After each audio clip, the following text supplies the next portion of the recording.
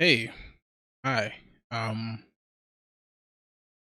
know it's like almost 3 a.m., but I may or may not have fallen into a food coma earlier, and definitely didn't just wake up recently. That's not at all what happened. Um, Obviously we're playing Doki Literature Club. I kind of know the game gets crazy, but I'm not exactly sure how or what takes place. So let's do it. I probably should have read the first part, but yeah, got that. Individuals suffering from anxiety or depression may not have a safe experience playing this game. What got to happen? For content warnings, please visit our website. Go. I am above the age of 13. Yes, true. I should probably check to see if the audio's good. Out of force to have it. It's been good lately, but you just never know. Never ever.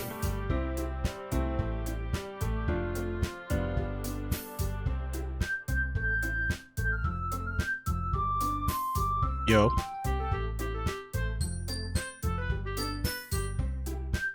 That music kind of bumping though. On the settings they got.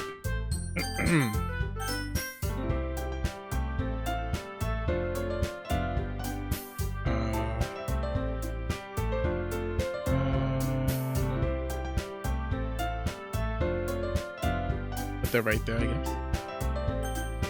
It's only got display, skip, speeds and sounds. No graphic settings.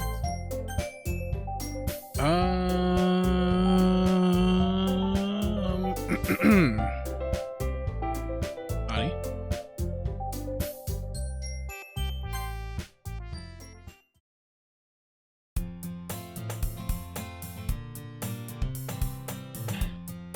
I don't know if I'm gonna. I guess I set myself up. I gotta read. I woke up with a little flu in my throat. I guess I kind of always have that when I stream. I don't. Is it like streaming anxiety? I feel like I might have that. Hey, I see an annoying girl running towards me from the distance, waving her arms in the air, like she's totally oblivious to any attention she might draw to herself. That girl is Sayori, my neighbor and good friend since we were children. You know the kind of friend you never see yourself making. Oh, you know the kind of friend you never see yourself making today. It just kind of works out because you know each other for so long. We used to walk to school together on days like this, but starting around high school, she would oversleep more and more frequently, and I would get tired of waiting up. So when she go on the chase after me like this, I almost feel better running away. However, I just sigh and idle in front of the crosswalk and let Sorry catch up to me. I overslept again, but I caught you this time. Maybe, but only because I decided to stop and wait for you.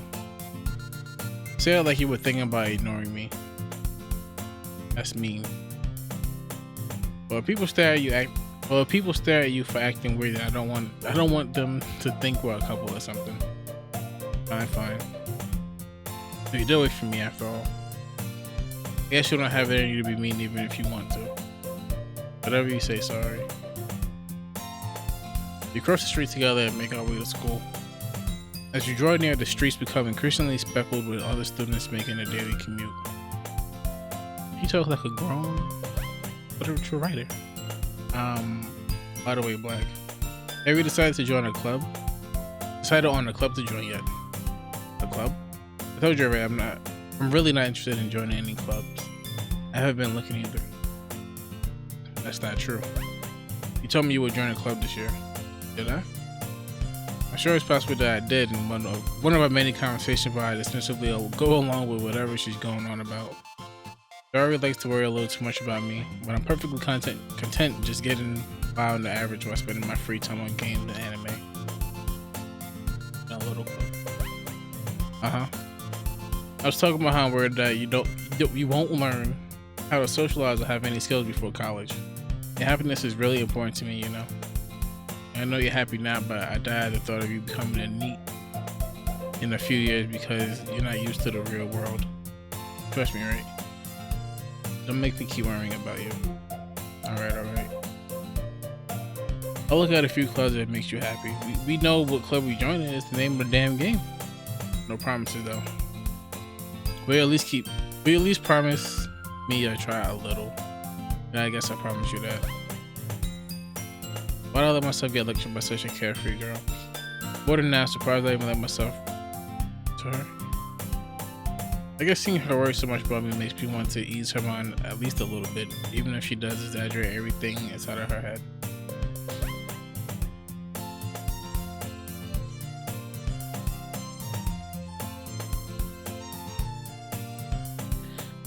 It's been a while since I promoted the seltzer water I'm drinking, but this new flavor right here.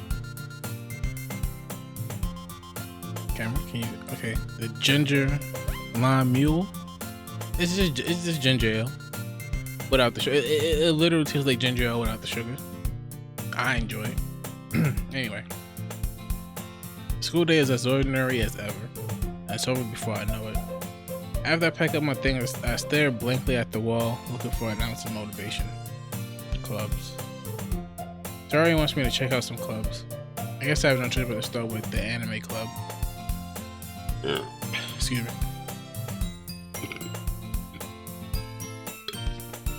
Fuck it. Hello? Sorry must have come into the classroom while I was spacing out. I look around and realize I'm the only one left in the classroom. I thought I'd catch you coming out of the classroom, but I saw you just sitting here and spacing out, so I came in.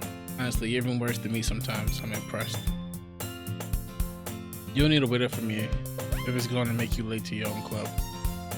But I thought you might need some encouragement, so I thought, know what? Well, that you could come to my club. Sorry. Yeah? There's no way I'm going to your club. Meaning? Sorry is vice president of the literature club. So she might be the menace of the game. We'll see. Not that I was ever aware that she had any interest in literature. In fact, I'm 99% sure she only did it because she thought it would be fun to help start a new club. And she was the first one to show interest after the one who proposed the club. She inherited the title of vice president. That said, my interest in literature is guaranteed to be even less. Yeah, I'm going to the anime club. Come on, please. Anime sound more fun, so. Why do you care so much anyway? Well, I kind of told the club yesterday I will bring in a new member. That's crazy. And Natsuki, I'm gonna say Natsuki, make cupcakes and everything. Don't make promises you can't keep. I can tell Sari is really that much of an airhead, or is she so cunning as to have planned all of this out? I let out a long sigh. Fine, I stopped by for a cupcake, okay? Yes, let's go. Alright, free cupcakes? And thus today marks the day I sold my soul for a cupcake.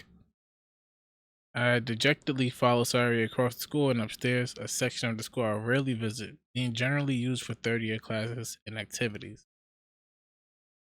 Sari, full of energy, swings open the classroom door. Everyone, new member is here. I told you don't call me a new member. I glanced around the room. Welcome to the literature club. It's a pleasure meeting you. Sari always say nice things about you. Seriously, you brought a boy? Way to kill the atmosphere. Black, what a nice surprise. Welcome to the club. All words escape me in this situation. This club is full of incredibly cute girls. Alright. What are you looking at? If you want to say something, say it. Sorry. Natsuki. The girl with the sour attitude, whose name is apparently Natsuki, is one I don't recognize. A small figure who thinks she's probably a first year. Is also the one who made cupcakes, according to Sari. You can just ignore her when she gets moody. Sari says that quietly into my ear, then turns back towards the other girls. Anyway, this is Natsuki, always full of energy. And this is Yuri, the smartest in the club. And don't say things like that. Yuri, who appears comparable, more mature and timid, seems to have a hard time keeping up with people like Sari and Natsuki. But it's nice to meet both of you. It sounds like you already know Monica, is that right? That's right. You? It's great to see you again, Black. Monica smiles sweetly. We do know each other well. We rarely talk, but we were in the same class last year. Monica. Is it Monica? I'm gonna say Monica.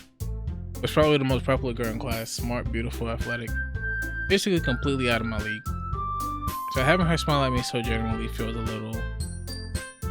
You too, Monica. Come sit down, Black. We made room for you at the table, so you can sit next to me, Monica. I'll get the cupcakes. Hey, I made them. I'll get them. Sorry, I got a little too excited. And how about I make some tea as well? Make tea in class? The girls have a few desks arranged to form a table. As I already mentioned, it's been widened so that there's one space next to Monica and one space next to Sayori. Natsuki and Yuri walk over to the corner of the room where Natsuki grabs a wrap tray and Yuri opens the closet. Still feeling awkward, I take a seat next to Sayori. Natsuki probably marches back to the table with tray in hand.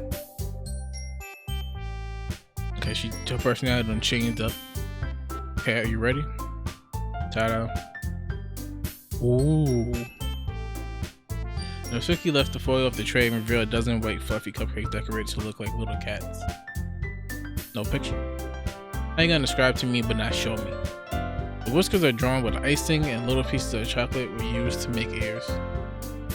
So cute. I had no idea you're so good at baking, Natsuki. Well, you know. Just hurry and take one. So every guys went first, then Monica, I followed. He could have just said we all grab cupcakes. He didn't have to tell me what specific order they grabbed it. It's delicious. Sayori talks with her mouth full and has already managed to get icing on her face. I turn the cupcake around in my fingers, looking for the best angle to take a bite. Natsuki is quiet. I can't help but notice her sneaking glances in my direction. Is she waiting for me to take a bite? I finally bite down. The icing is sweet and full of flavor. I wonder if she made it herself. This is really good. Thank you, Natsuki. Why are you thanking me? I'm not that guy. Haven't I heard this somewhere before? I made them for you or anything. I thought you technically did, I already said. Well, maybe. But not for you. Not for you, you know, you dummy. Alright. I give up when Natsuki weird logic and dismiss the conversation. Yuri returns to the table carrying a tea set. He carefully places a teacup in front of each of us before setting down the teapot next to the cupcake tray. You keep a whole tea set in his classroom? Don't worry, the teachers gave us permission. After all, doesn't a hot cup of tea help you enjoy a good book? I guess. Now, don't let yourself get intimidated. Yuri's just trying to impress you. And that's not... Insulted, Yuri looks away. I meant that, you know, I believe you. Well, tea and reading might not be a pastime for me, but I at least enjoy tea. I'm glad. Yuri faintly smiles to herself and Monica raises an eyebrow that smiles at me. So what made you consider the literature club? I was afraid of this question.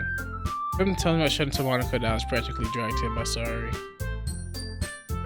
Well, I haven't joined any clubs yet, and Sayori seems really happy here, so that's okay, don't be embarrassed. Let me make sure you feel right at home, okay?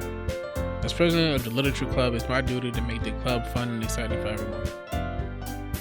Monica, I'm surprised. How come you decided to start your own club? Let me sit back in my chair. You could probably be a board member for any of the major clubs. Weren't you a leader of the debate club last year? Well, you know. To be honest, I can't stand all of the politics around the major clubs. It feels like nothing but arguing about the budget and publicity and how to prepare for events. I'd much rather take something I personally enjoy and make something special out of it. And if it encourages others to get into literature, then I'm fulfilling that dream. Monica really is a great leader. Yuri also nods in agreement. I'm surprised there aren't more people in the club yet. Must be hard to start a new club. You can put it that way. Not many people are very interested in putting out all the effort to start something brand new, especially when it's something that doesn't grab your attention like literature. You have to work hard to convince people that you're both fun and worthwhile. That makes school events like the festival that much more important. Confident that we can all really grow just before we graduate. Right, everyone? Yeah, do our best. Know it. Everyone enthusiastically agrees.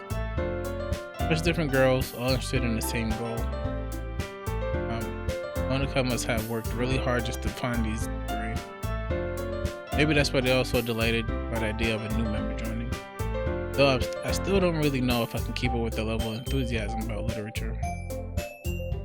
So we're gonna be sitting here reading books. I feel like I'm getting sick. I don't know if it's Popeyes or what. So, but what kind of things do you like to read?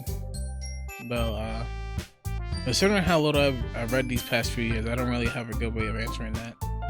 Manga. I mutter quietly to myself, half joking. Natsuki's head suddenly perks up. It looks like she wants to say something, but she keeps quiet. I know that feeling.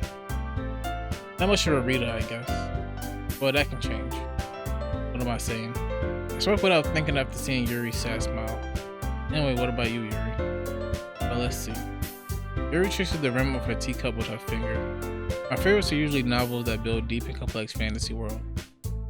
Pretty cool. The level of creativity and craftsmanship behind them is amazing to me. And telling a good story in such a foreign world is equally impressive. Yuri goes on, clearly passionate about her reading. She seemed so reserved and timid since the moment I walked in, but it's obvious by the way her eyes light up that she finds her comfort in the world of books, not people. But you know, I like a lot of things. Stories with deep psychological elements usually immerse me as well. Isn't it amazing how writing can so deliberately take advantage of your own lack of imagination to completely throw you for a loop? Anyway, I've been reading a lot of horror lately. Reading a horror book once. I read that wrong. I read a horror book once. I desperately grasped something I can relate to at the minimum level. At this rate, Yuri might as well be having a conversation with a rock. Really, I wouldn't have expected that, Yuri. For someone as gentle as you, she's the fucking murderer. Whoever's the criminal here is her. I guess you could say that. But if a story makes me think, or takes me to another world, then I really can't put it down. So real horror is often very successful at changing the way you look at the world, only for a brief moment. I hate horror. I won't watch that. Well, Natsuki eyes daughter over to me for a split second. Never mind. That's right, you usually like to write about cute things, don't you, Natsuki? What? What gives you that idea? You left a piece of scrap paper behind last club meeting. It looked like you were working on a poem called... Don't say it out loud. Give that back. Fine. Your cupcakes, your poems, everything about you is just as cute as you are. Yuri saddles up behind Natsuki, put her hands on her shoulders. I was kind of scared to read that line. I'm not cute. Natsuki, you write your own poems? Well, I guess sometimes. Why do you care? I think that's impressive. Why don't you shut up sometime? No. Natsuki averts her eyes. You wouldn't like them. Not a very confident writer yet. I understand how Natsuki feels. Sharing that level of writing takes more than just confidence. The truest form of writing is writing to oneself. You must be willing to open up to your readers, exposing your vulnerability. What the fuck? Exposing your vulnerability. I can't say vulnerable. Anyway, and showing even the deepest reaches of your heart. Do you have writing experience too, Yuri? Maybe if you share some of your work, you can set an example and help Natsuki feel comfortable enough to share hers. I guess it's the same for Yuri. I wanted to read everyone's poem. We all sit in silence for a moment. Okay. I have an idea, everyone. Natsuki and Yuri looks quizzically at Monica. Let's all go home and write a poem of our own. Next time we meet, we'll all share them with each other. That way everyone is even. Yeah, let's do it. Plus, now that we have a new member, I think it'll help us all get a little more comfortable with each other and strengthen the bond of the club. Isn't that right, Black? Monica smiles warmly at me once again. Hold on, there's still one problem. What's that? Now that we're back to the original topic of me joining the club, I've only come forth with what's been on my mind the entire time. I never said I would join this club. Dory may have convinced me to stop by, but I never made any decision. I step out of the club to look at it, and I lose my train of thought. Alpha Girl stared back at me with dejected eyes. But I'm sorry, I thought, Black, you all, I'm defenseless against these girls. How am I supposed to make a clear-headed decision when it's like this? That is if writing poems is the price I need to pay in order to spend every day with these beautiful girls. Right. Okay, I've decided then. I joined the literature club. One by one, the girls' eyes light up. Yes, I'm so happy. Sorry wraps her arms around me, jumping up and down. Hey, you really just gave me for a moment. If you really just came for the cupcakes, I would have been super pissed. I mean, I was promised to try cupcakes. I never made no deals about joining, so then it makes it official. Welcome to the literature club. Thanks, I guess. Okay, everyone. I think with that we can officially end today's meeting on a good note. Everyone remembers tonight's assignment. Write a poem to bring to me next meeting so we can all share. Monica looks over at me once more. Like, I look forward to seeing how you express yourself. I'm not gonna do these shits. I'm not. Yeah. Can I really impress the class after Monica with my mediocre writing skills? I already feel the anxiety welling up inside me. Meanwhile, the girls continue to chit-chat as Yuri and Natsuki clean up their food. Hey, Black, since we're already here, do you want to walk home together? That's right, That's right, Sayori and I never walk home together anymore, because she always stayed after school for clubs. Sure, might as well. Yeah. I thought they'd let you make, like, decisions in what you pick, or, like, what you say, but I think I literally just read what's going on. With that, the two of us depart the club room and make our way home. The whole way, my mind wanders back and forth between the four girls. Sayori, Natsuki, Yuri, and of course Monica. But I'd really be happy spending every day after school in the literature club. Perhaps I have the chance to grow closer to one of these girls. Or all of them, because that's how this works. Alright, I just need to make most of my circumstances, and I'm sure good fortune will find me. And I guess that starts with writing a poem tonight. They didn't have me write that shit. So, they didn't have me write a damn poem.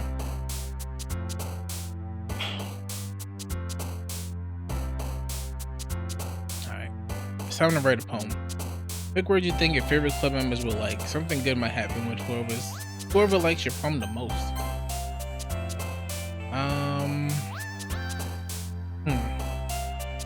Skirt, broken, meager.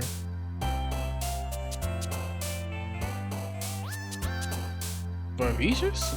Vivacious? What the fuck? I'd never seen that word. Skipping, sparkle, out, ribbon, heaven sent, agonizing. Let's go with heaven sent. Okay, so she liked that. I feel like she pulled up on her just now. Oh, hold on, I'm blocking her.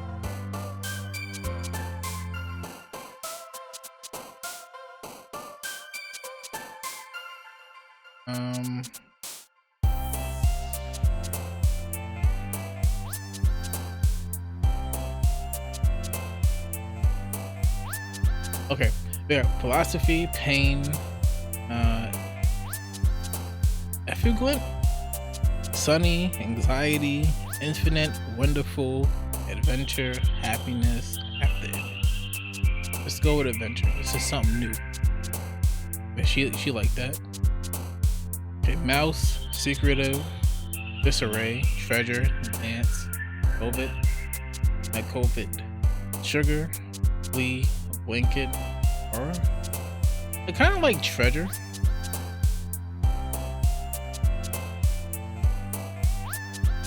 And I like aura too. Zero treasure. Sorry again. Family, Capable, pleasure, nature, unrestrained, intellectual, sticky, strawberry, summer, loud. I think me and her might have similar minds. I feel like this is gonna make her happy. Summer. Strawberry might make her happy, I feel like.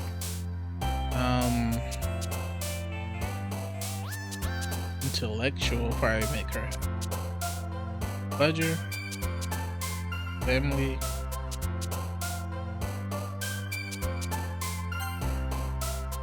Oh, someone made her happy. Didn't expect that. Doki. I mean, I'm gonna have to pick it. It's the name of the game. Silly, time, beauty, play, tragedy, grief, vertigo, hopeless, milk, stable. Okay, so she feels left out, I'm guessing. Proof, defeat, music, candy, bliss, dazzle, climax, clumsy, kitty, lipstick. Anime, entertainment. I'm not even gonna play around here. I'm picking anime. Oh yeah, she do like anime. Her eyes looked over when you mentioned manga. Universe, extraordinary, swimsuit, shopping, shiny, frightening. I feel like this. I think she's fucked up in the head, if I'm being honest. The one with the purple hair. I feel like the stuff is gonna make her happy. I want to pick universe, but I feel like to get the other one attention, let's try frightening. Yep, told you, I knew it. Marshmallow, vitality, marriage, determination, whistle. Wow, I don't think I can say that word in here, right? Analyst, joy, incongruent, air. Termination. Forgive, amazing, melancholy, Holly, depression, Valentine, fun, sadness, uncanny, vanilla, smile. I'm not even gonna sit here and play with it. Whirlwind, puppy, socks, hop, flower, captive, fantasy, vacation. She's pretty cool too. The girl with the pink hair, she's pretty cool too. Parfait, sensation, passion, jumpy, unrequited, festival. I'm not even gonna play again. I'm gonna go ahead and act like future and say this is sensational. I ain't expect the purple hair one like that. Jump, comfort, feather, flying, vivid, cheeks, landscape, hurt, cry, spinning.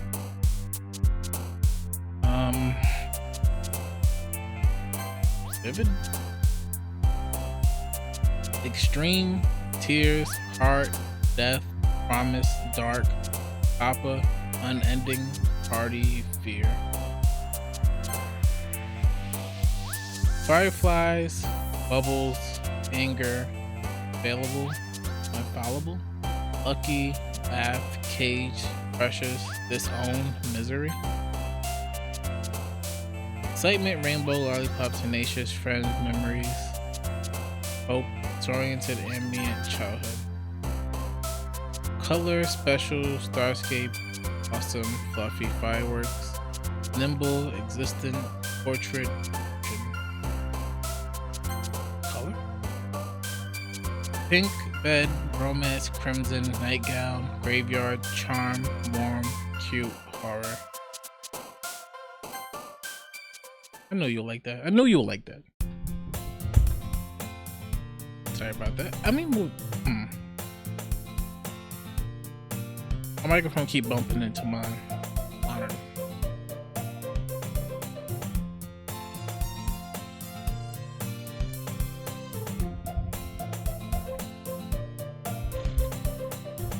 Sorry if that sounds terrible. I know moving the microphone don't feel like a big deal. When I listen back, it be sounding like the world is coming down. Hi again, Black. Glad to see you didn't run away on us. Nah, don't worry.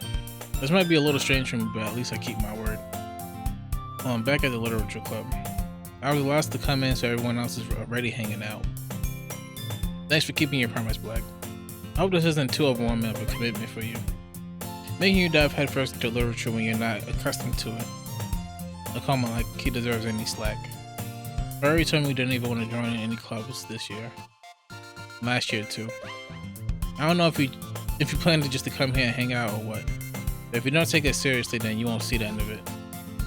Natsuki, you certainly have a big mouth for someone who keeps her manga collection in the club room. Natsuki finds herself stuck between saying Monica and manga. Manga is literature. Swiftly defeated, Natsuki plods back to her seat. Don't worry, guys. Beck always gives it his best as long as he's having fun. He helps me with busy work without me even asking. Like cooking, cleaning my room. How dependable. Sorry, that's because your room is so messy it's distracting. And you almost set your house on fire one. Is that so? You two are really good friends, aren't you? I might be a little jealous. That's a weird thing to say. How come? You and Black can become good friends too. Sorry? As usual, Sorry seems oblivious to the weird situation she just put me into. Oh, Yuri even brought you something today, you know. Wait, sorry. Not me? Not really. Don't be shy. It's really nothing. What is it? Never mind. Sorry made it sound like a big deal when it's really not. I read that right. What do I do? I'm sorry, Yuri, I wasn't thinking. I guess that means up to me to rescue the situation. Hey, don't worry about it. First of all, I wasn't expecting anything in the first place. The any nice gesture from you is a pleasant surprise. But it'll make me happy no matter what. Is that so? Yeah, I won't make it a big deal if you don't want it to be. Alright. Well, here. Yuri reaches into her bag and pulls out a book. I don't want that shit. I didn't want you to feel left out. But I picked out a book that I thought you might enjoy. It's a short read, but sure to keep your attention even if you don't usually read. And we could, you know, discuss it if you wanted. This is How Does This Girl Accidentally Being So Cute? She even picked out a book she thinks I like despite me not reading much. Yuri, thank you, I definitely read this. I enthusiastically take the book. You. Well, you could read it at your own pace. I would have looked disappointed as a motherfucker if somebody pulled out a book for me. Granted, we're in a literature club, but it's not the same. Like, I got you something. I hope you're ready. And it was like a big ass novel. Like, alright, bro. Unless it was like some real hot shit, like some real fire. If it was like some basic shit, I might read the summary of the shit. Well, you can read it at your own pace. I look forward to hearing what you think. Not everyone's settled and I expect Monica to kick off some scheduled activities for the club. But that doesn't seem to be the case. Ferrari and Monica are having a cheery conversation in the corner. Yuri's face is already buried in a book. I can't help but notice her intense expression like she was waiting for this chance. Meanwhile, Natsuki is rummaging around in the closet. I read it like they was going to continue. Man, it looks like no one wants to be bothered today. I slumped down in the nearest desk. How am I supposed to occupy myself with something literature related by myself like this? I guess I could read some of the book Yuri gave me, and I'm feeling a little too tired to read. I could probably fall asleep right now. I close my eyes and end up listening to Sari's conversation with Monica. We're probably gonna seem really lame compared to all the other clubs though. Well, we can't give up. The festival is our chance to show everyone what literature is all about. The problem is that the idea of literature club sounds too dense and intellectual. But it's not like that at all, you know. We just need a way of showing that to everyone. Something that speaks to their creative minds. That doesn't solve the problem though. What do you mean? Even if we come up with the most fun thing ever, nobody would come in the first place if it's a literature event. So it's more important to figure out how to get people to show up in the first place, you know? And after they come, we could do the thing that speaks to their creative minds. What's this? Sari is taking this really seriously. It's rare to hear her deliberating like this. That's a good point. In that case, do you think food will do the trick? What kind? Well, I guess we could. Cupcakes. Good thinking. Suki will love to do that. You're right. Suki makes the best cupcakes. That works out perfectly. That wasn't why you suggested it? Cupcakes speak to my creative tummy. Cupcakes it is then. Hungry. Anyways, I'm not hungry. I was gonna agree, but I'm not. I'm really not. Anyway, we still need to work out the details of the event itself. I found myself smiling. The Nyan is still her usual self. But therein lies the unexpected reason I admired her. Unlike me, who has trouble finding any motivation at all. Sari can put her mind to things and make them come to life. I suppose that's why I end up letting her get on my case about things. I can't but wonder what it would be like to see the world through her eyes. I opened my eyes to find Sari's face filling my vision. I nearly fell out of my chair. I didn't expect a little jump back animation. Sorry. Wait. Actually, I'm not sorry at all. It's your fault for sleeping like that. This isn't a napping club. Yeah, that sounds fire. A napping club? Does our school have a napping club? You're staying up late again, aren't you? Now that you're in the club, you're gonna have less time for anime, you know. Fuck that.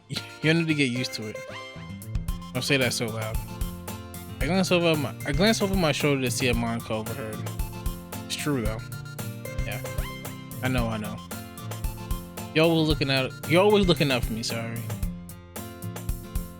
It's what I do best. That's a problem. What about you? You look out for me better than you look out for yourself. You're still oversleeping every day, aren't you? Not every day. That's not very convincing.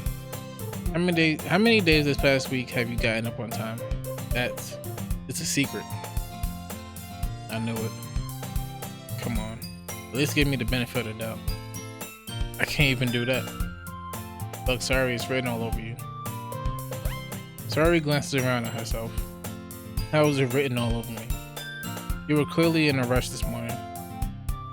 Look, your hair is sticking out all around here. I run my fingertips down the side of Sari's head, trying to straighten it out. Man, you really need a brush for this. My hair is just really hard to get right. I won't fall for that. There's more than just your hair.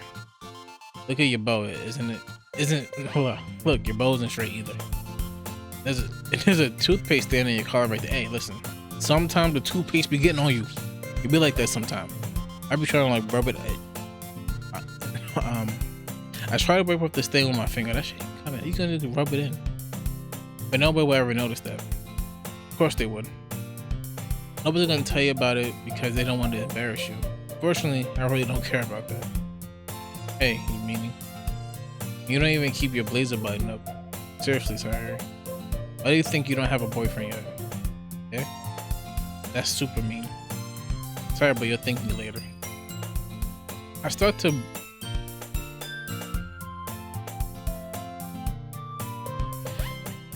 Where are we going with this? I start to button her blazer from the bottom. Once you see how much better it looks, you'll change your mind. This is so funny. What is it? Well, I was just thinking how weird it is to have a friend that... Yeah, do that. Yeah. Don't say that. It makes me feel weird about it, stupid.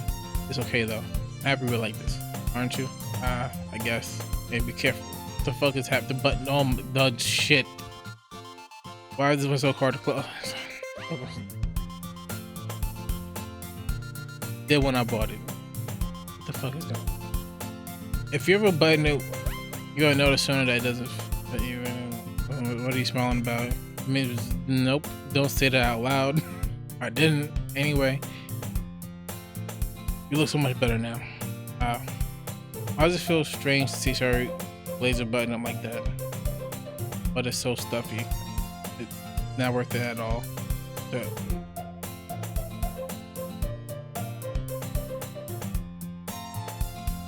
do we need to start looking for a new game? Is that what we're gonna do? I have to look for something that's so much better. Sari puts her arms out and twirls around. If I keep it unbuttoned, then I won't get a boyfriend, right? What kind of logic is that? And why are you saying that like it's a good thing? Because if I had a boyfriend, then he wouldn't let me. But if I had a boyfriend, then he wouldn't even let you do things like this.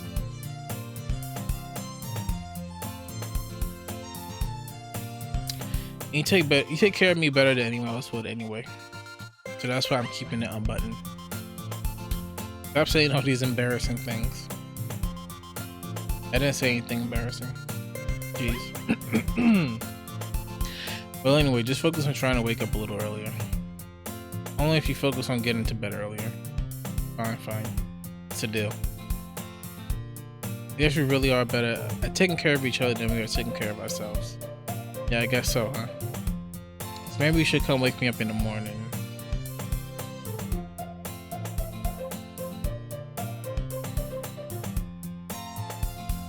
You're doing it again, sorry. But I was joking that time. Man, it's impossible to tell with you sometimes. I wasn't joking. Okay, everyone. Monica suddenly calls out. Why don't we share the poems we wrote now? This is what I was waiting for. Like, I can't wait to see what you read. Wait, I can't wait to read yours. Yeah, same. I fail to sound enthusiastic, but Sari still tries to wait to receive her poem. By the way, did you remember to write a poem last night? Yeah. My relaxation ends. I can't believe I agreed to do something so embarrassing. I couldn't really find much inspiration since I've never really done this before. But now that everyone's ready, why don't you find someone to share with? I can't wait. Sari and Monica enthusiastically pulls out their poems. Sari is on a wrinkled sheet of loosely torn from a spiral notebook.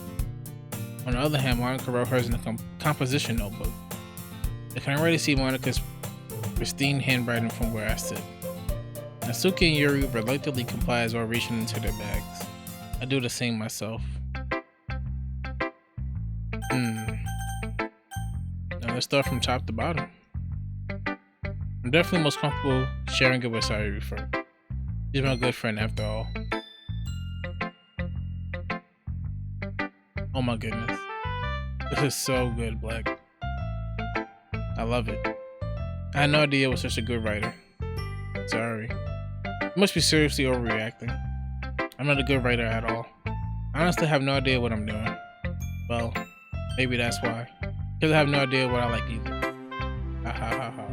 I'm sure Yuri's opinion has to be a little more constructive than this. Maybe even Natsuki's. Are you sure you don't like it just because I wrote it? Well, I'm sure that's part of it. I think I understand you better than a lot of other people, you know. So when I read your poem, it's not just a poem, it's a Black poem.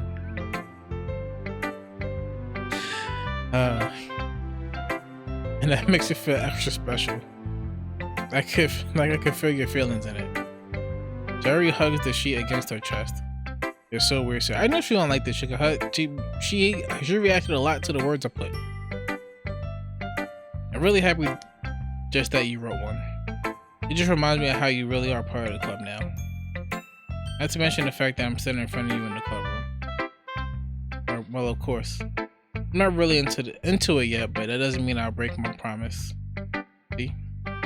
Like I said before, Black, deep down you're not selfish at all, you know? Trying new things like this for other people. That's something only really good people do. Thanks, Sari.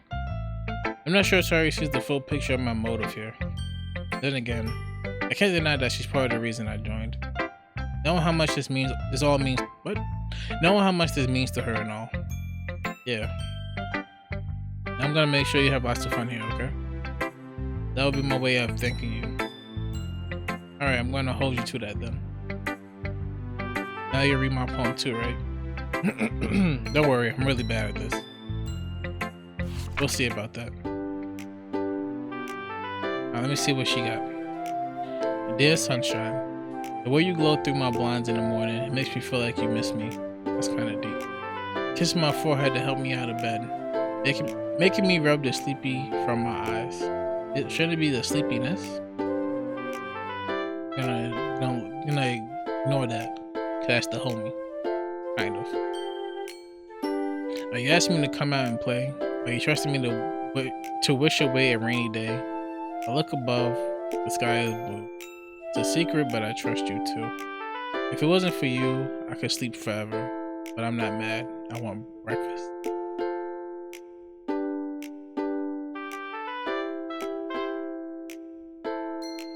I like this little beat here.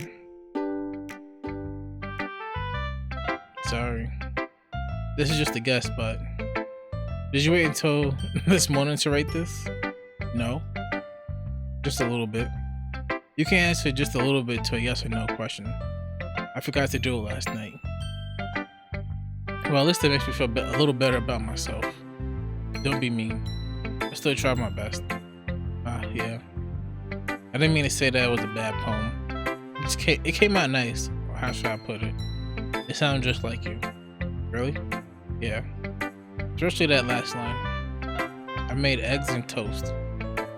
Should have put some bacon and cheese on that, make a sandwich. Even though you were late to school. It's bad to skip breakfast. That's actually a fucking lie. Breakfast is really bad for you, but we're not gonna get into all that right now. I get all cranky. Well, I guess there's no point in arguing. Anyway, thanks for showing me. This was so much fun. Monica's the best. Yeah. The next time I won't forget. I'm gonna write the best poem ever. Well, I guess I look forward to it. Alright, next is Natsuki. She gonna love the shit out of this too. We got more in common than I thought. Well, it's about what I expected from someone like you. That's a little blunt. Well, excuse me. It's not like I said it was bad. It just didn't evoke any emotions. Basically, it's not cute enough for your taste. Do you want to get smacked? I'll pass. But anyway, I guess I need to show you mine. Not that you'll like it. She didn't really care about our poem? I wouldn't have gotten that from the reaction. Eagles can fly, monkeys can climb, crickets can leap, horses can race, owls can seek, cheetahs can run, eagles can fly, people can try, but that's about it. What the fuck? Where's the next? Okay. Yeah. I told you that you weren't gonna like it. You was not wrong. Yeah, I like it. I don't. Why are you lying? What? Just be honest. I am. Why are you so convinced that I wouldn't like it? Well, because everyone in high school thinks that writing has to be all sophisticated and stuff. So people don't even take my writing serious. There isn't the point of poems for people to express themselves. The writing style wouldn't make your message any less valid. Yes, exactly. I like when it's easy to read, but it hits you hard. Like in this poem, I didn't get that feeling. Seeing everyone around you do great things can be really disheartening. So I decided to write about it. Yeah, I understand. The other nice thing about simple writing is that it puts more weight on wordplay. Like I set up for a rhyme at the end, but then made it fall flat on purpose. It helps bring up the feeling in the last line. So you did. I guess more went into it than I realized. That's what it means to be a pro. I'm glad you learned something. Didn't expect that from the youngest one here, did you? Yeah, I guess not. I decided to humor her with that last comment. I don't really care how old everyone is, but Natsuki, I do. But if Natsuki is feeling proud, then I won't take that away from her. Okay, we got Yuri. Let's see how she likes it. I don't think she's gonna fuck with it too much because there was only like 3 or 4 times she reacted to the word. So if the girl with the pink hair ain't like it, I'm sure she's not really gonna like it. Yuri stares at the poem. A minute passes, more than enough time for her to finish reading. Oh, sorry. I forgot to start speaking. It's fine, don't force yourself. I'm not. I just need to put my thoughts into words. Hold on. Okay. This is your first time writing a poem, right? Yeah. Why do you ask? I'm just making sure. I guess that it might be after reading through it. So it's that bad. No. Did I just raise my voice? I'm sorry. Yuri buries her face in her hands. I couldn't help but notice that it's been several minutes and we really haven't gotten anywhere. It might take Yuri a while to get used to new people. It's fine. I really didn't notice. What were you saying? Right. It's just that there were specific writing habits that are usually typical of new writers. I haven't been through that myself. I kind of learned to pick up on them. I think the most noticeable thing I recognize in new writers is that they try to make their style very deliberate. In other words, they tend to pick a writing style separate from the topic matter, and they form fit the two together. The end result is that both the style and the expressiveness are weakened. I'm sure you find her train of thought it's as if her demeanor totally changes. Her stammering is completely gone. She sounds like an expert. Of course, it's not something you could be blamed for. There are so many different skills and techniques that go into writing even a simple poem. Not just finding them and building them, but getting them to work together is probably the most challenging part. It might take you some time, but it all comes with practice and learning by example and trying new things. I also hope that everyone else in the club gives you valuable feedback. Asuki can be a little bit biased though. Biased? How? Well, never mind. I shouldn't be talking about people like that. Sorry. It's fine. I'm not sure if Yuri is apologizing to herself, to me, or Natsuki. Do you mind if I read your poem now? Please do. I'd love to hear my thought process behind it. Yuri smiles dreamily as if that's a rare opportunity for her. Which herself is kind of funny. After all, isn't this supposed to be a literature club? She write in cursive? Kind of? No, not even cursive. It's like old-timey. Ghost under the light. The tendrils of my hair illuminate beneath the amber glows. Bathing? It must be this one. The last remaining streetlight to have withstood the test of time.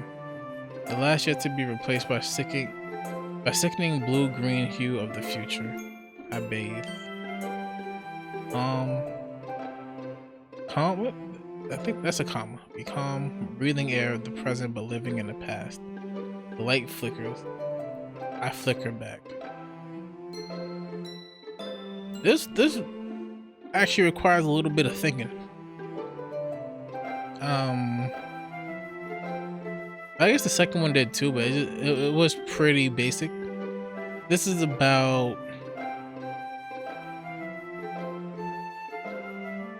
living in the moment, I guess, or staying in the past. I asked a lot of things. Thank you for the follow. I'm pretty sure this is about living. Well, it says breathing air of the present but living in the past. So she's like reminiscing.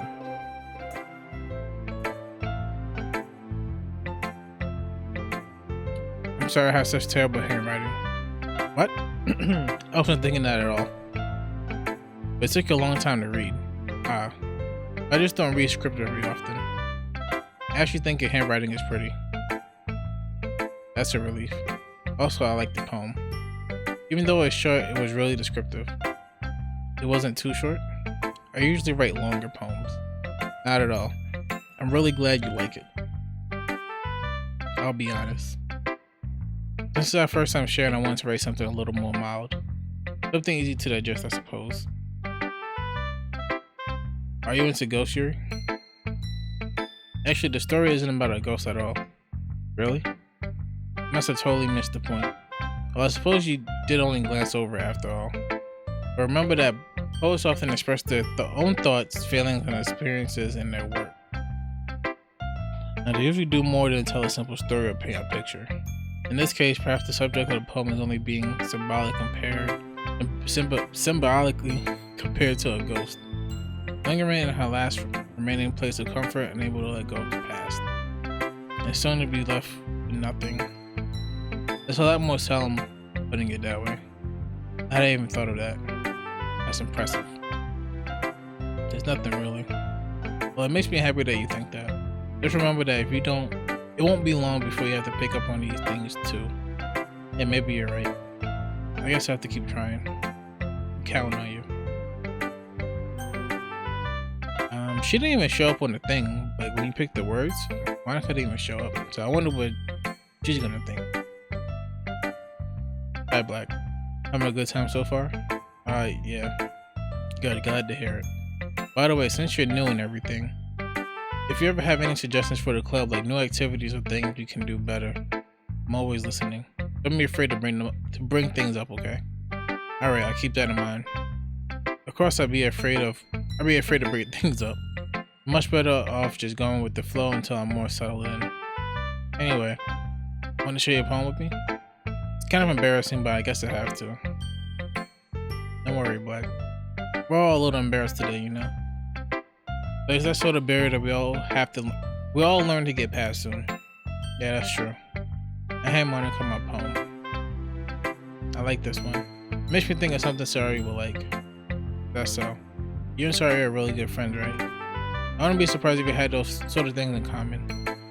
Well, we'd be good friends, but Sari and I are actually really different. But that may be the case. But maybe there's also similarities that you wouldn't expect. The way she talks about you, it sounds like the two of you really care about each other's well-being. Even if you show it in different ways, it ends up being more similar than you think. But I think that's the vibe, the kind of vibe I get with reading your poem. You sure you're not reading into it too much? I could be. Oh gosh, I sound like Yuri. But in any case, Shari's writing has kind of a gentle feel to it. I can tell that she likes exploring with emotion, like happiness and sadness. We know that someone so happy could enjoy sad things too. Yeah, that's totally unexpected. But to each their own. You shouldn't be afraid to experiment a little bit either. I'm sure I end up trying different things a lot. It could take a while before I feel comfortable doing this. That's okay. I love to see you try new things. That's the best way to find the kind of style that suits you. Everyone else might be a little bit biased towards their own kinds of styles, but I'll always help you find what suits you the most. So don't force yourself to write the way everyone else wants you to write. It's not like you have to worry about impressing them or anything. Anyway, do you want to read my poem now? Don't worry, I'm not very good. You sound pretty confident for someone who claims to not be very good. Well, that's the case, I have to sound confident. That doesn't mean I always feel that way, you know?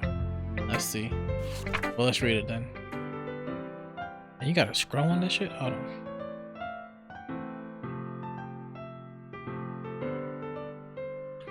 Alright. Hole in the wall.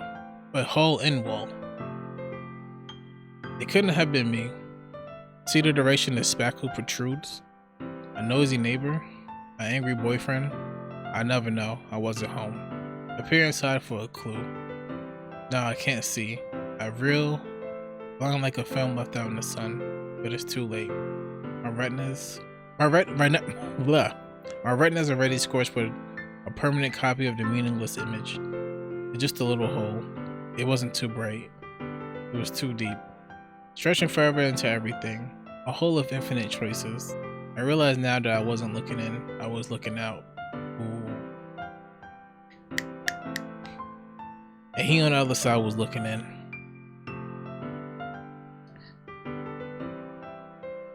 Not a bad poem. Not a bad poem. I could have wrote that. So, what do you think? It's very freeform. That's what you call it. So I'm not really the right person to ask for feedback. It's okay. Yeah, that kind of style has gotten pretty popular nowadays.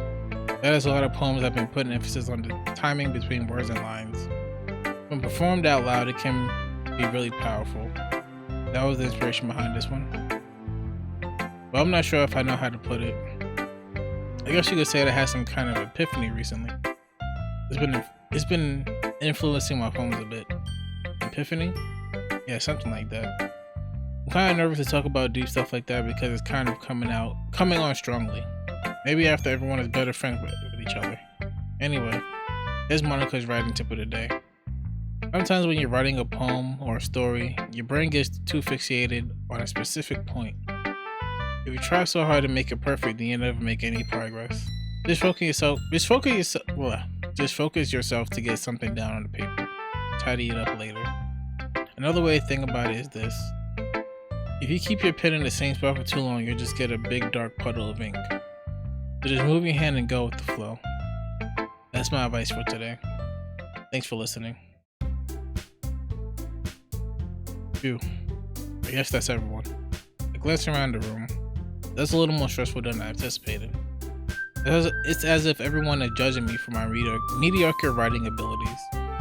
Even if they're just being nice, there's no way my poems can stand up to theirs. This is a literature club after all. I sigh. I guess that's... I gotta fix this a little bit. Okay. I guess that's what I ended up getting myself into. Across the room, Sayuri and Monica are happily chatting. My eyes land on Yuri and Natsuki. They gingerly exchange sheets of paper, sharing their respective poems. As they read in tandem, I watch each of their expressions change. Natsuki's eyebrows furrow in frustration, meanwhile Yuri smiles sadly. What's with this language? Did you say something? Oh, it's nothing. Natsuki dismissively returned the poem to the desk with one hand. I guess you could say it's fancy. Thanks. Yours is cute. Cute? Did you completely miss the symbolism or something? It's clearly about the feeling of giving up. How can that be cute? I know that. It just meant the language, I guess. I was trying to say something nice. You mean you have to try that hard to come up with something nice to say? Thanks, but it really didn't come out nice at all. But I do have a couple suggestions. If I was looking for suggestions, I would have asked someone who actually liked it. Rich people did, by the way. Zari liked it. Black did too. So based on that, I gladly give you some suggestions of my own. First of all, excuse me, I appreciate the offer, but I spent a long time establishing my writing style. I don't expect it to change anytime soon, unless of course I come across something particularly inspiring, which I haven't yet. Black liked my poem too, you know. He even told me he was impressed by it. Suki suddenly stands up. Oh? I didn't realize you were so invested in trying to impress our new member, Yuri. Eh? That's not what Yuri stands up as well. Maybe you're just jealous that Black appreciated my advice more than he appreciated yours. Well, I gotta get dragged into this. Huh? And now you know... And how do you know he didn't appreciate my advice more? Are you that full of yourself? No. If I was full of myself, I would deliberately go out my way to make everything I do overly cutesy. Ooh. I wasn't reading what she said, but she came on her a little bit. Is everyone okay? Well, you know what? I wasn't the one who...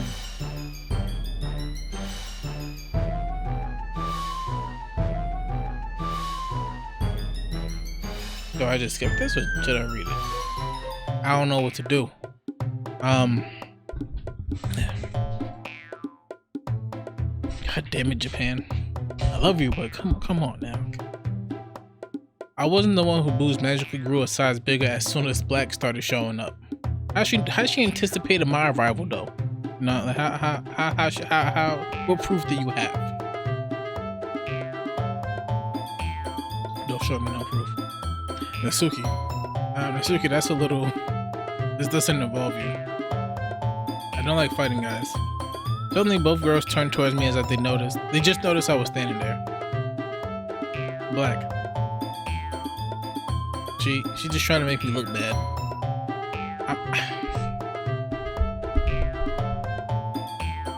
I'm sorry, I just gotta... Okay. I think this is good. This right here is good. I'm trying to stop touching this. That's not true. She started it. If she could get over herself and learn to appreciate that simple writing is more effective, then this wouldn't have happened in the first place. What's the point of making your poems all convoluted for no reason? The meaning should just jump out at the reader, not force them to have to figure it out. Help me explain that to her, Black. Wait, there's a reason we have so many deep and expressive words in our language. It's the only way to convey complex feelings and meaning the most effectively. Avoiding them is not unnecessarily limiting yourself, is also a waste. You understand that, right, Black? Well, how did I get dragged into this in the first place? It's not like I know anything about writing, but whomever I agree with, they probably think more highly of me. I really gotta pick?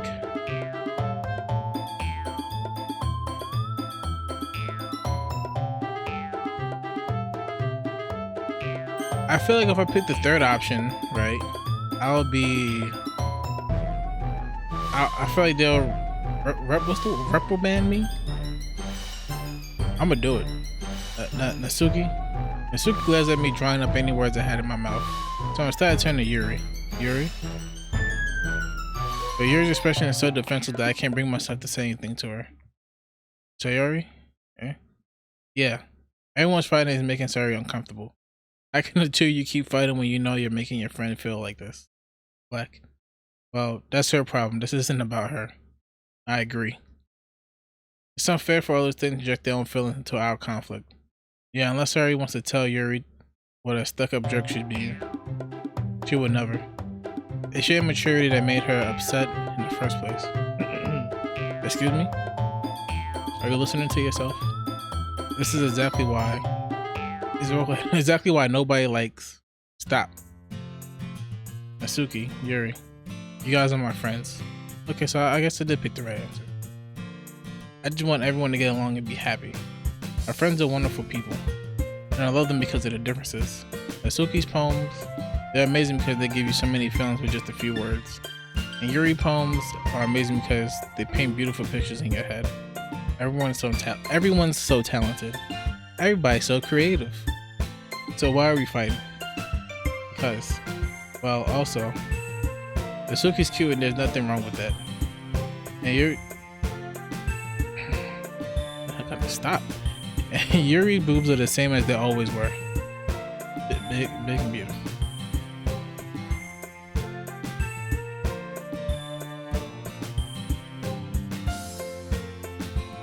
Please stop making me read these words. Sayori stands triumphantly. Monica stands behind her with a bewildered expression. I'll make some tea. Yuri rushes off. Natsuki sits down with a blank expression on her face, staring at nothing. But this is why Sayori is vice president. I whisper to Monica. She nods in return. To be honest, I might come up as a good leader and I can organize things. I'm not very good with people. I couldn't even bring myself to interject. As president, that's kind of embarrassing of me. Nah. It's not like I can blame you. I wasn't able to say anything either. Well, I guess that just means Sayori is amazing in her own way, isn't she? You can say that. She might be an airhead, but sometimes it's really suspicious that she knows exactly what she's doing. I see. Take good care of her, okay? I would hate to see her get herself hurt. That makes two of us. You can count on me. Monica smiles sweetly at me, causing my stomach to knot. Just a genuine person really does make a good president, regardless of what she says. If only I could get a chance to talk to her a little more. Okay, everyone. It's just about time for us to leave. How did you all feel about sharing poems? It was a lot of fun. Well, I say it was worth it. It was alright, well, mostly. Black, how about you? Yeah, I say the same. It was a neat thing to talk about with everyone. Awesome. In that case, we'll do the same thing tomorrow. Maybe you learn something from your friends too. Their poems will turn out even better. I think to myself. I did learn a little more about the kinds of poems everyone likes. With any luck, that means I can at least do a better job impressing those I want to impress. I nodded to myself with newfound determination. Like, ready to walk home? Sure, let's go. Sayori beams at me. It truly has been a while since Sayori and I spent this much time together. I can't really say I'm not enjoying it either. Sorry. About what happened earlier. What do you mean? You know, between Yuri and Natsuki. Does that kind of thing happen often? No. That's really the first time I've seen them fighting like that. I promise they're both wonderful people. You don't hate them, do you? No, I don't hate them. I just wanted your opinion, that's all. I can see why I can see why they make good friends with you. You know, Black. It's nice that I get to spend time with you in the club, but I think seeing you get along with everyone is what makes me the happiest. And I think everyone really likes you too. Every day is going to be so much fun. It looks like Sayori still hasn't caught on to the kind of situation I'm in. Sure, being friends with everyone is nice, but does it really need to stop there? We'll just have to see what the future holds, Sayori. I pat Sayori on the shoulder. I said that more to myself than to her, but it's easy to say Sayori as an... What? It's easy to use Sayori as an internal monologue sometimes. Okay. Yeah. Let's do this.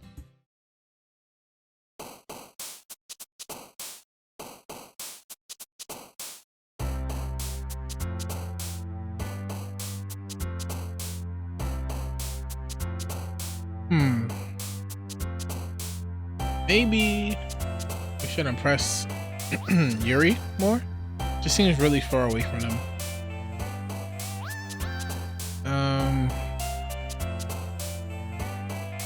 They just pick a bunch of incongruent depression. Oh wait, I didn't expect that one. Desire.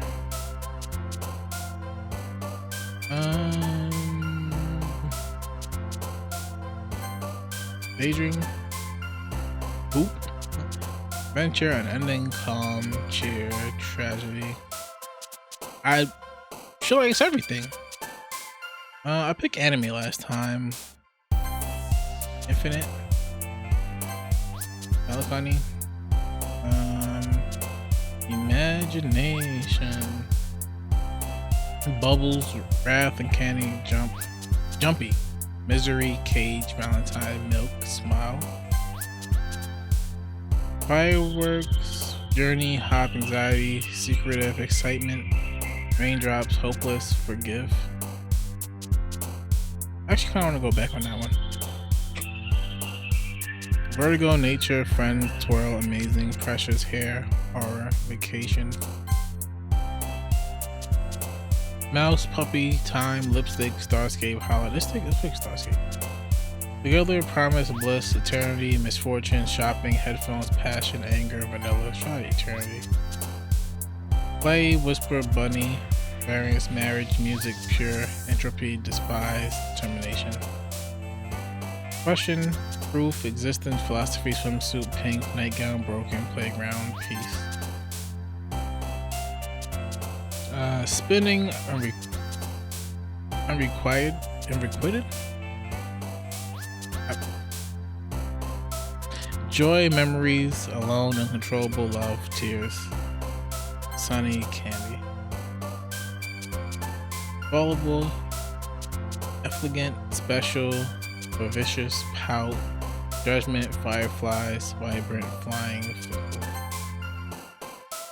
Stable, papa, heaven sent, skirt, cute, pain, melody, defeat, chocolate, happiness. Let's see. Whistle, skipping, bed, agonizing, hope, graveyard, summer, atone, extraordinary, prayer. Climax, sticky, loud. That's a wild placement for these words. Loud, giggle, fear, insight, games, captive, grief, tenacious. Another day passes and time for the club meeting already. I've gotten a little more comfortable here over the past couple days. Entering the club room, the usual scene greets me. Hi, Black. Yo, sorry. Looks like you're in a good mood today. I'm just still not used to you being in the club, that's all. I see. It's a pretty simple thing to get. Hey, that's a pretty simple thing to get you in a good mood. I guess it's always a simple thing with you anyway. Speaking of which, I'm kinda hungry. Are you coming with me to buy a snack? Oh, thanks. Yeah? It's not like you at all. I have my reasons. Why don't we take a look at your purse, sorry? Why that all of a sudden? No reason really. I just wanted to look at it. Sayori nervously retrieves her coin purse. She fumbles with the latch and gets it open. She turns upside down and lets the contents spill out onto the desk. Only 2 small coins fall out. I knew it. I could see right through you, Sayuri. That's not fair. How did you even know? It's simple. If you had enough money in the first place, you would have bought a snack before coming to the club room. So either you're not hungry and want an excuse to take a walk, or you plan to conveniently forget that you spent all your money, so I would lend you something. But there's one more thing. You're always hungry. And so that only leaves the one option. I give up. That makes me feel guilty. If you feel guilty, that means you deserve to feel guilty. Yuri suddenly giggles. I didn't know that she was listening in. Her face is in her book as always. I wasn't listening or anything. It was just something in my book. Yuri, tell Blake to let me borrow some money. Don't get me involved like that, Yuri. Besides, you should only buy what you can responsibly afford. And frankly, after pulling a mischievous little stunt like that, your suffering is fair enough retribution. I didn't mean that. I got too absorbed in my book. I really like when you speak your mind, Yuri. It doesn't happen much, but it's fun. It's a fun side of you. So she snaps one day. There's no way you could think that. You were right though. I did something bad, now I have to accept the revolution? Does she mean resolution? Retribution. That's what's wrong with it. Though coming from you, sorry. I guess there's a little devil inside all of us, isn't there? Don't let her fool you. Sorry knows exactly what she's doing. After all, she told you guys she was bringing me to the club before she even told me. But you wouldn't have come if it weren't for the cupcakes. So I had to trick Natsuki into making them. Come on, give me more credit than that, Sayuri. Out of nowhere, something smacks Sayuri in the face and tumbles onto the desk. Ow. What was... A cookie. Sure enough, it's a giant cookie wrapped in plastic. Sayuri glances around. Is this a miracle? It's because I paid my restitution. Retribution. Actually, that one almost worked. I was gonna give it to you, but then I heard you blab about the cupcakes. It was totally worth seeing your reaction though. Natsuki, that's so nice of you. I'm so happy. Sayuri hugs the cookie. Geez, just eat it. Sayuri rapidly tears open the wrapper and takes a big bite. So good. Sayuri suddenly claps her hand over her mouth. I bit my tongue. You're going through a lot over just one cookie. Natsuki takes a bite of her own cookie. Yours look really good too, Natsuki. Can I try it? Jeez, beggars can't be choosers. But yours is chocolate. Yeah, why do you think I gave you that one? Fine. So I'm really happy that you shared this one with me. Sayuri gets out of her seat and goes behind Natsuki, then wraps her arms around her. Ah, jeez. I get it. Cookie still in hand, Natsuki reaches up to nudge Sayuri off her. Sayuri suddenly leans down and takes a bite of Natsuki's cookies. Hey, did you seriously just do that? Mouth full, Sayuri trots away to safety. Yuri and I laugh as well. Jeez, you're such a kid sometimes. Monica, can you tell Sayuri? Natsuki glances around. Monica isn't in the club room. Where's Monica anyway? Good question. Have any of you heard anything about her being late today? Not me. Yeah, I haven't either. That's a bit unusual. I hope she's okay. Of course she's okay. She probably just had something to do today. She's pretty popular after all. You don't think she has a... I wouldn't be surprised. She's probably more desirable than all of us combined. That's true. Excuse me? Suddenly the door swings open. Sorry, I'm super sorry. Oh, there you are. I didn't mean to be late. I hope you guys weren't worried or anything. Monica chose the club over her boyfriend after all. You're so strong-willed. Boyfriend? What on earth are you talking about? Monica quizzically glances at me. Never mind that. I'll hold you up anyway. My last period today was study hall. To be honest, I kind of just lost track of time. That makes no sense though. You would have heard the bell ring at least. I must not have heard it since I was practicing piano.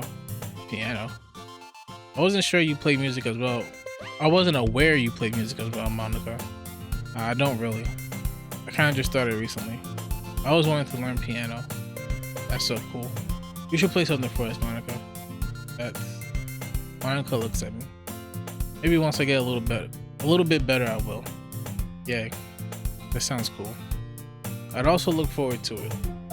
If that's so. In that case, I won't let you down, Black. Monica smiles sweetly. I didn't mean any pressure or anything like that. Don't worry. I've been practicing a whole lot recently. Didn't you just say you just started? How the hell? And I really love the chance to share once I'm ready. I see. In that case, best of luck. Thanks. I didn't miss anything, did I? Not really. I choose to leave out Sayori's mischievous escapade. I'm sure Natsuki will end up complaining to her anyway. Looks like everyone has already settled down. Sayori somehow already finished her entire cookie. Yuri is back to her book and Natsuki disappeared into the closet. I'm really curious to talk to Yuri a little bit more, but at the same time I would feel bad for distracting her from reading. I catch a glimpse of the cover of her book. It looks like the same books that she lent to me. More than that, she seems to be in the first few pages. Crap. I think she noticed me looking at her. She sneaks another glance at me and our eyes meet for a split second. It only makes her hide her face deeper in her book. Sorry. I was just spacing out. I muttered this, sensing I made her uncomfortable. Oh, it's fine. If I was forced, then I probably wouldn't have noticed it in the first place. But I'm just rereading a bit of this, so that's the book that you gave me, right? I wanted to reread some of it. Not for any particular reason. Just curious how come you have two copies of the same book? Well, when I stopped at the bookstore yesterday, that's not what I meant. I mean, I just happened to buy two of them. I see. There's something fairly obvious here that Yuri isn't telling me, but I decided to let it go. I'll definitely start reading it soon. Glad to hear. Once it starts to pick up, you might have a hard time putting it. I feel like that beginning part's a little weird. Once it starts to pick okay, I get it. Once it starts to pick up, you might have a hard time putting it down. It's a very engaging and relatable story. Is that so? What's it about anyway? Well, Yuri closes the book and scans her eyes over to the back. The book is titled Portrait of Maverick? Markov? Where did I get Maverick from? There's an ominous looking eye symbol on the front cover. Yeah, alright. I just want to make sure I don't accidentally give anything away. Basically, it's about this girl in high school who moves in with her long-lost younger sister. But as soon as she does so, her life gets really strange. She gets targeted by these people who escape from a human experiment prison. And while her life is in danger, she needs to desperately choose who to trust. No matter what she does, she ends up destroying most of her relationships and her life starts to fall apart. That's kind of dark, isn't it? Yuri made it sound like it was going to be a nice story, so that dark turn came from nowhere. Yuri gently giggles all of a sudden. Are you not a fan of that sort of thing, Black? No, it's not that. I mean, I can definitely enjoy those kind of stories, so don't worry. I hope so. Yeah, I really forgot that Yuri is into those things. I never forgot that. She's so shy and reclusive on the outside, but her mind seems to be completely different. It's just that those kind of stories, they challenge you to look at life from a strange new perspective. Horrible things happen not just because someone wants to be evil, but because they have their own goals or their own philosophy that they believe in. And suddenly, when you thought you related to the protagonist, what's going on with me? They made out to be.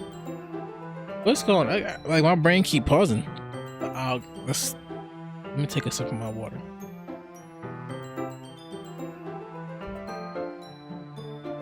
Okay. They made out to be They made out to be the naive one for letting the one-sided morals interfere with the villain's plans. What the fuck is she talking about? I'm rambling, aren't I? Not again. I'm sorry. Hey, don't apologize. I haven't lost interest or anything.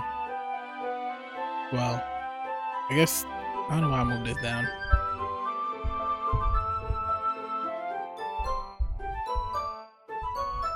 Okay. I guess it's alright then. But I feel like I should let you know that I have this problem. When I let things like books and writing fill my thoughts, I kind of forget to pay attention to other people. So I'm sorry if I end up saying something strange. Please stop me if I start talking too much. I really don't think you need to worry. That just means you're passionate about reading. The least I could do is listen.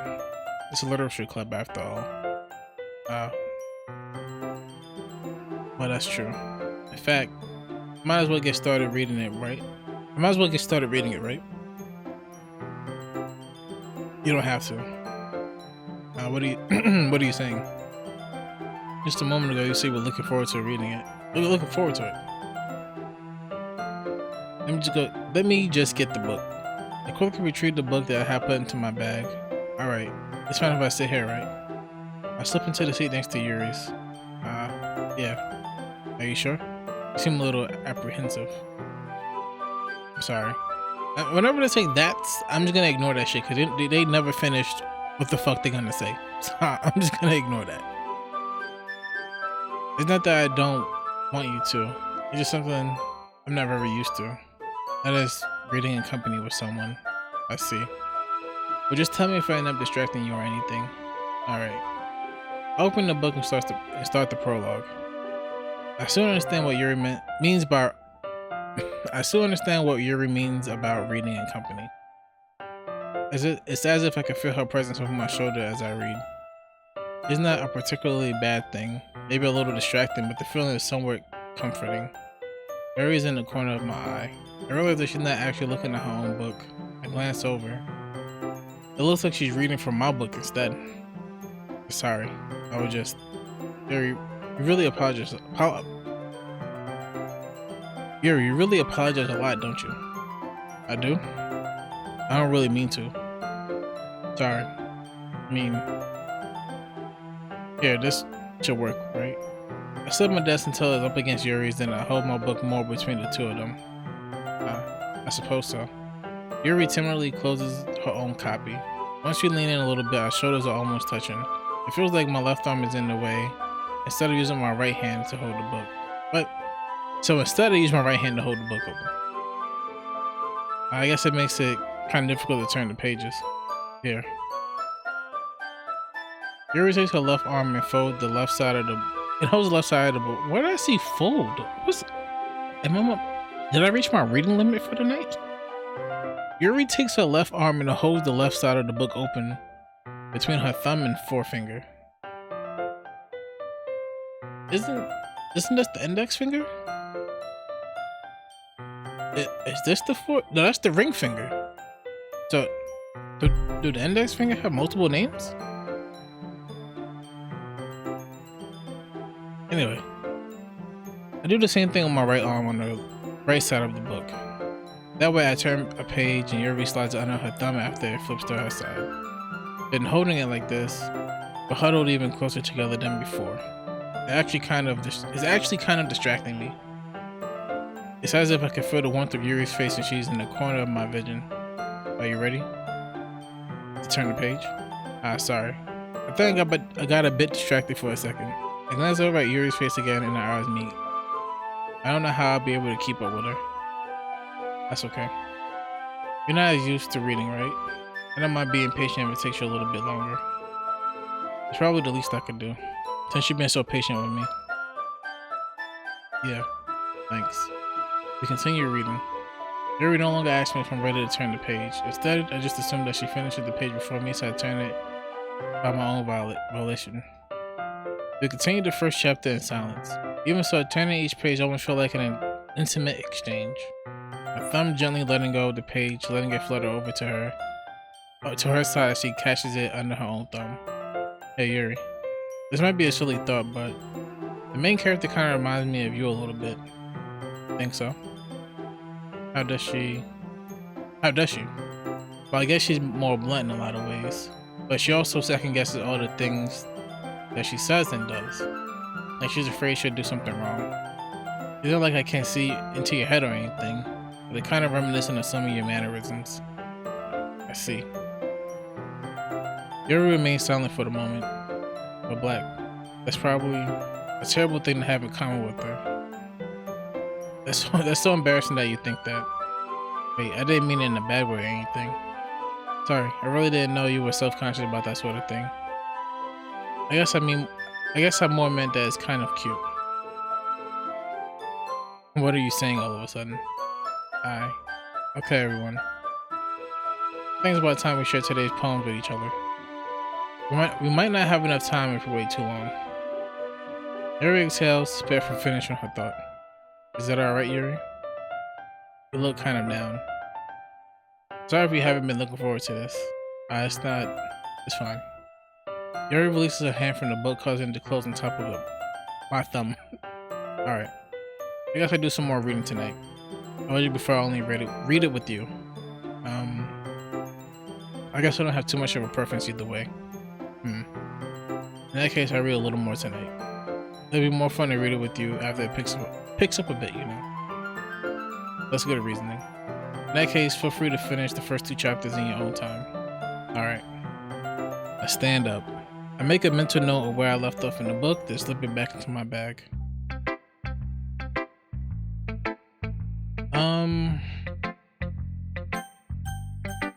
I'll do Yuri last, I feel. Black, I really love your poems. I can't believe you've been hiding these from me. I'm not hiding anything, but your poems are so good.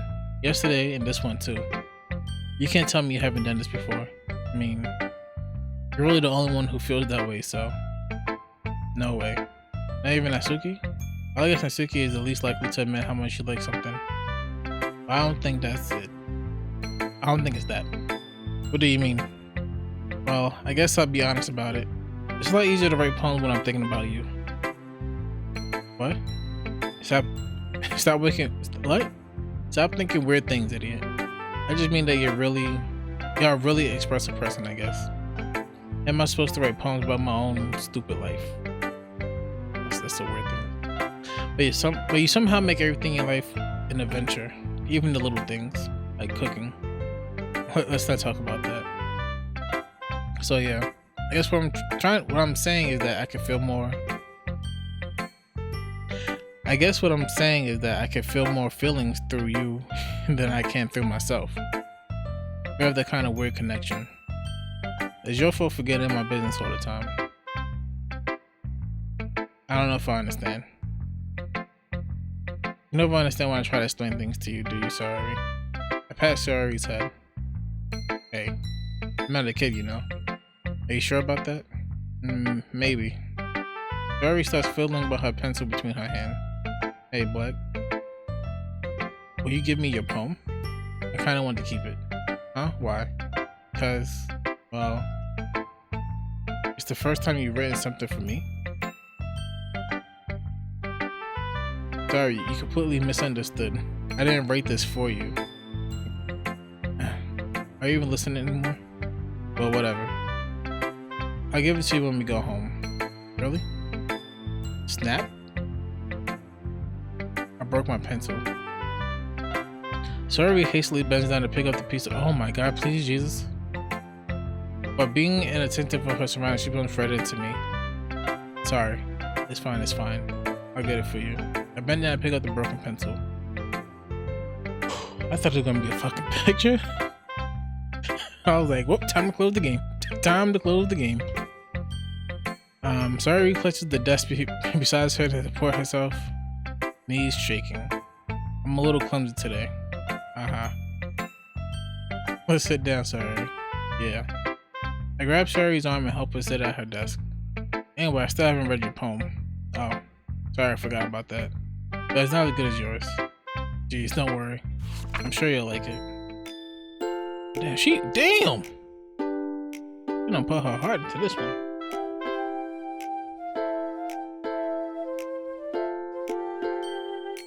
bottles. I pop off my scalp like the lid of a cookie jar.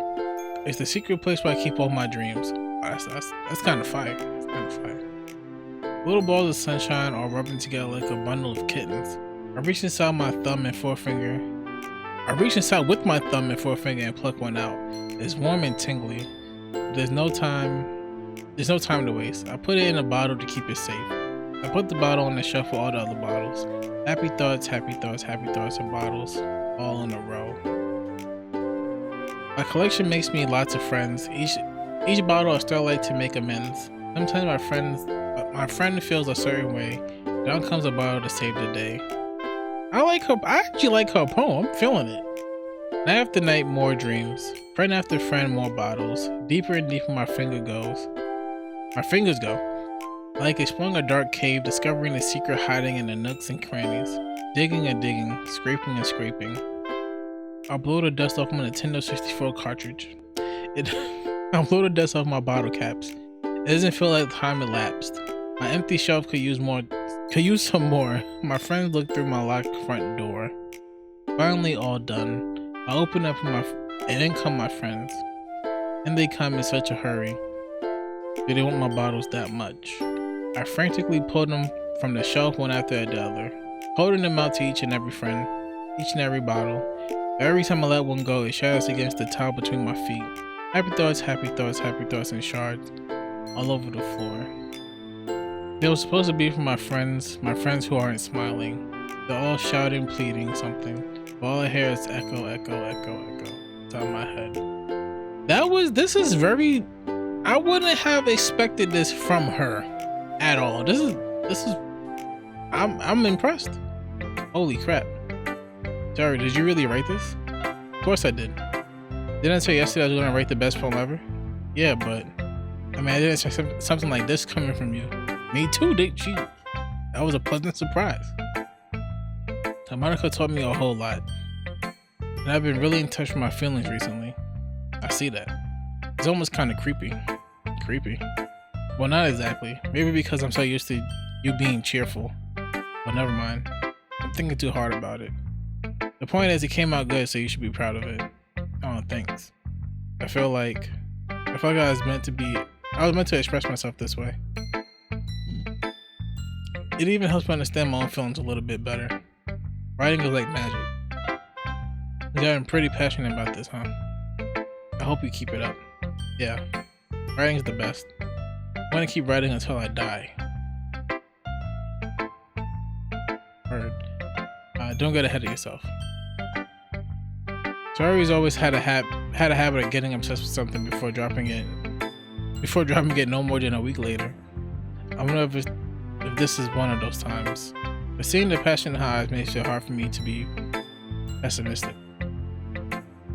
Okay, next we're gonna do Natsuki.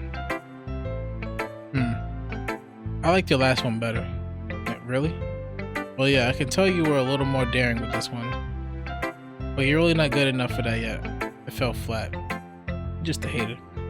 That may be true, but I just wanted to try something different. I'm still figuring this all out. I mean, I always like poems that aren't trying too hard. I hate when people try and sound fancy and add more meaning just by using annoying, complicated language. Just make it simple, cute, and to the point. Yuri's head over heels for all this cryptic nonsense, but I see right through that BS, huh? Making your reader look so hard for all this deep meaning is just an excuse to have no meaning at all. I guess that's one way to look at it. Well, everyone has their own opinion, but my opinion is the best opinion. I'm sure you figured that out already.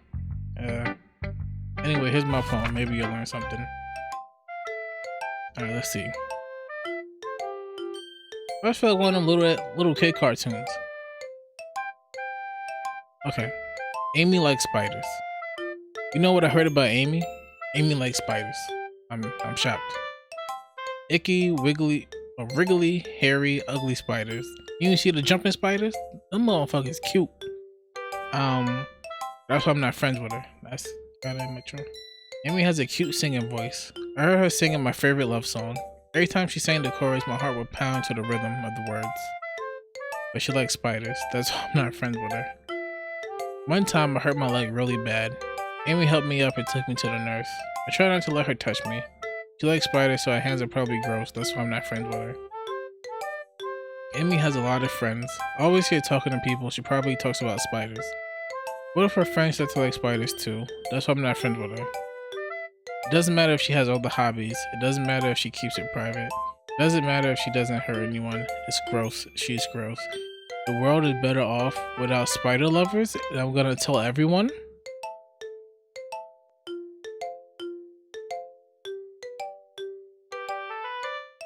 What the fuck is wrong with you? Not bad, right? It's quite a bit longer than yesterday. Yesterday's was way too short. I was just warming up.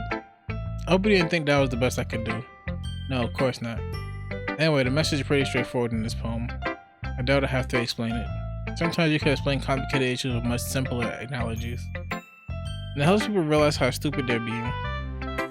Yeah, anyone would agree that the subject of this poem is an ignorant jerk. Do you know people like that? Of course, it's about how everyone thinks mine. It doesn't matter. It can be about anything. I wrote it to be easy to relate to. Everyone has some kind of weird hobby or guilty pleasure. Something that you're afraid of people find out, they make fun of you or think less of you. That just makes people stupid. Who cares about who cares about what someone likes as long as they're not hurting anyone and it makes them happy? Okay, so she could write outside of her personal feelings. Okay, got you. I think people really need to learn to respect others for liking weird things. But you're definitely right. At least I can relate to that. I'm sure a lot of other people can relate to. But where I see the word relate, and I'm sure a lot of other people can too. Is what I do best after all. I don't like writing unless there's a good message to take away from it. Like, conveying emotions is important. But I want to make people think, not just feel. Remember that. I'm gonna write a good one for tomorrow too, so look forward to it. Alright. Monica. Hi again, Black. How's the writing going? Alright, I guess. I'll take that.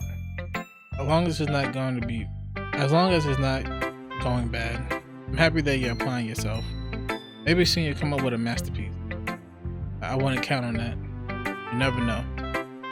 Want to share what you wrote for today? Sure, here you go. I gave my poem to Monica. Alright. Great job, Black. I was going ooh inside my head while reading it. It's really metaphorical. I'm not sure why, but I didn't expect you to go for something so deep. I guess I understand you. Underestimated you. It's easiest for me to keep everyone's expectations low. That way, it always counts when I put in some effort. That's not very fair. But I guess it worked anyway. You know that Yerga likes this kind of writing, right? I'm aware. Writing that's full of imaginary imagery and symbolism. Unlike Sari, who like using simple and direct words to describe happiness and sadness. Yuri likes it when readers are left to derive their own meaning out of it. It's very challenging to write like that effectively. Both allowing people to get something out of it just by feeling. But letting them deeply analyze all the nuances. It could take years of practice, which I'm assuming Yuri has at this point. I never really asked though. I'm sure I'm nowhere near her level yet. Don't worry so much about that. You do your own thing. Just keep exploring and learn by trying new things. But anyway, you want to read my poem now? I like the way this one turned out, so I hope you do too. Alright, let's take a look. Save me. The colors, they won't stop. Bright, beautiful colors. Flashing, expanding, piercing. Red, green, blue, and endless. Cacophony? A meaningless noise. The noise, it won't stop. Violent, grating waveforms. Squeaking, screeching, piercing. Sine, cosine, tangent. Like playing a chalkboard on a turntable. Like playing a vinyl on a pizza crust. An endless poem of meaningless. Load me?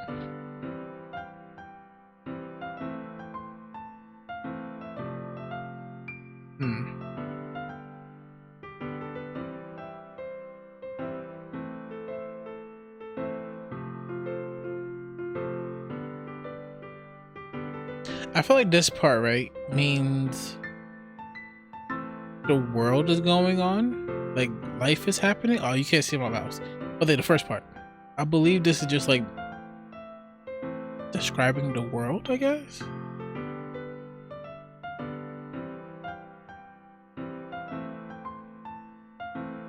And I guess it means that the world is turning. It's a little overbearing. I don't know. I really don't. It's even more abstract than the last one, huh? I guess it's just the way I write. I'm sorry if you don't like it. No, I never said that. It's just the kind of thing I never really seen before, I guess. It's kind of like playing with my space on the paper.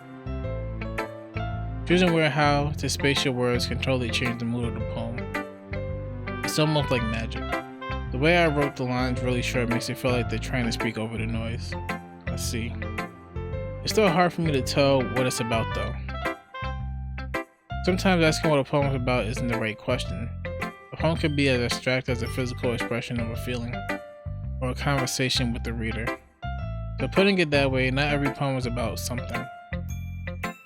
I mean, that is a good point. I mean, whenever I interpret something, like no matter what form it is, I try to find a logical explanation to it. And sometimes that's not the case for everything, but my mind was still trying to find like, all right, how do I explain this?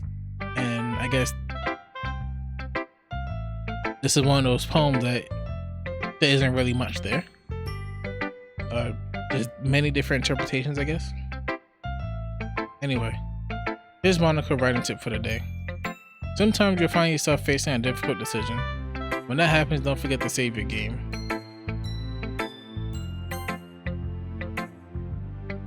Okay, I'll take that literally. How do I? Oh.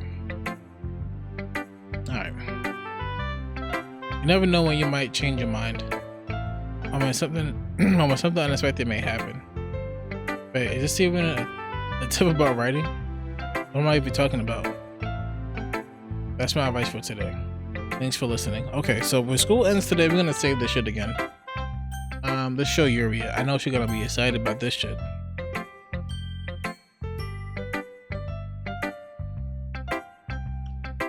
No more agua. Let's see what you're written for today. Yuri stares at the poem with a surprised expression on her face. Do you like it? Black. How'd you pick up on this so quickly? Just yesterday I was telling you the kind of techniques worth practicing. Maybe that's why. You did a good job explaining. I really wanted to try giving it more imagery. Yuri visibly swallows. Even her hands appear sweaty. I'm not used to this. Used to what? I don't know. That's fine, take your time. Yuri breathes and collects her thoughts.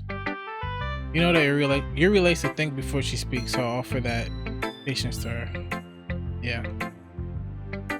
Just being appreciated like this, I guess.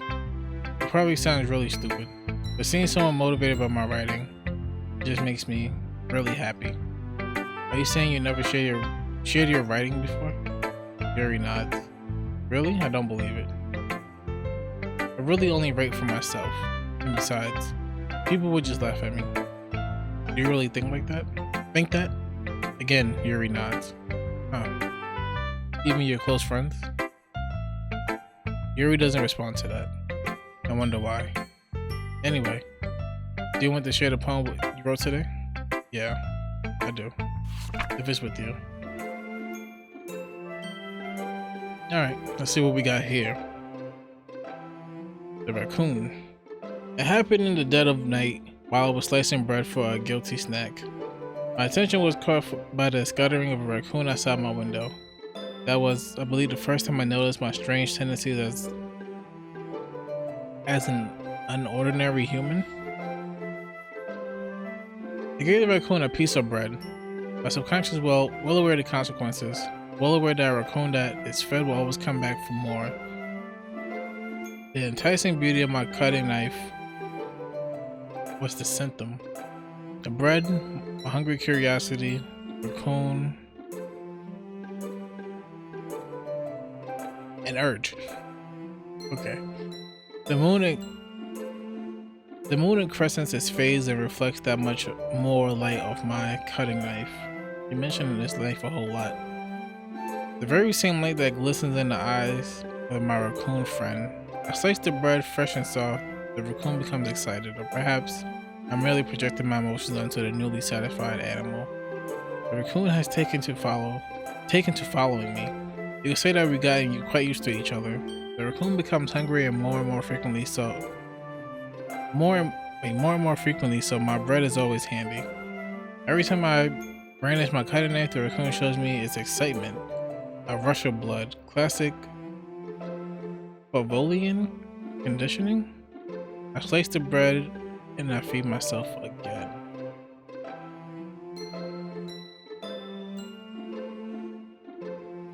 Oh, she's a raccoon?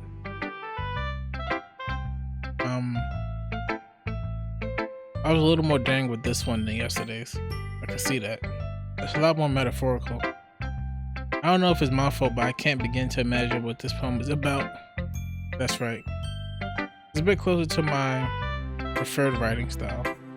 Using the poem as a canvas to express vivid imagery and conveying emotions through them. If I take it at face value, then I can't even figure out what it's supposed to mean. Well, I think it's something that different people can relate to in their own way. I want to express the way it feels for me to indulge in more unusual hobbies. It's those sort of things I'm usually forced to keep to myself. But I sometimes enjoy writing about them. Huh, that's funny. Didn't Natsuki also write something about that? About someone being ridiculed for a strange interest? Huh? She did? Yeah. She was talking about how it doesn't matter what you're into as long as you're not hurting anybody. He's right. I mean, does she really feel that way? Yeah. Sounds like you two have that in common. That's interesting. It makes you seem like the kind of person who will make fun of my hobbies. I suppose that's my fault for judging, isn't it? Please don't tell her I said that. Don't worry. I have no reason to. Okay. Well, thank you for sharing it with me. After all, if I hadn't learned to embrace my own weirdness, I would probably hate myself. I might be ranting a little bit now, but I'm glad that you're a good listener. Okay, everyone. We're all done with reading each other's poems, right? I have something extra planned today so everyone could come sit at the front of the room. Is this about the festival? Well, sort of. Do we really have to do something for the festival? It's not like we could put together anything good in just a few days. We'll just end up embarrassing ourselves instead of getting any new members. That's a concern of mine as well. I don't really do well with last minute preparations. Don't worry so much. We're going to keep it simple, okay? We don't need much more than a few decorations. Terry has been working on posters and I designed some pamphlets we can give out during the event. Okay, that's great and all, but it doesn't tell us what we're actually going to be doing for the event. Sorry, I thought you heard about it already. We're going to be performing. Monica? Yeah, we're going to be having a poetry performance. Reading skills on 10 right now. Each of us are going to choose a poem to recite during the event. For the cool part is we're also going to let anyone else come up and recite poems too. So I already put it all on posters in case anyone wants to prepare ahead of time. Sorry who's been choosing colors. What? Sorry who's been coloring a poster holds it up for us to see. Are you kidding me, Monica? You didn't already start putting those posters up, did you? Well, I did. You really think it's that bad of an idea? Oh no, it's not a bad idea. I didn't sign up for this, you know. There's no way I'm going to be performing in front of a group of people like that. I agree with Natsuki. I could never in my life do something like that. Imagining it, Yuri shakes her head in fear. Guys, no sorry. I understand where they're coming from. Remember that Natsuki and Yuri have never shared their poems with anyone until just a couple days ago. It's a lot to ask for them to recite their poems out loud to a whole room full of people. I guess I kind of overlooked that, so I'm sorry. But I still think we should give it our best. We're the only ones responsible for the fate of this club. If we start the event and each put on a good performance, then it will inspire others to do the same. And the more people who perform, the better we'll be able to show everyone what literature is all about. Yeah. It's about expressing your feelings, being intimate with yourself, finding new horizons, and having fun. That's right. There's those reasons that we're all in this club today. Don't you want to share that with others? To inspire them to find the same feelings to inspire them to find the same feeling that brought you in here in the first place. I know you do. I know we all do. And if all it takes is standing in front of the room, our reading skills is phenomenal. And if all it takes is standing in front of the room for 2 minutes and reciting a poem, then I know you can do it. Natsuki and Yuri remain silent. So Yuri looks worried. I guess that leaves me no choice. I agree. I don't think it's too much to ask. I think that Sayori and Monika have been trying really hard to get new members. The least we could do is help them out a little bit. Maybe, but it looks like Natsuki doesn't have any argument left. Okay, fine. I guess I just have to get over with. Alright. Phew. Thanks, Natsuki. What about you, Yuri? Yuri dejectedly glances around at everyone else's expectant faces. I guess I don't really have a choice. That's everyone. You're the best, Yuri. This club is seriously going to be the death of me. Oh gosh. It'll be fine, Yuri. But anyway, let's move on to the main event. I want each of you to choose a poem of yours. We're going to practice reciting them in front of each other. No way. Monika, this is too sudden. Well, if you can't recite your poem in front of the club, how do you expect to do it in front of strangers? Oh no. Don't worry. I start off to help everyone feel a little more comfortable. Can I go next? Of course. Now let's see. Monika flips through her notebook to a specific poem she has in mind for herself. She then stands behind the podium. The title of this poem is The Way They Fly. Monika begins reciting her poem. Her clear, confident voice fills the room, wording that her inflection is pristine.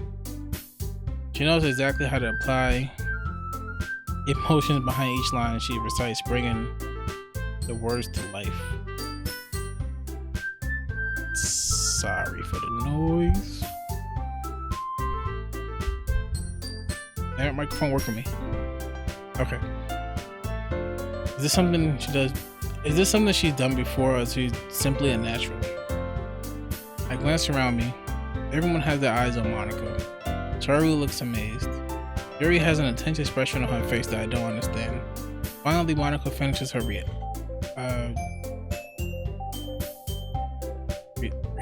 recitation? I'm gonna say recitation. The four of us applaud. Monika takes a breath and smiles. That was so good, Monika. Thank you very much. I was just hoping to set a good example. Are you ready to go next, Yuri? I'll go next. Yuri's fired up all of a sudden. Yuri clutches a sheet of paper between her hands and stands up. Keeping her head down, she walks quickly over to the podium. This poem is called. Yuri anxiously glances at each of us. You can do it, Yuri. It's called After Image of a Crimson Eye. Yuri's voice shakes as she starts reading the poem. Just a moment ago, she practically refused to do this. Why is she suddenly putting in so much effort? As Yuri gets past the first couple of lines, her voice changes. It's almost like what happened when Yuri gets absorbed into her books.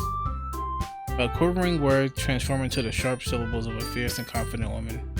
The poem is full of twists and turns in a structure that she enunciates with perfect timing. This must be a rare glimpse into the whirling fire Yuri keeps concealed inside of her. Suddenly she finished. Everyone is stunned. Yuri snapped back into reality and glances around her, as if she's bewildered even herself. It's up to me to save the situation. I'm the first to start applauding. Everyone joins me afterward and we give Yuri the recognition she deserves. It's not that we didn't want to applaud for her, but we were caught so off guard that we must have forgotten. As we applaud, Yuri holds the poem to her chest and rushes back into her seat. Yuri, that was really good. Thank you for sharing. Looks like Yuri is down for the count. Okay, I guess I'm next then. Sorry hops out of her chair and cheerfully walks to the podium. This one is called My Meadow. Sorry, I giggled. Sorry. It's a lot harder than I thought. How did you guys do it so easily? Try not to think of it like you're reciting to other people. Imagine you're reciting it to yourself, like in front of a mirror in your own head. It's your poem, so it'll come out best that way. I see. Okay then. Sari begins her poem. Somehow it feels like her soft voice was made as a perfect match. The poem isn't aimlessly cheery like Sari is. It's serene and bittersweet. If I were to read this on paper, I probably wouldn't think much of it. But hearing it come from Sari's voice almost gives it a whole new meaning. Maybe this is what Sari meant when she said she likes my poems. It's like I get to reach more deeply into someone I thought I knew through and through. Sari finishes and we applaud. I did it. Good job, Sari. Even Black liked it. I guess that's a good sign. What does that even mean? Came out nicely, Sari. The atmosphere of the poem fits you really nicely. But it might be the other poems wouldn't work quite as well with that kind of delivery. I don't really understand. In other words, I've seen poems of yours, but that sort of gentle delivery wouldn't work as well. You might need a little more force behind them depending on what you're reading. Oh, I know what you mean. I've been practicing that kind of thing. It's just embarrassing to do it in front of everyone. The next time I'm going to make you pick a poem that challenges you a little more. We don't have much time before the festival, you know. Okay. Now who's next? Asuki? Don't make me go before Black. It's not like I can compare to you guys anyway. Might as well let Black lower everyone's standards a little more before I have to do it. That's crazy. Asuki. It's fine. I might as well get it over with. It's not like I have much of a selection of what to read. I just have to go with what I wrote for today. I stand up and step in front of the podium. Everyone has their eyes on me, making me feel terribly awkward. I recite my poem. Since I'm not exactly confident in my own writing, it's hard to put energy into it. Despite that, once I finish, I receive applause anyway. Sorry, I'm not really as good as everyone else. Don't worry about it so much. I think it's less about your abilities and more about your lack of confidence in your writing. That's something I'll improve over time though. Yeah, maybe. Alright then. It just leaves you, Natsuki. Yeah. I'm going. Natsuki begrudgingly gets out of her seat and makes her way to the podium. The poem is called... Why Are You All Looking At Me? Because you're presenting. Anyway, the poem is called Jump. Natsuki takes a breath. When she starts reciting the poem, her sour attitude disappears a little. She's a little... enthused? Her poem has a rhythm and rhyme to it. It's Natsuki's trademark style and it works surprisingly well when spoken out loud. The words feel like they bounce up and down as if it's giving life to the poem. Natsuki finishes and everyone applauds. She hops back to her seat. That wasn't so bad, was it? Easy for you to say. You better not make me do that again. Well. Do you at least feel prepared enough to recite a poem in front of other people? I mean, doing it in front of other people would be way easier. I can put on whatever face I want for other people. When it's just my friends, it's just embarrassing. That's a surprise, Natsuki. I think it will be the other way around for me. But that's just how it is, so. Well, I guess in that case, you won't have much to worry about for the festival. That said, I want to thank everyone for coming through. It might be hard, but I hope that you all have an idea of what it's like now. Make sure you pick up a poem and get enough practice before the festival, okay? I've been making pamphlets, so let me know ahead of time what you'll be reciting. Jeez. I should probably just find some other poems to recite instead. That's fine too. It doesn't have to be your own. I'm already pleasantly surprised that you're putting in all this effort for the club. It makes me really happy. Yeah, no problem. Okay, everyone. I think that's about it for today. I know the festival's coming up, but let's try to write poems for tomorrow as well. Been working out really nicely so far, so I'd like to continue that. For the festival, we'll finish planning tomorrow, and then we'll have the weekend to prepare. Monday's the big day. I can't wait. I can do this. I can do this. Alright. I stand up. There's no way I'd be able to find the same enthusiasm as Sayori and Monica, but I do my best to get through it. If it's for the sake of the club.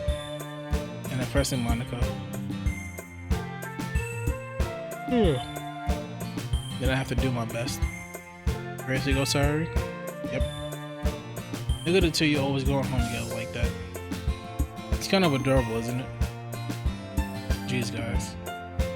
Don't make such a big deal out of it. It must be a little nice though. Well, how am I supposed to respond to that?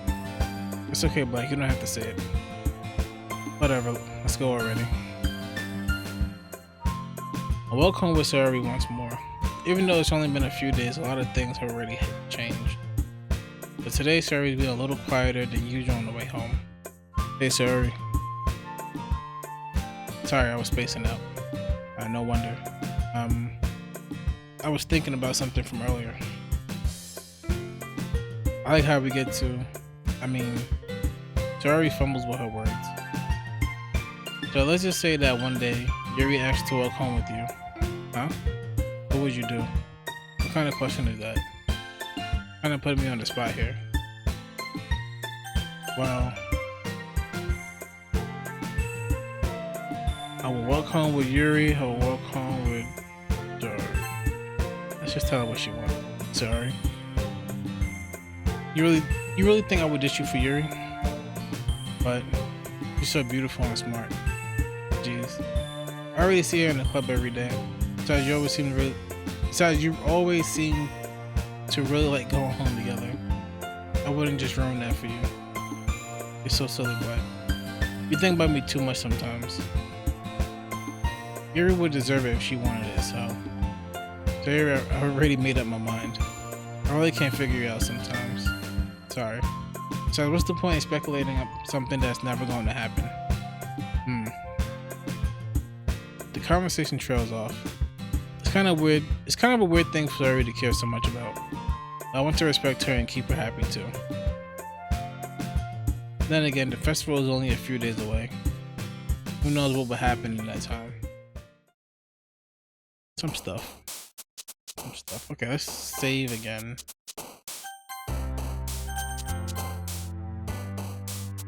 Alright, we gotta make what's her name? Natsuki? Girl with the pink hair? Let's make her happy. Sugar. Anime. Vacation. Cute. Holiday? Sweet. Embrace. Pink. Rose. Really? I thought I would get her too. Play. Damn it. Lollipop. Rainbow. Really? Beauty. Vanilla. Chocolate. Milk. Okay, so like foods and flavors get her.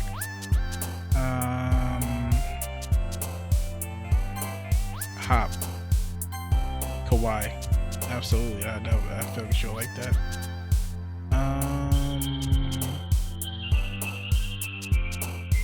Playground? No. Special. Flower.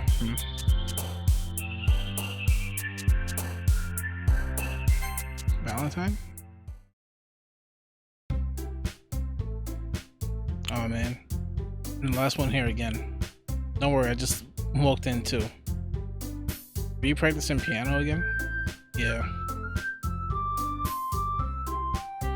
Oh, you must have a lot of determination. Starting this club and now picking up piano. But maybe not determination, but I guess passion. Remember that the club wouldn't be here if it wasn't for all of you. And I'm super happy that you're willing to help out for the festival too. I can't wait for the festival. It's gonna be great. Huh? Weren't you complaining about it just yesterday, Natsuki? Well, yeah.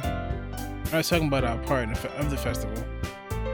But it's a whole day of school where we get to play and eat all kinds of delicious food. You sound a little bit like Saori all of a sudden. Monica, do they usually have fried squid? Squid? That's a pretty specific thing to look forward to. Oh, come on. Are you saying you don't like squid? You of all people? I didn't say I didn't like it. Besides, what do you mean by you of all people? Because it's right in your name. On Ikta. That's not how you say my name at all. Also, that joke makes no sense in translation. Never mind. Let's just focus on our own event for now, okay? Fine. Your reactions aren't as fun as Yuri's or Saori's anyway. Excuse me? Where's Saori anyway? Oh, there you are. Saori is sitting at a desk in the corner of the room, looking down at nothing. I walk over to her. Hey, Saori. I wave my hand in front of her face. Spacing out again. Sorry. Don't mind me. You can go talk to everyone else. Huh? Is everything alright? Of course. Or wouldn't it be? I just feel like you're a little off. Sorry for assuming things. Did you worry too much about me? Fine, see. Saori showed me a big smile. Don't let me distract you from having fun with everyone. Well, alright. If you say so. I worriedly glanced at Saori before turning back towards everyone else. But the conversation has already dispersed with everyone back at the usual activities. Maybe I should ask Monica if she knows anything about Saori recently. Since they've been preparing for the festival, they must have been spending a lot of time together. I timidly approached Monica, who was shuffling through some papers at her desk. Black, what's up?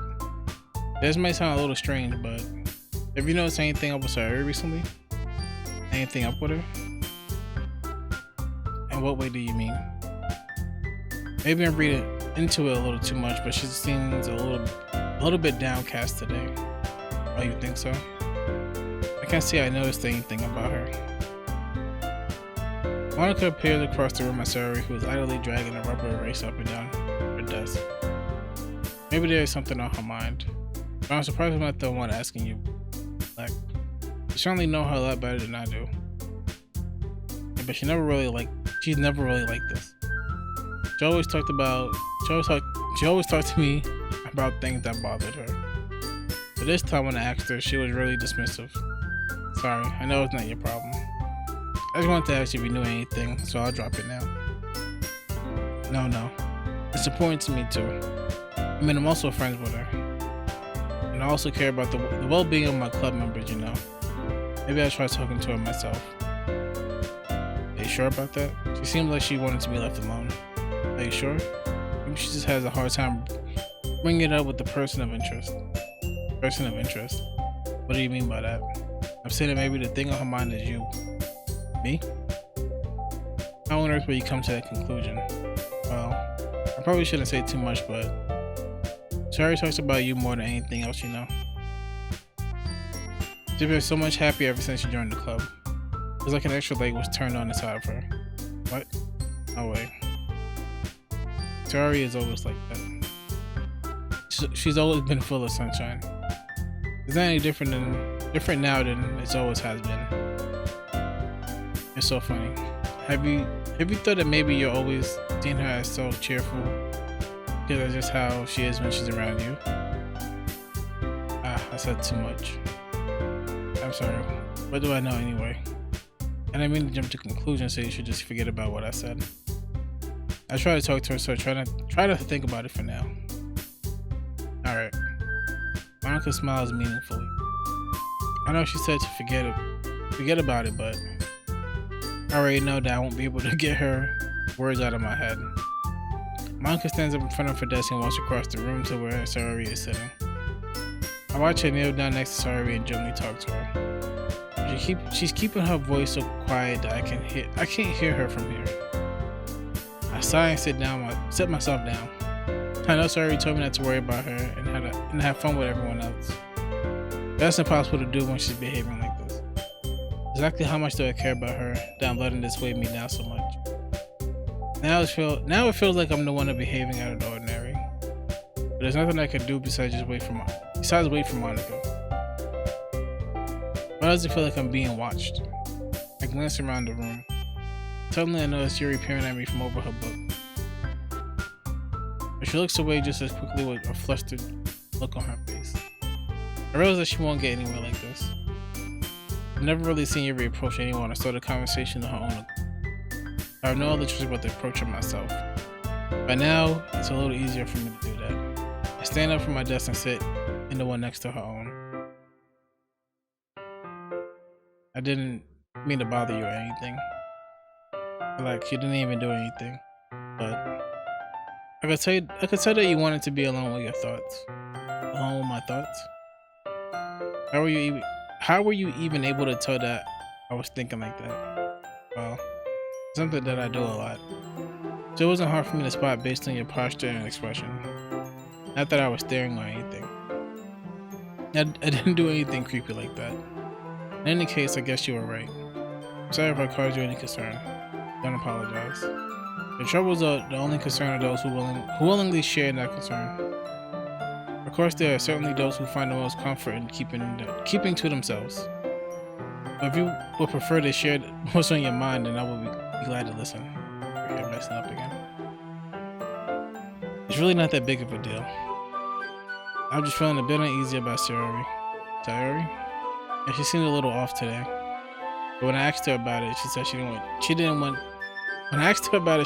to admit it to me. But I can't help but wonder if something happened to her. Oh. That's quite romantic. Sorry. I didn't mean to say something stupid. It's not that, I didn't want you to misunderstand. Sayori and I have just been friends for a long time, that's all.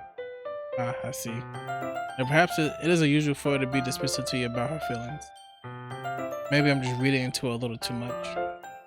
Like, the world is full of meaning, often hidden deep beneath plain sight. And there are many untold mysteries behind every person, no matter how well you may know them.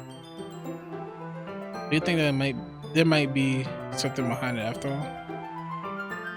I think that Sayori is a very complex person. Her mannerisms on the outside don't always match what may be going on inside her head. And she may not always know what she wants. I noticed her strange behavior today too. And I also feel some concern for her. But in your case, it looked like she was fully occupying your thoughts, wasn't she? Well, I guess that was the case. Sorry. She really means a lot to you, doesn't she? I guess. But you don't need to put it that way. We're just good friends, that's all. I see you checking out Doki Doki. Require a lot of patience, but it's worth it in the end. Really? I mean, I heard it gets pretty crazy. I was recommending this a while ago. I had it downloaded a while ago, but I decided to try it out today. I have no idea how long the game is at all. I have no clue. But 2.5 hours in, so we in the ride, going for a ride. Yuri suddenly looks deeply into my eyes. Her expression is gentle and curious, as if she was searching for something. Embarrassed, I avert my gaze. Sometimes, a person's mysteries are untold even to themselves, and you, as someone honest and caring, may uncover feelings you weren't aware were in you. About 5 or 6 hours? Not too bad. We're about halfway there. That is, I think that she will be a very fortunate person to have you feel that way about her. You're giving me too much credit. I'm a pretty simple guy, but I think I'm pretty good at understanding my own feelings. I'm not nearly as sophisticated as you. That's not a compliment, is it? It is what it is. Anyway, as long as we're here, why don't we do some reading?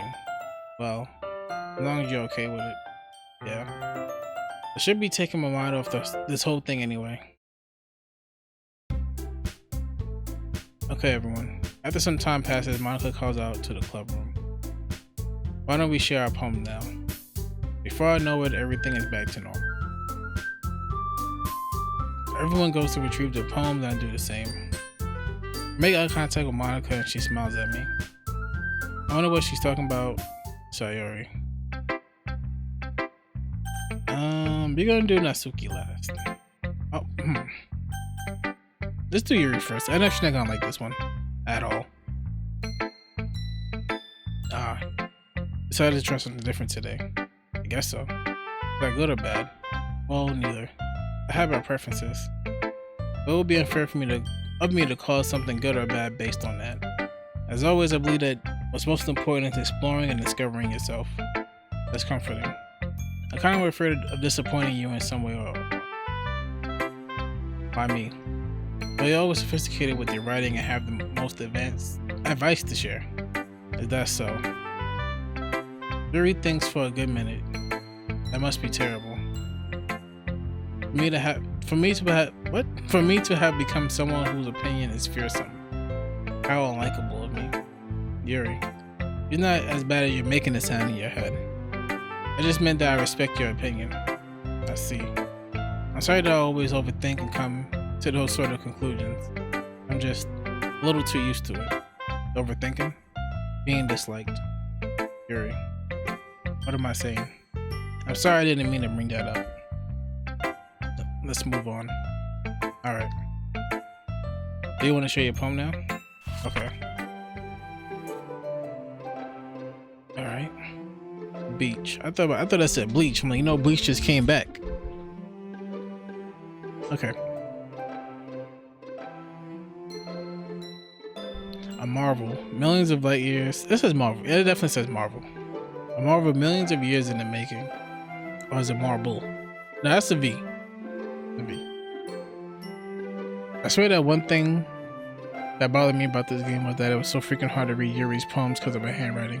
Yeah, the cursive definitely is not for everybody, especially if you're a certain age where you didn't. I believe they stopped teaching it in school. I mean, I learned it in school a little bit. I remember they completely stopped teaching cursive, so it can be a little hard for the newer generations, I guess. Even for me, I didn't do that. I could read it, but there's certain letters or words that mess me up a little bit too. A marvel millions of light years in the making, where the womb of Earth chaotically meets the surface under a clear blue sky, an expanse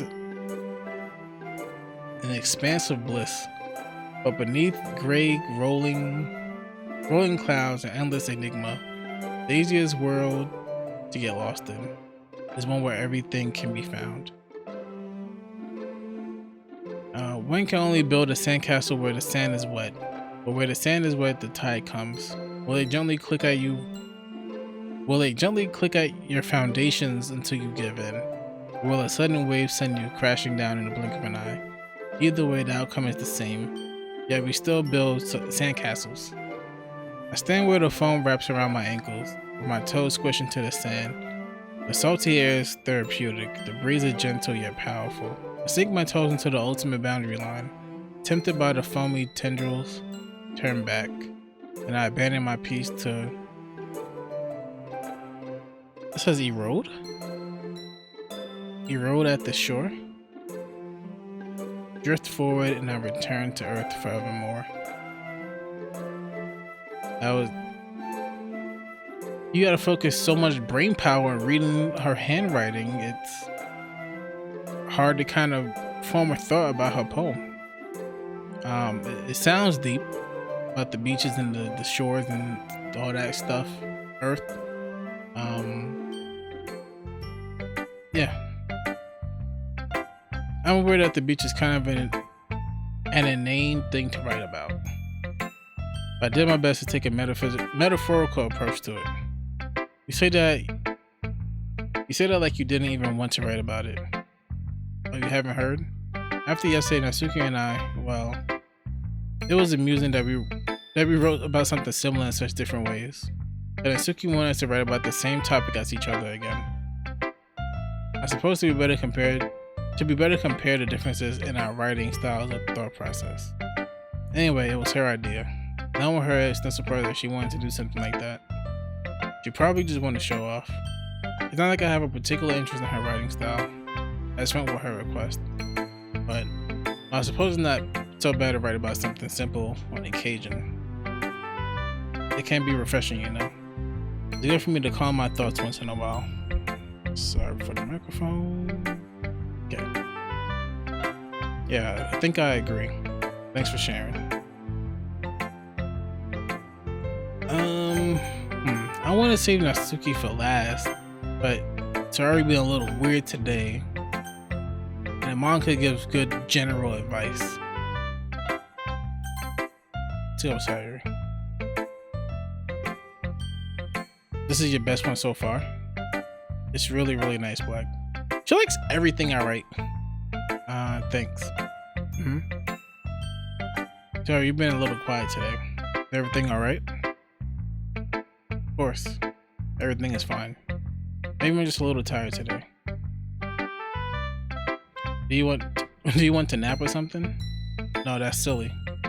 Don't worry about me, okay? All I want to see is smiles on your face. Oh, alright. Hey, Black. I'm still a little surprised. I really thought that you would try writing a poem like the way Yuri does. Or even Natsuki. But in the end, I definitely did do that. But in the end, yeah. Guess you're the one who likes this one the most. Why? You don't want to get close with everyone else? I literally am. Wait. Of course I do. But that doesn't mean I need to try so hard to impress them. I still understand you the most, Sayuri. I know you have to sometimes put up with me. And I have to sometimes put up with you. But we have a wavelength or something. This is how the poem came out. Sometimes I feel like you're the only exciting thing in my life. But sometimes it's just easier to write than thinking about you. Sayuri? No. I don't deserve this. You're too nice to me. Why are you doing it's a damn poem. Oh, I mean, my favorite Sayuri. Sayuri do seem like she's the coolest one so far, I would say. Sayuri has trouble keeping her voice steady all of a sudden. If we had fun with everyone else instead, this would be so much easier. Sayuri? I glanced around the room to make sure nobody has noticed this. Sayuri? I probably never said this before, but I don't understand what you're feeling right now. Tell me what will cheer you up. Sayuri shakes her head. She sniffles and keeps shaking her head. Finally, she gathers herself and puts on a smile. It's nothing, Black. It's just a little rain cloud. Sorry you had to see that. I promise it won't happen again. Just smiles from everyone, okay? That's all that matters. Go play with everyone else. I'm gonna go home a little bit early today. Sorry. Tell Monica I wasn't feeling well, okay? I'll see you tomorrow. Before I can say anything else, Sayuri cheerfully walked out of the classroom humming to herself. I should have said I walk home with Yuri. Natsuki's a bitch, but I love her too. She's a little bitchy, but I feel like we have a lot in common, like the anime, the manga, stuff like that. She's pretty cool. She's pretty cool. Hi, Black. Have you thought about what you want to submit to perform at the festival? Well, being in this club is one thing, but performing in front of a bunch of people, I have to give it some more thought. Okay, no pressure. But whatever you do, I'm sure it'll turn out great. It'll also make me happy to see. Anyway, let's take a look at today's poem. Sure. I let Monica take the poem I'm holding in my hands. I like it, Black. Really? It's a lot cuter than I expected. Oh, jeez. No. Kinda makes me think of something Natsuki would write. That's why I wrote it. And she's a good writer, too. So take that as a compliment. If you say so. Yep. By any chance, have you read anything by Shel Silverstein? Maybe a long time ago. He's famous for telling all kinds of stories in just a few simple words. His poems can be funny, endearing, or even sad. Sometimes they're only a few lines long. They might even feel like they're written for kids, but if you think about them, They can express views of the world that would apply to anybody. I see. So you're saying that Natsuki is kind of like that? Sort of. Maybe she's not an expert. But you probably won't find much filler in her poems. Just notice your name being black. I mean, that's why I put it. It might be easy to write. They're super challenging to get the meaning through. I can see why it'd be your kind of poem to explore. Anyway, I share my poem with you now, alright? Alright. Let's see what she got. Her poem be pretty simple but complex at the same time. The Lady Who Knows Everything. An old tale tells of a lady who wanders earth. A lady who knows everything. A beautiful lady who has found every answer, all meaning, all purpose, and all that ever was sought. And here I am, a feather, lost adrift the sky, a victim of the currents, the wind. Day after day, I search for little hope, knowing legends don't exist. But when all else has failed me, when all others have turned away, legend is all that remains. The last dim star, glimmering in the lit sky. Wait, no. In the 12th? In the 12th sky? Twilight? Twilight? Something. Until one day the wind ceases to blow. I fall, and I fall, and fall, and fall even more. Gentle as a feather. A dry quill, expressionless. But a hand catches me between the thumb and forefinger. They love mentioning that damn thumb and forefinger. The hand of a beautiful lady. I look at her eyes and find no end to her gaze. The lady who knows everything knows what I'm thinking. Before I can speak, she responds in a hollow voice. I have found every answer, all of which amount to nothing. There is no meaning, there is no purpose. You seek only the impossible. I am not your legend. Legend does not exist. And with the breath, she blows me back afloat, and I pick up a gust of wind. Yeah, that felt pretty deep. It was Twilight.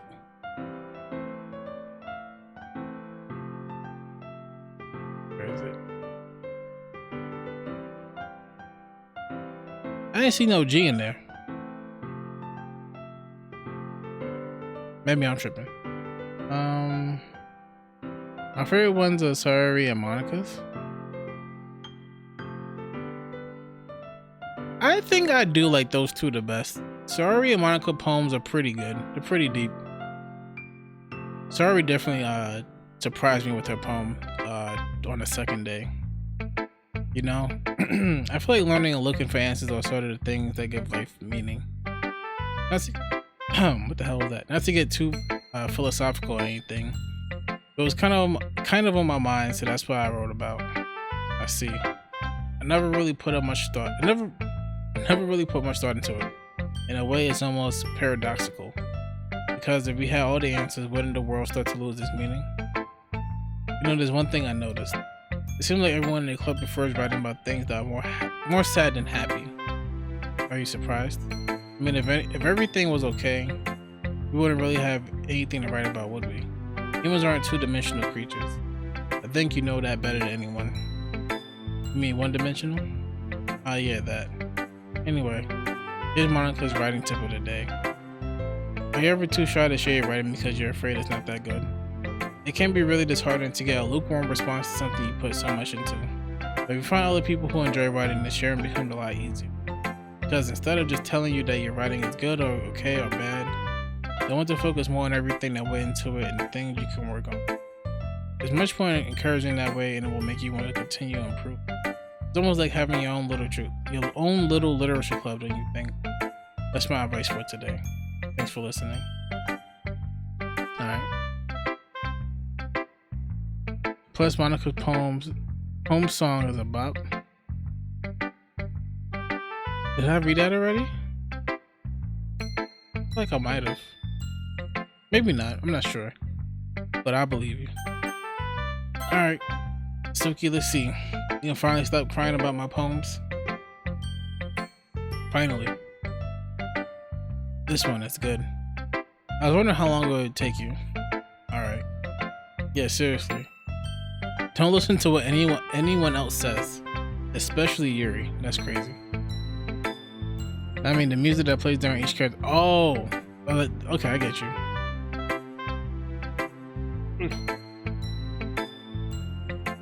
Just keep writing poems like this. That's all you need.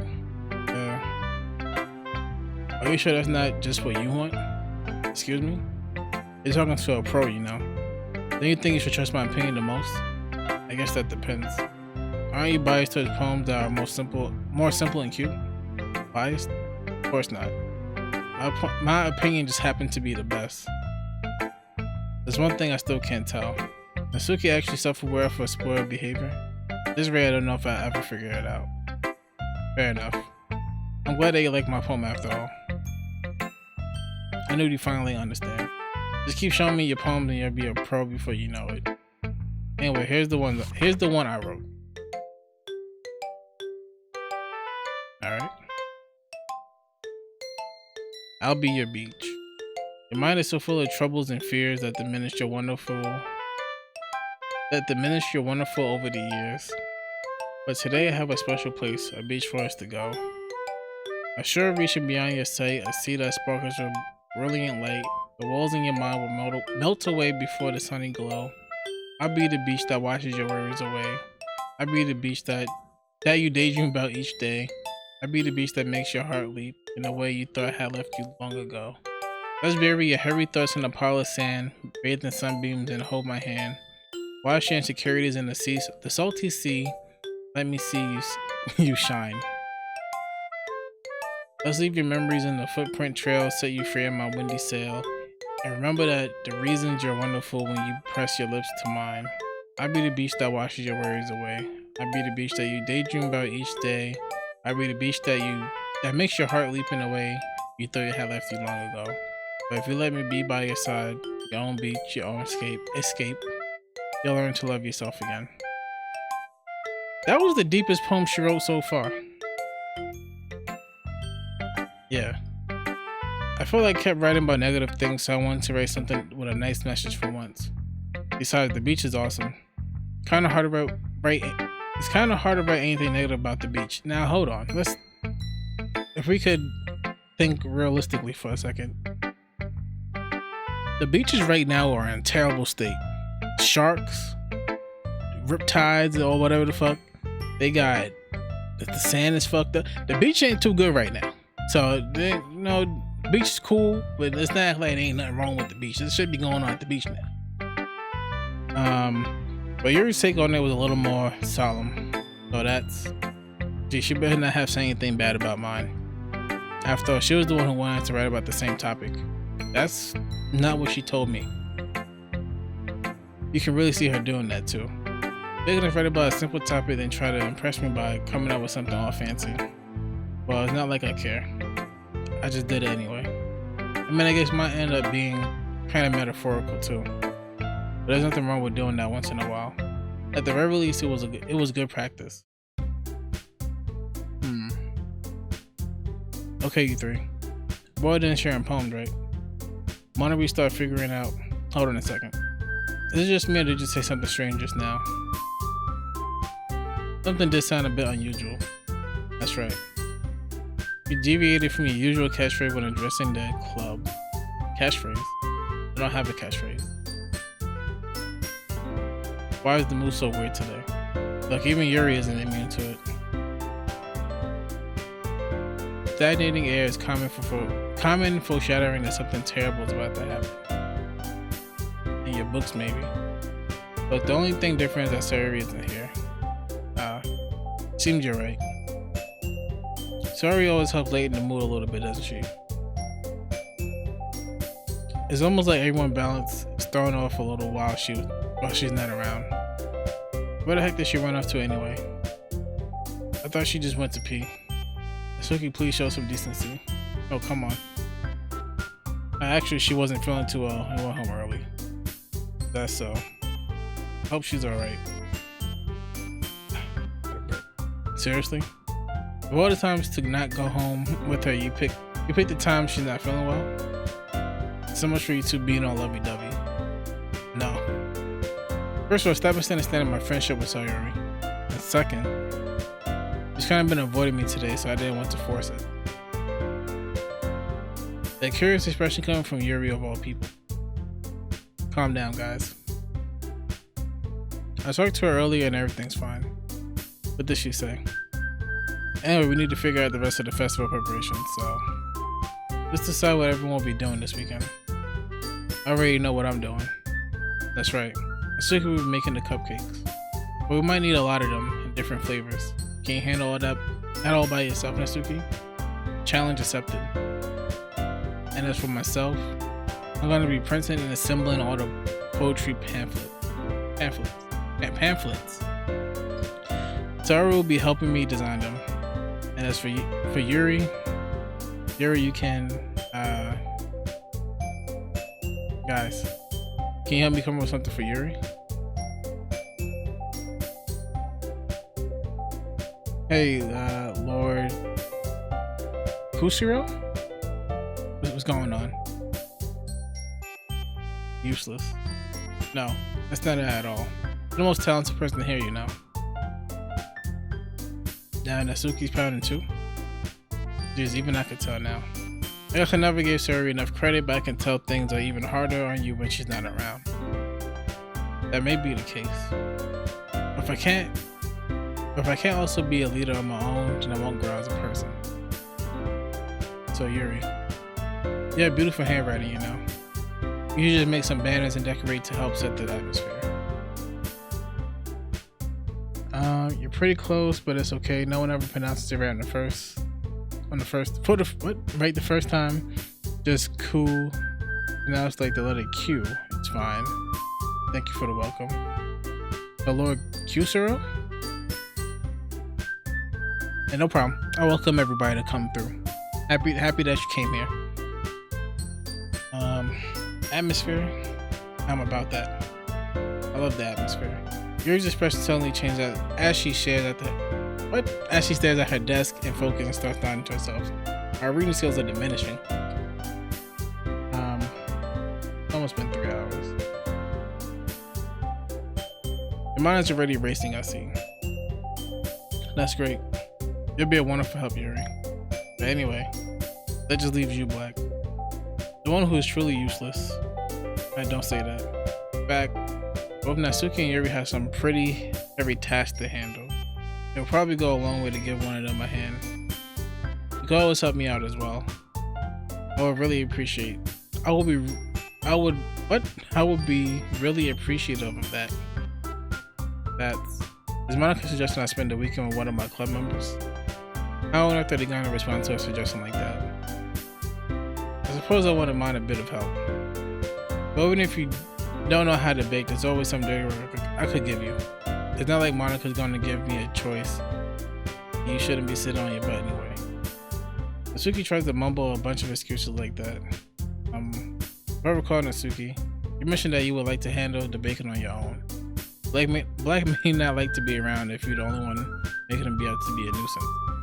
So therefore, you may be more suited to assisting with the decorations. Hold on, I never said that. How hard could it be to make a few decorations anyway? That's more like you're just making excuses for Black too. What are you saying? It will be extremely meticulous work. And baking isn't? Just what do you think? Alright guys, settle down for a moment. In the end, things up to Black to decide how he would like to contribute. Besides, he hasn't really gotten a chance to spend any time with me yet, you know? So I'm sure he's interested in... You literally just said, I'm surprised as well. Sorry. I was just saying though. Can we just settle this already? Yeah. Like you're okay with this, right? In the end, it's up to you. Of course. Very well. In that case, everyone looks straight at me.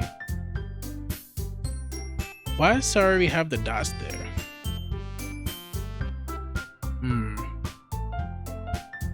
Honestly, I wouldn't mind spending time with Monica. It's so difficult. Japanese games always make you feel this way. It's so hard to pick somebody. Everybody has like a likable quality. I guess the dots are to indicate worry. Yeah, I mean it definitely is, but it makes me like picking Sari. The dots is making me curious. Like I want to see what it is. But I kind of want to spend time with Monica. At the same time, I do like Yuri, even though I think she's a psychopath.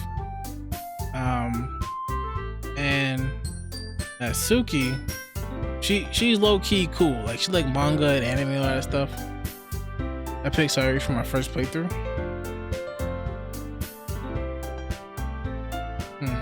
See, I kind of want to cheat and save here, and then pick each one. Natsuki's festival weekend is fun.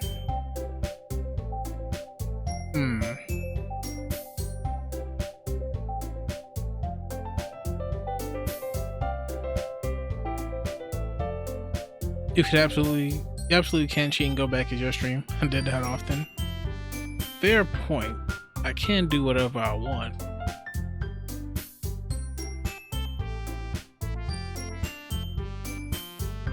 Yeah, I'm pretty curious. I'm curious.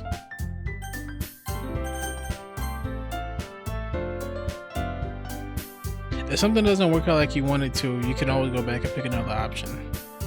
I agree. Let's see what Sayuri does. I mean, if it's going to be anyone, then I prefer helping Sayuri. I mean, rare to raid neighbors, and but Monica said that Sayuri was helping her.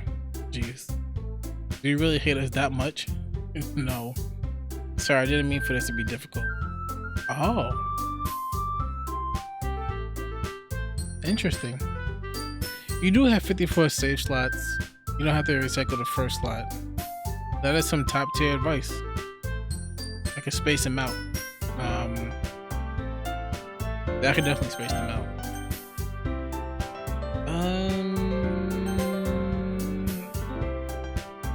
You know what? I probably can't pick her because they just said that what's her name, Sayuri, is gonna be helping her, so she has assistants already. Unless it'd be all three of us. Well, I guess I should probably be helping Monica. Yeah, you picked me. Hold on 1 second. Yeah. Monica, you're the one who needs the least help out of all of us. Yeah, but I agree with Natsuki. Not only is your wicked raid most suitable for one person, but you already have Sayuri as well. Yeah, that's what I said. That's what I figured. I think you should go with Yuri unless you want to go with Natsuki. I like both of them. I really do.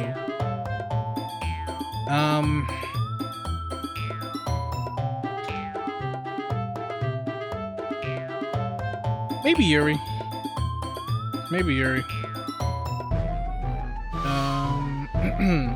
But Black was the one who, it doesn't matter. You're the one who scared him into picking you in the first place. You're the club president, Monica. You're supposed to make responsible choices for the club. Monica, you shouldn't let any ulterior motives interfere with this decision. Ulterior motives? What are you saying, Yuri? In fact, they sound like you guys are the ones with ulterior motives. I'm having trouble with that word. Excuse me? Otherwise, this wouldn't have been made into such a big deal in the first place. That's completely false, Monica. Yeah. We have a lot of work to do, you know. We won't do as good as our job if you make us work alone.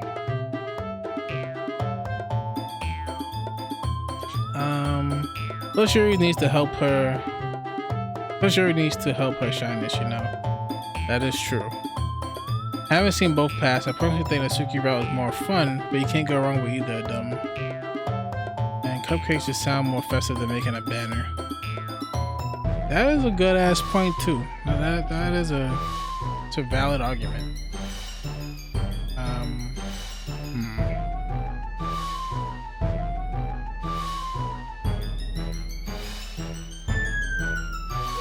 What to do? Damn, I wish I had a coin over here. I could have flipped the coin and picked that way.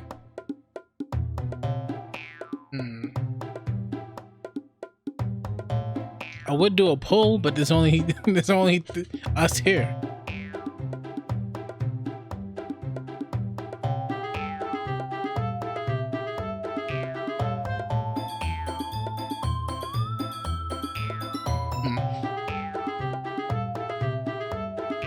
Think of the club, Monica. If we want our event to succeed, then we need to appropriately distribute our resources. So you're gonna do the right. You're gonna do the right thing, President. Okay, I get it. It's technically most logical for Black to help one of you two. So, yes, that's what they'll do. I don't know why I paused like that. Okay. What I'm gonna do is pick Yuri, right? And if shit don't go the way I want it to, we're gonna go back to the save and pick Asuki. But I'll probably be the most useful helping out with Yuri. Me? Are you serious? Why would you, Asuki? I can't really tell you about to say something mean. No, I was just saying. Should you be helping out Yuri then, Black? Yeah, that's what I'm gonna do. I'm glad. I have a bad habit of overthinking these sort of things, so I think your assistant will be very useful. That's great to hear. Asuki, will you be able to handle the baking yourself? I mean, yeah. I mean, I do feel kind of bad for her though. That is a lot of work to be baking all that. That's a great strategy, good work. I appreciate it. I appreciate it. I already said it will be fine. Okay. Everyone can tell that Natsuki is feeling a little sour. So is that everything we need to go over? Yeah, that should be about it. Are you guys excited? Well, excited may not be the right word. I suppose I'm looking forward to it a little bit. Do you feel the same way, Black? Me? I guess you could say I'm interested in see how it'll turn out. That's good enough for me. How about you, Natsuki? Natsuki? What? Why is everyone yelling at me? I didn't even do anything. And no, that's not what I meant at all. Yuri anxiously glances between everyone in the room. I'm sorry for this. I don't really know why Black picked me. And also, the cupcakes are the best cupcakes I ever had. They really go well with my tea. Nothing that I do for the event will compare to that, so I get it. Kind of surprised though. Why? Well, I'm the one acting immature. I already know that. They're trying to cheer me up all of a sudden. I know I'm not very good at it. I'm sorry if I said something bad. Asuki isn't the only one surprised. Monica and I are also taken aback by Yuri's words. And she already has trouble with words. Trying to cheer someone up must be far out of her own comfort zone. But I begin to understand. Yuri was trying to sound like Sayuri. Even if it didn't work perfectly, I can tell that she tried to say something Sayuri would say at a time like this. Because Sayuri always helps everyone smile and feel good about themselves. No, I kinda appreciated it. I'm sorry for making a big deal out of nothing. But I'm going to say this.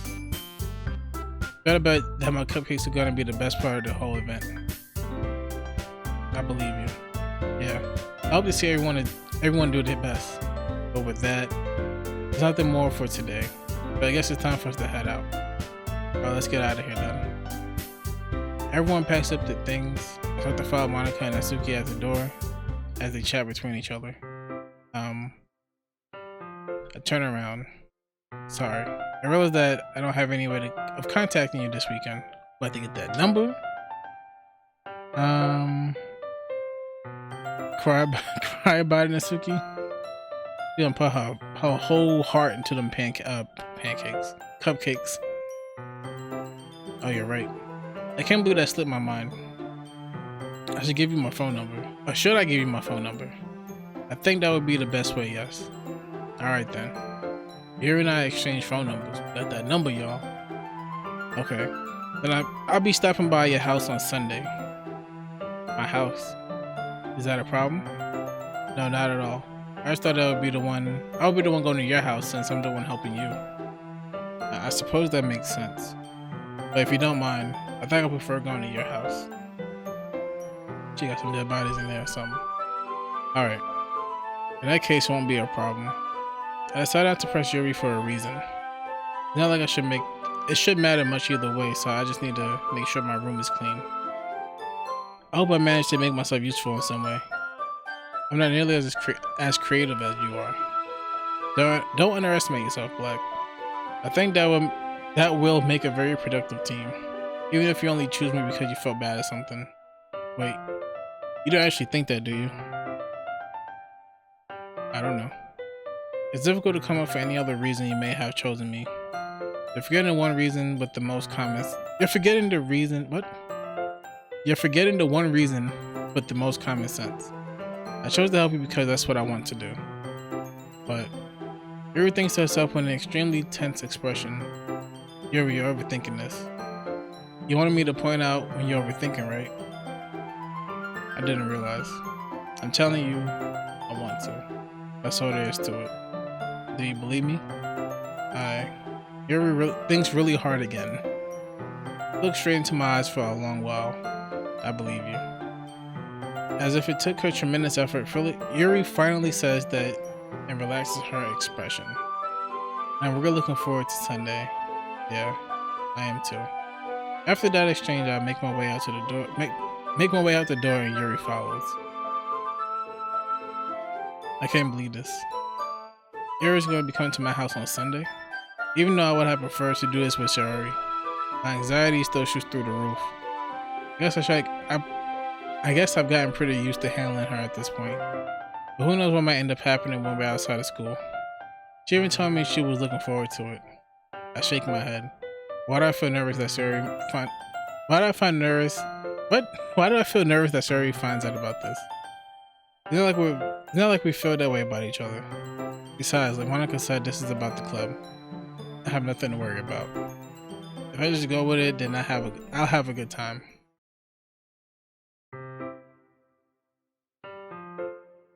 It's already Sunday. I'm getting increasingly anxious about Yuri's upcoming visit. I keep telling myself there's no reason to be nervous, but it doesn't help much. Yuri is clearly an introvert and also an intimate person in general. There's no doubt that she'll open up a little bit when it's just the two of us.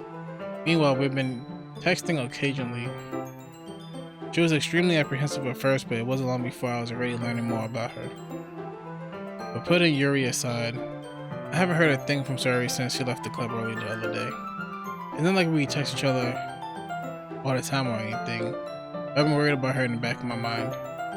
Between what Suri said and what Monica said, it's really okay for me to put Suri's feelings aside when she might need me.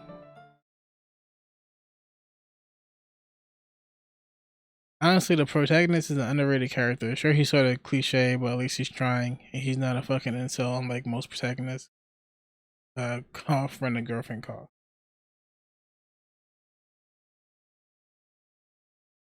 I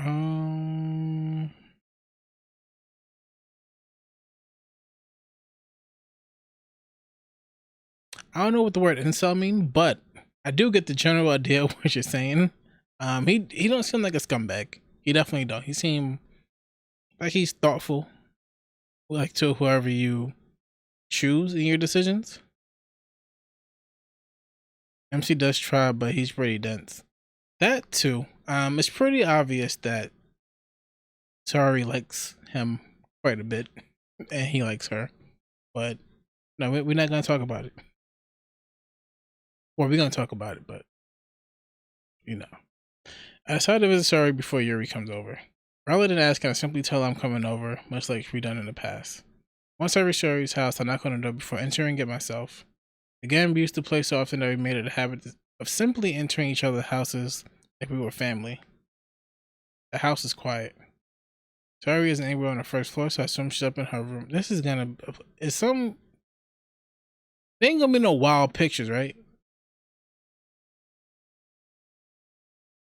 It's already strange of her not to run down and greet me.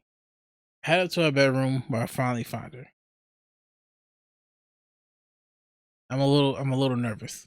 But having a main character / protagonist that knew all of the perfect things to say every time would make a boring game. That is true. It wouldn't spice things up. You know we like spiciness. So serious question though. She's not like no crazy thing gonna pop up, right? Like, she's not gonna be like in a towel or something. They're not gonna do nothing wild, right? I gotta know. I got to know.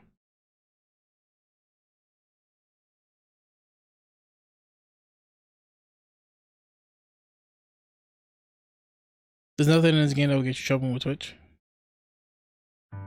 Good enough. Okay, okay, cool. Hi, Black. I sit down in her room. Sorry forces a smile, but it's easy to tell that she's different. There's a minute of silence between us. You haven't come over like this in a long time, have you? I guess you're right. It has been a long time. The chair is hurting me. Not much has really changed, has it? Sorry room is as messy as it's always been. I also recognize the same stuffed animals and wall decorations that she has for years now. If you came over more often, it wouldn't be such a mess. That's because I end up cleaning it for you. Honestly, I like child protagonists like Sakura, and Rascal Bunny Senpai. He was a great character. Rascal Bunny Senpai, just hearing that tell makes me think that's funny. That is an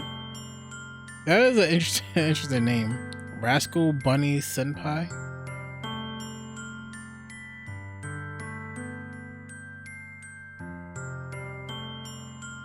How come you suddenly wanted to come over today?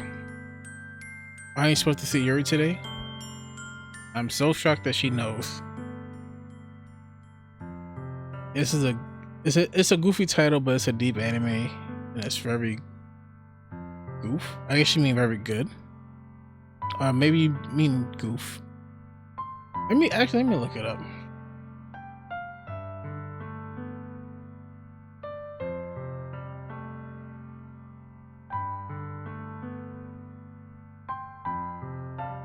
Rascal does not dream.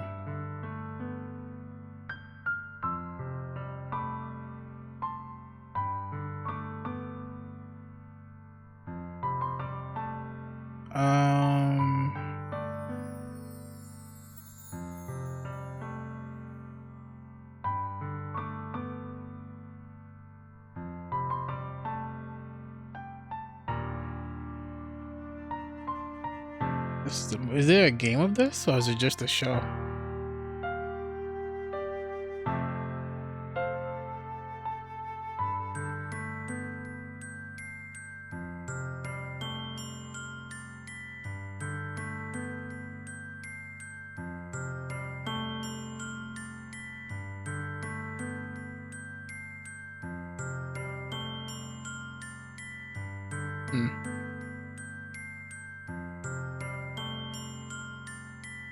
I wouldn't know the difference. I never watched anime except season 1 of RWBY. I know about that show. I haven't seen it, but I know about it. But I have since been corrected and I understand that RWBY is not real anime. Purist.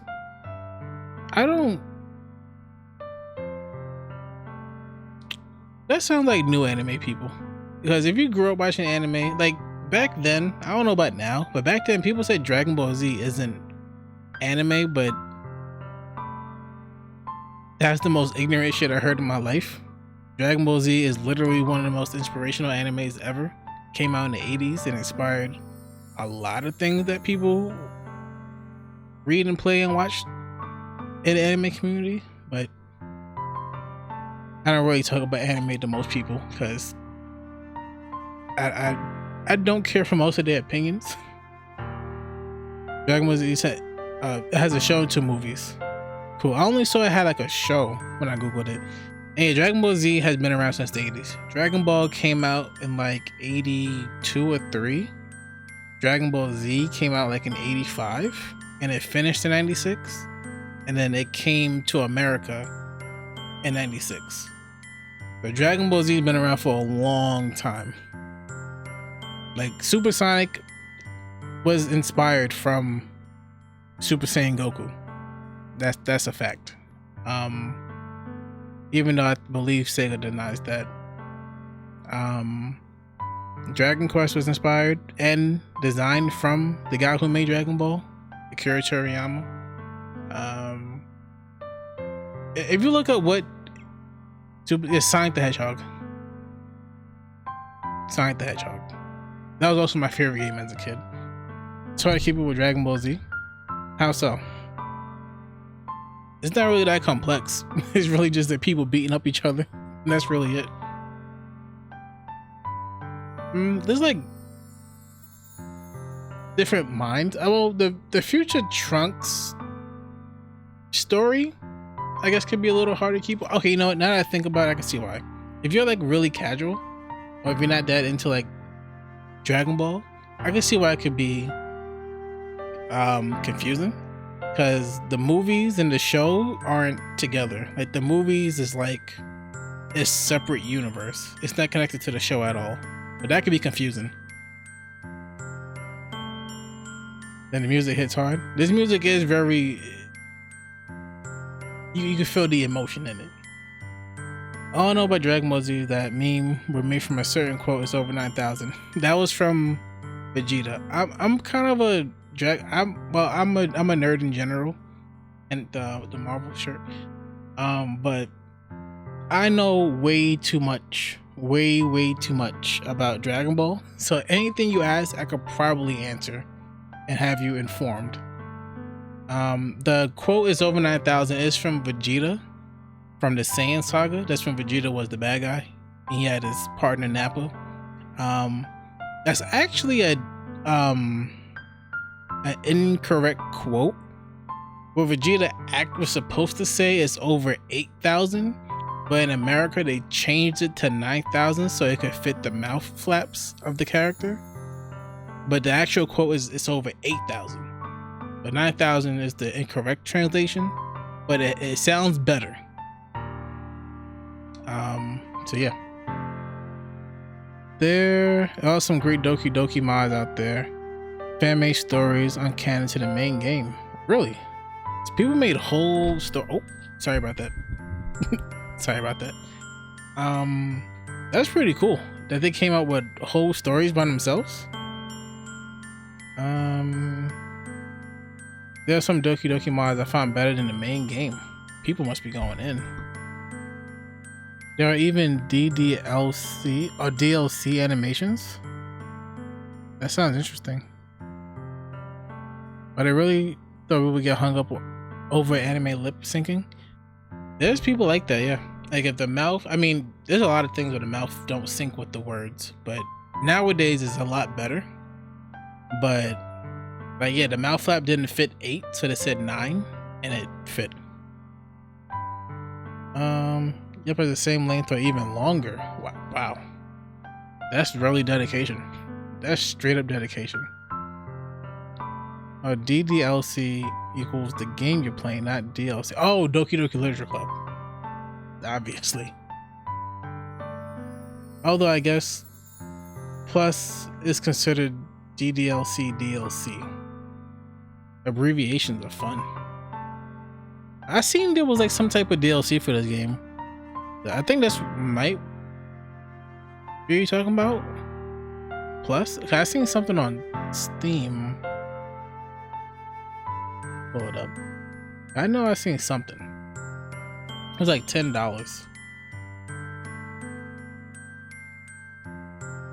Yeah, Doki Doki Literature Club Plus. Yeah. It's on sale for $10.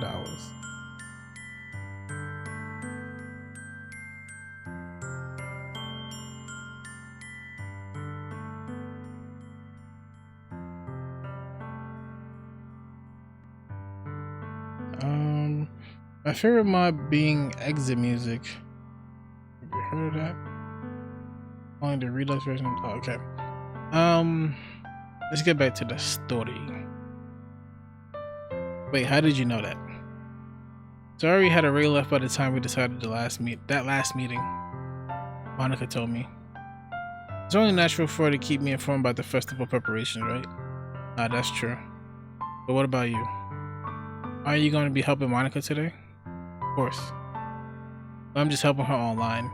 We didn't plan to meet up or anything. So it was just me and Yuri then. Yep. There's more silence between us. Barry stares in a random direction. Everything about her behavior is really uncharacteristic. I finally get to the point. I just wanted to see how you were doing after you left on Friday. If something's wrong, you can't hide it from me. I know you too well. So, Sorry smiles, shaking her head. That's no good, Black. Why can't it just be like it always been? This is all my fault. If I didn't get so weak and accidentally express my feelings, if I didn't make that stupid mistake, then you wouldn't have been worried about me at all. You wouldn't have come here. You wouldn't have been thinking about me right now. But this, just my punishment, isn't it? I'm getting punished for being so selfish. I think that's why the world decided to have you come over today. The whole world. It just wants to torture me. Sayori. I grabbed Sayori by the shoulders. What on earth are you saying? Are you listening to yourself right now? I know something happened to you. There's no other explanation for you to be like this, but tell me already. Until I know, I won't be able to stop thinking about it. Sayori gives me an empty smile. You really put me in the trap, Black. But you're wrong. Nothing happened to me. I've always been like this. You're just seeing it for the first time. Seeing what? What are you talking about, Sayori? You're really just gonna make me say, aren't you, Black? I guess I have no choice this time. The thing is, I've had really bad depression my whole life. Did you know that? Why do you think I'm late to school every day? Because most days I can't even find a reason to get out of bed. This is a dark turn.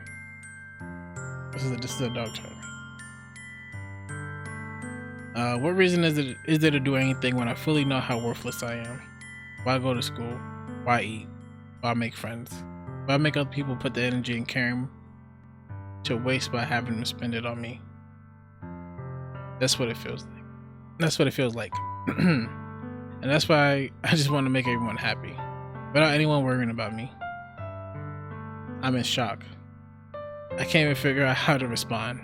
How is it possible that Sayori kept this from me the entire time that I've known her?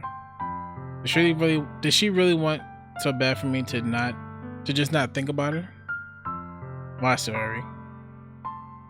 Why is it that you never told me about this? It almost feels like I've been betrayed as your close friend. Because if I knew, I would have done everything I could to support you. Even if there's only so much that I could do. I would have tried a little bit harder to make every day a little better for you. That's why I'm your friend. All you had to do was tell me. You don't understand at all, Black. Why do you think I didn't tell you? Because if I told you, then you would have to waste effort caring about me instead of doing important things. I don't want to be cared about. It's bittersweet when people try to care about me. It feels nice sometimes, but it also feels like a bad being swung against my head. That's why I wanted so badly for you to make friends with everyone else. Helping everyone be happy together is the best thing for me. But then I discovered something else too. So when you make friends and get close to everyone in the club, it feels like a spirit going through my heart. So that's why I decided the world just wants to torture me. Every path leads to nothing but hurt. You're right that I don't understand. I don't understand your feeling at all, Sayori. I don't need to understand. Whatever it takes for me to help you stop hurting, that's what I'll do. No, Black. There's nothing. Nothing at all. The only thing that could have helped us is if everything could be like it always was.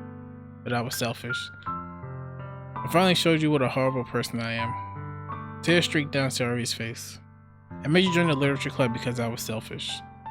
And I was punished by my heart hurting in a way that I couldn't understand. And now you came here and I made you hurt too. I'm just weak and selfish. That's all I am. That's why I'm going to accept these punishments, but I deserve every last one. Without thinking, I once again grabbed Sayori's shoulders.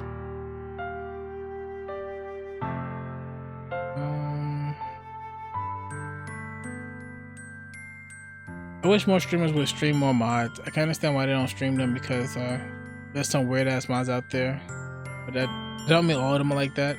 I could imagine. It almost feels like I've been betrayed because you didn't tell me about your crippling depression, etc. My least favorite mod is Lost Ascension. Never heard of that. I know a few streamers that stream nothing but mods. It's not like Pretty dedicated community. This time I pull into a tight embrace. Black, sorry.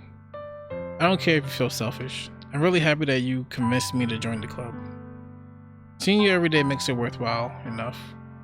If I make friends with anyone else, then that's just a bonus. Please never underestimate how much I care about you. I wouldn't have it any other way. Sari isn't hugging me back. Despite my arms being wrapped around her, Sari's arms remain at her sides. She starts sobbing next to my ear. No, don't do this to me. Please don't do this. Sari barely manages to speak between her sobs. I don't know if I'm doing the right thing, but all I want is for her to know that I care. If you have it in you to call yourself selfish, then you have to let me be selfish too. No matter what it takes, I figure out what needs to change. I'll make these feelings go away. And if there's anything else anything that you need me to do, then you better tell me. I get mad if you don't. I don't know. Gently, Sari finally puts her arms around me in return. I don't know anything. It's all really scary. I don't understand any of my feelings, Black. The only time I'm not feeling nothing is when I'm feeling pain. But your hugs are so warm. And that's really scary too. Sari lets me go. As she does so, I'll let her go as well.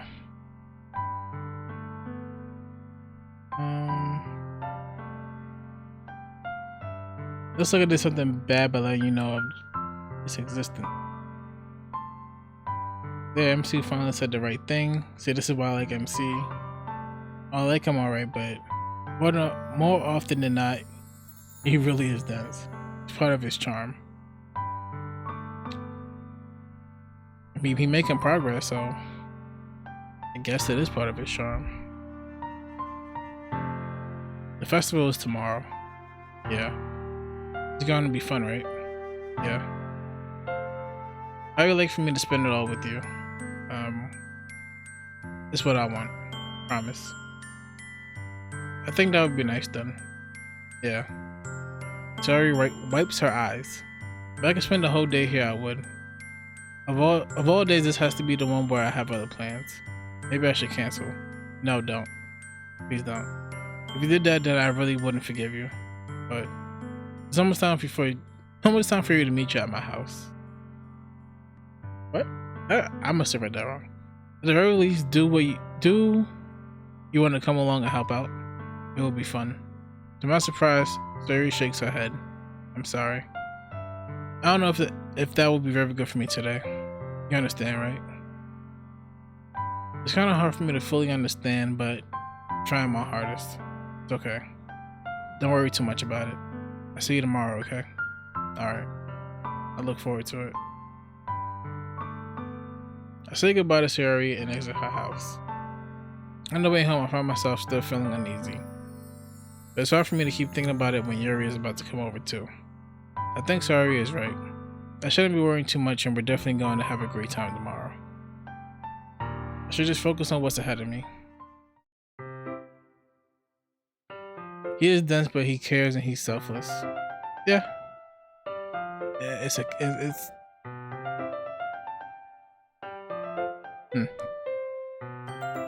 It's pretty standard anime character stuff.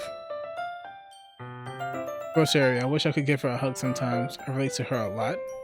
Really. But I guess I assume if it's about what she was talking about, that I hope you too, Lord. That sounded kind of weird.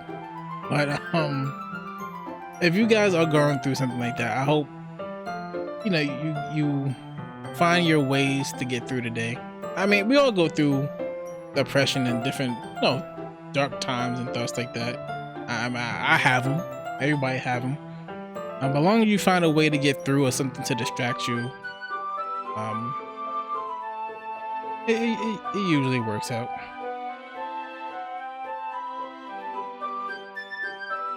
Like I said, you too, Lord, it sounds kind of wild. God probably was there like, what? What's got to do with me? I resonate with Sari because I have that same drive to make everyone around me happy, but I don't suffer from her depression. Okay. I like that. I like that energy. But everybody have the dark days. Everybody have them. Some more than others, but I like the energy. Striving to make other people happy. That's that good energy people want to be around. As I approach my house, I see something that makes me feel a moment of panic. Yuri? Thank goodness. You're a little early. I'm sorry I wasn't home yet. Were you waiting for a long time? No, I just got here.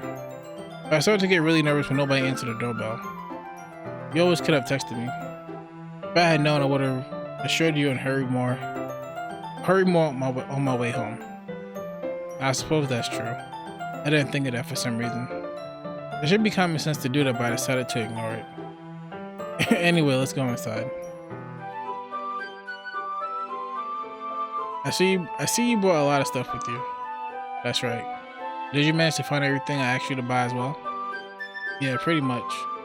At least I hope I got everything right. I'm sure it'll be fine. I wonder if you go to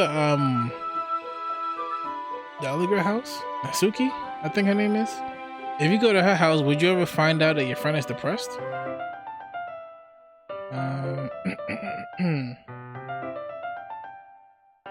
But Kusuro said, but I do suffer from depression. I hope you work your way through that. I hope it's not too crippling. I'm not really sure what to say at times like this. I apologize, but I do hope you can work through that. Please feel free to just call me Q. We can drop the title. No sense of fleeting an ego that hasn't earned it just because I forgot my Twitch password the first time around. Alright, I mean, whatever makes you feel more comfortable. I usually just say the first name I see, but it's no big deal to me. I try, but I'm probably not gonna remember. I'll remember Q. You can always save after Yuri's festival weekend and see what happens when you hang with Natsuki. Yeah, I actually really might do that. I am curious to see the difference in the situations. Take Yuri to my room. Talking about he don't really read all that stuff, but he got all these books. Yeah, damn lie. The first thing that she does is glance around curiously, which makes me feel anxious. I'm not dropping to you too, Lord. I mean, that could be, one of the highlights of the stream. That could be one of the highlights. It's so clean. I mean, the bookshelf could be. No, he could have fixed them books up a little better, but my room ain't too clean, so there's stuff I could fix on my dresses. I cleaned it before you came over, so that's very considerate of you to do. I would be really embarrassed for my room to be a mess while you were here. That shit do be embarrassing. While I do enjoy cleaning, I would have gladly helped you clean. That would be even more embarrassing. I agree. That would feel embarrassing. Wait, don't look in there. I snatched Yuri's wrist, which was in the process of opening a desk drawer of mine. She was about to find that thing. I can't even say the abbreviation of it because it sounds even worse. I'm sorry, I wasn't thinking for some reason. I was just spacing out. It's fine. I let go of Yuri's wrist.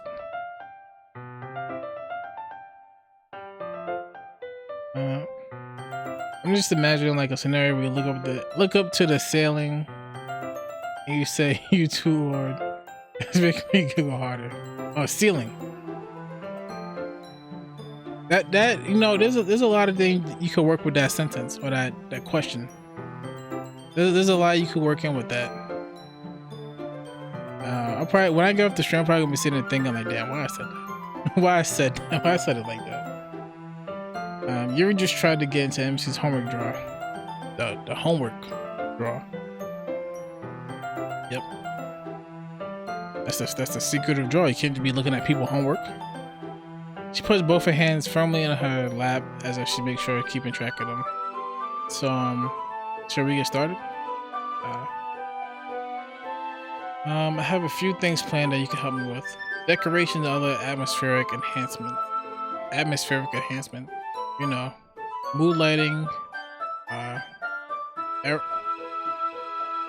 There's words that I know that for some reason on stream I be fucking up. Like right now, aromatherapy. But when I was like in the middle of reading it, I was about to say some other shit. I was about to say aromatha, some shit like that. I was trying to copy his homework. Exactly. She was over here. She probably chilling the whole weekend. She's like, oh, I'm about to go to this dude's house. I know he reliable. I'll read his poems. He on point with it. I'm gonna just go over there, look around for his drawers, right? Find his homework. I'm gonna just copy that down. Not today, Yuri. Anyway, mood lighting and aromatherapy candles. Oh wow. I didn't know you planned on taking it that far. Of course. Aromatherapy candles. I want to help take our guests to a faraway place. Although many will stop by just out of curiosity. And for cupcakes, I guess. Definitely for the cupcakes. I'm determined to provide an experience that will leave them wanting more. That's great. It's easy to forget that you're a pretty intense person. Intense? I guess is the best way to put it. Is that a bad thing? No, not at all. There's something that I like about you, actually. If that's so. That makes me feel relieved.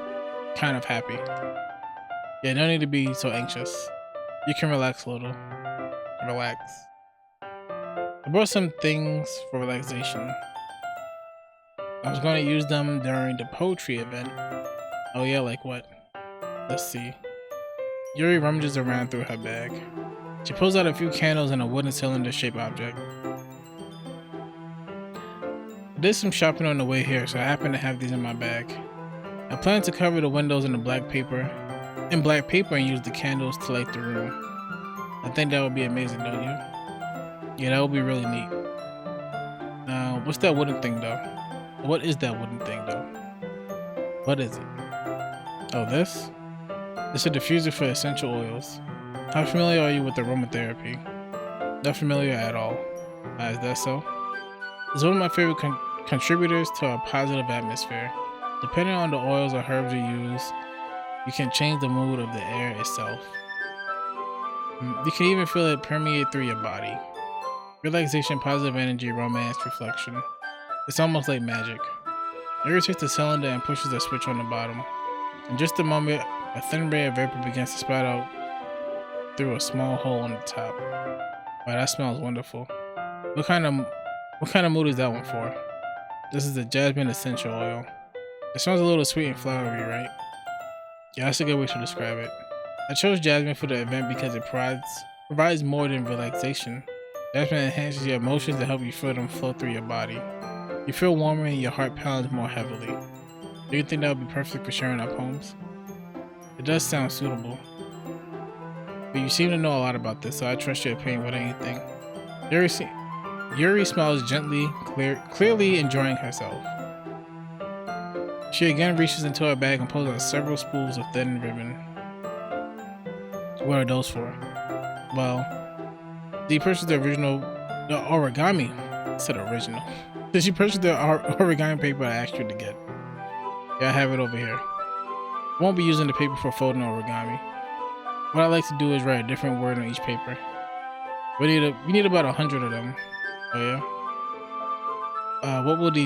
What would those be used for? I'm going to cut pieces of ribbon to hang them from the doorway of the classroom. Then we could fasten the paper onto the ribbons to create a doorway curtain. Wouldn't that be beautiful? It would also catch the eye of those passing by the room. It may attract some to peek inside. That's really creative. I had no idea you'd be so good at this, Yuri. Is that so? But I suppose I do get a little intense, as you put it. Yuri giggles with red cheeks. Is it just me, or she's more relaxed when it's just the two of us? Or maybe it's the excitement she feels from sharing something that she enjoys. Here's a marker black. That could also be reversed and say, here's a black marker. You can write any characters you want. I'll help you once I finish cutting the ribbons. Alright. Sitting on the floor together, the two of us get to work. I carefully draw a different character on each paper, doing my best to manage my bad handwriting. Yuri unravels a long strand of red ribbon to cut her to her design length. Then she reaches into her bag once more and pulls out a pocket knife. She had a pocket knife. The knife is strangely beautiful. The silver handle has an intricate pattern of waves etched into it. The blade itself is gently tinted blue. That's no ordinary pocket knife. It looks really fancy. Well, embarrassed, Yuri looks away. What is it? They're gonna think it's weird. Yuri, whatever it is, I have no reason to judge. To each their own, you know? If you promise you won't be weirded out. Yeah, I promise. Alright. The thing is, I'm kind of into knives. They're just so pretty. I can't help it. That's a red flag. I don't know what it is. A combination of craftsmanship and feeling of danger, maybe. What am I saying? Please don't think I'm weird for this. I think you're dangerous. You're laughing at me. No, I'm not laughing at you. It's just funny how nervous you got about sharing. It's an interesting thing to be into, I guess. But I think it kind of suits you. Suits me? Yeah, it's kind of intense. Besides, it's a really cool looking knife. You can't deny that. It is, isn't it? Yuri relaxes her expression once again. Would you like to hold it? Would you like to hold it? Sure, I'll check it out. Yuri carefully hands me the knife with the handle facing me. I take it and turn around in my hands. It feels heavy and extremely solid. Where do you even get a knife like this? Curious of its sharpness, I feel the point of the knife with my index finger. Ow. Why did you do that? I didn't expect it to be that sharp. I barely touched it at all. It's my fault. I should have warned you. This knife is extremely sharp. You can cut through skin like it's paper. Oh no. A small drop of blood trickles down the side of my finger. Yuri takes my hand and gives the wound a closer look. She stares at it and noticeably fidgets. If you're squeamish, I'll go wash it off now. Without warning, Yuri puts my finger in her mouth and licks the wound.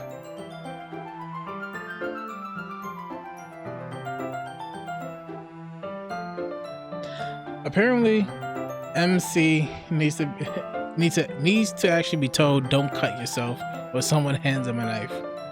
That was an interesting decision.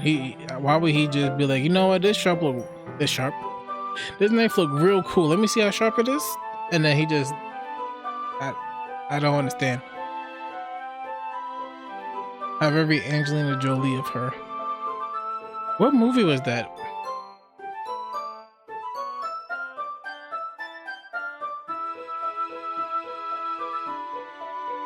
It wasn't Mr. and Mrs. Smith, right?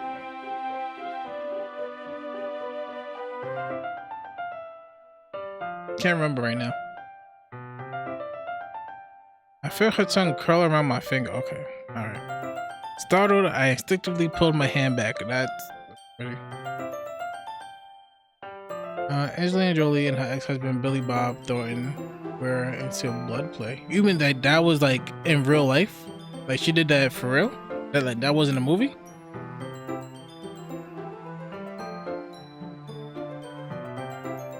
Oh, please forgive me.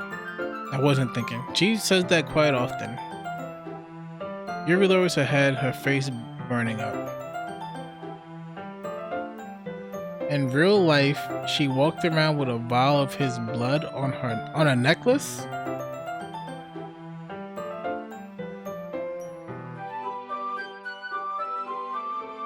I'm gonna go ahead and Google that.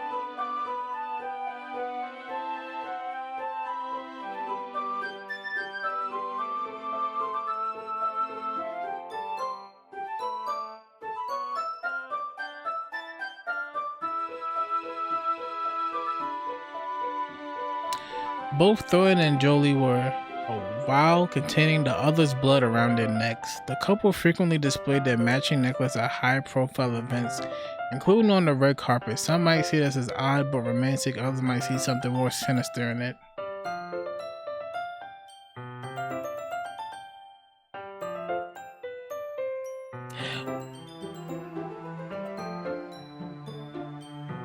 I never once in my life thought to wear my partner's blood on my neck. I never thought to tell my girlfriend like, yo, give me some of your blood. I'm gonna just have that on me. that's I never had that thought. This says, why did Angelina Jolie wear blood? Angelina Jolie wore a locket with blood, not a vial. Okay. She thought it would be interesting and romantic if we took a little razor blade and sliced our fingers, smearing a little blood on these lockets, and you wear it around your neck just like you wear your son's or daughter's baby hair on one. Same thing, Thornton said.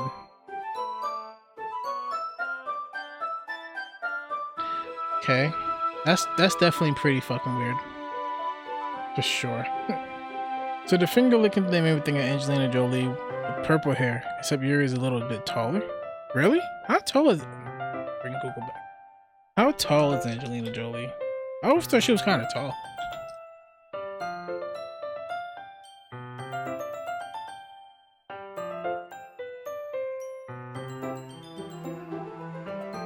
She's 5'7".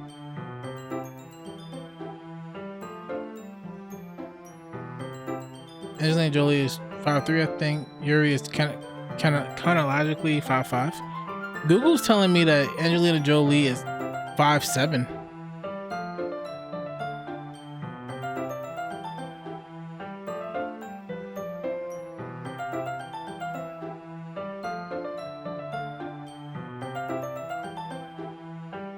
Wow, I was very mistaken. I'm usually good with remembering numbers and stats. Now, whenever I've seen her, she looked kind of tall. She looked kind of tall to me. Yeah, but I know her exact height for sure. Yuri's lowers her head, her face burning out. Yuri, that's the most embarrassing thing I've ever done. I kind of do something like that. Sorry. Sure, it was a little weird. It took me by surprise, but I guess you were just trying to help, right? I suppose.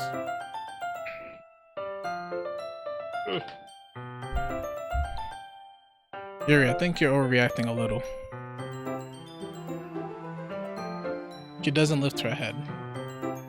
What if she doesn't recover from this for the rest of the afternoon? Alright, you know what? This might be a stupid thing to do, but I do it anyway. I take Yuri's hand and lick her index finger in return.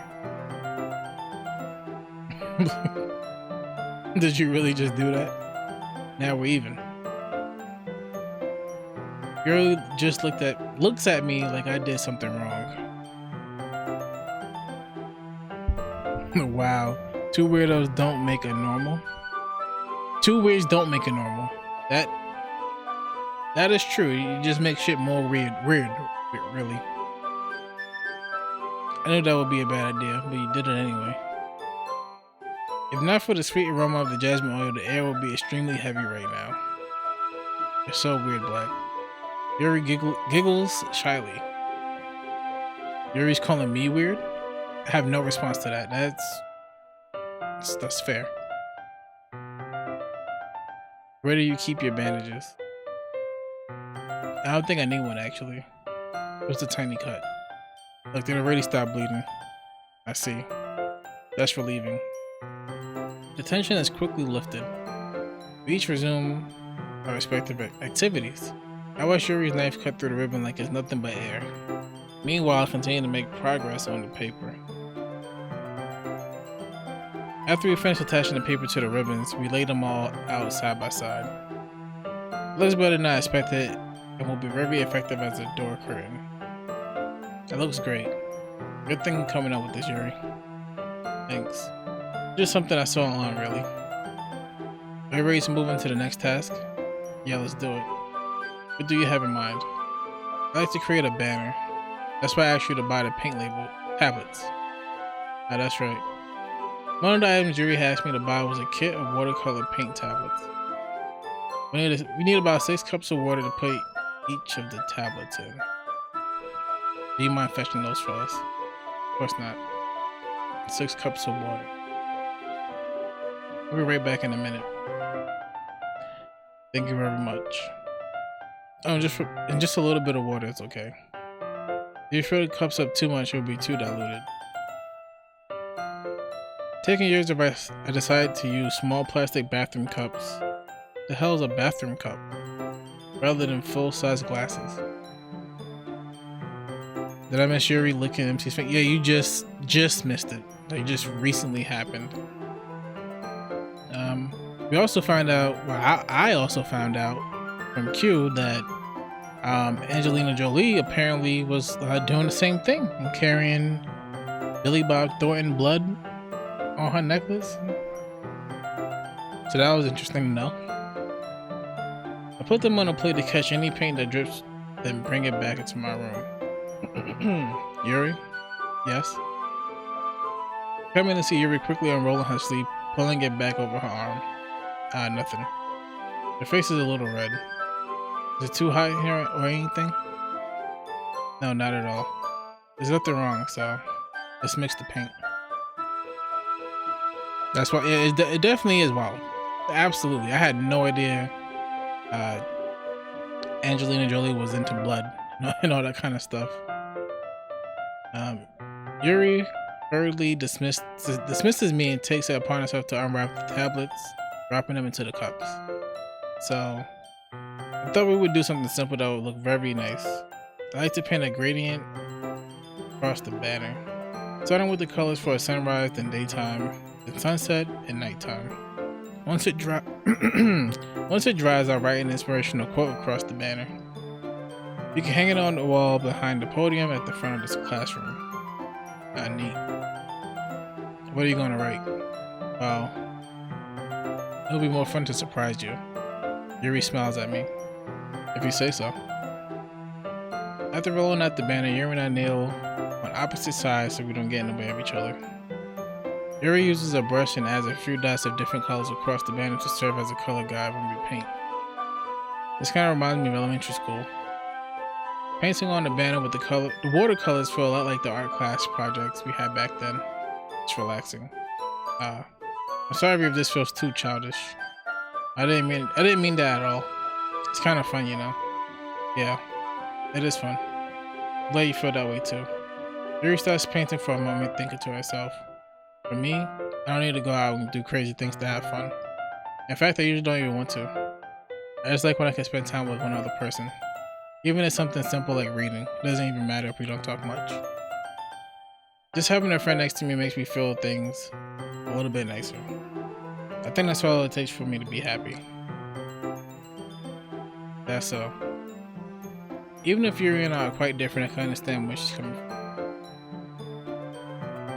I feel that way about things like anime and games.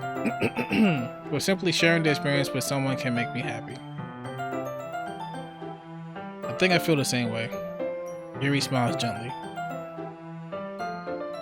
I know you would understand. Yuri leans over the banner to grab an unused paintbrush, but I move at the same time, causing my head to bump into hers. Sorry. Yuri reels back and I quickly lift my hands in surprise. Are you hurt? No, I'm not hurt. It just startled me, that's all. Sorry, I should have asked you to get it for me. It's not your fault. Ah, your face.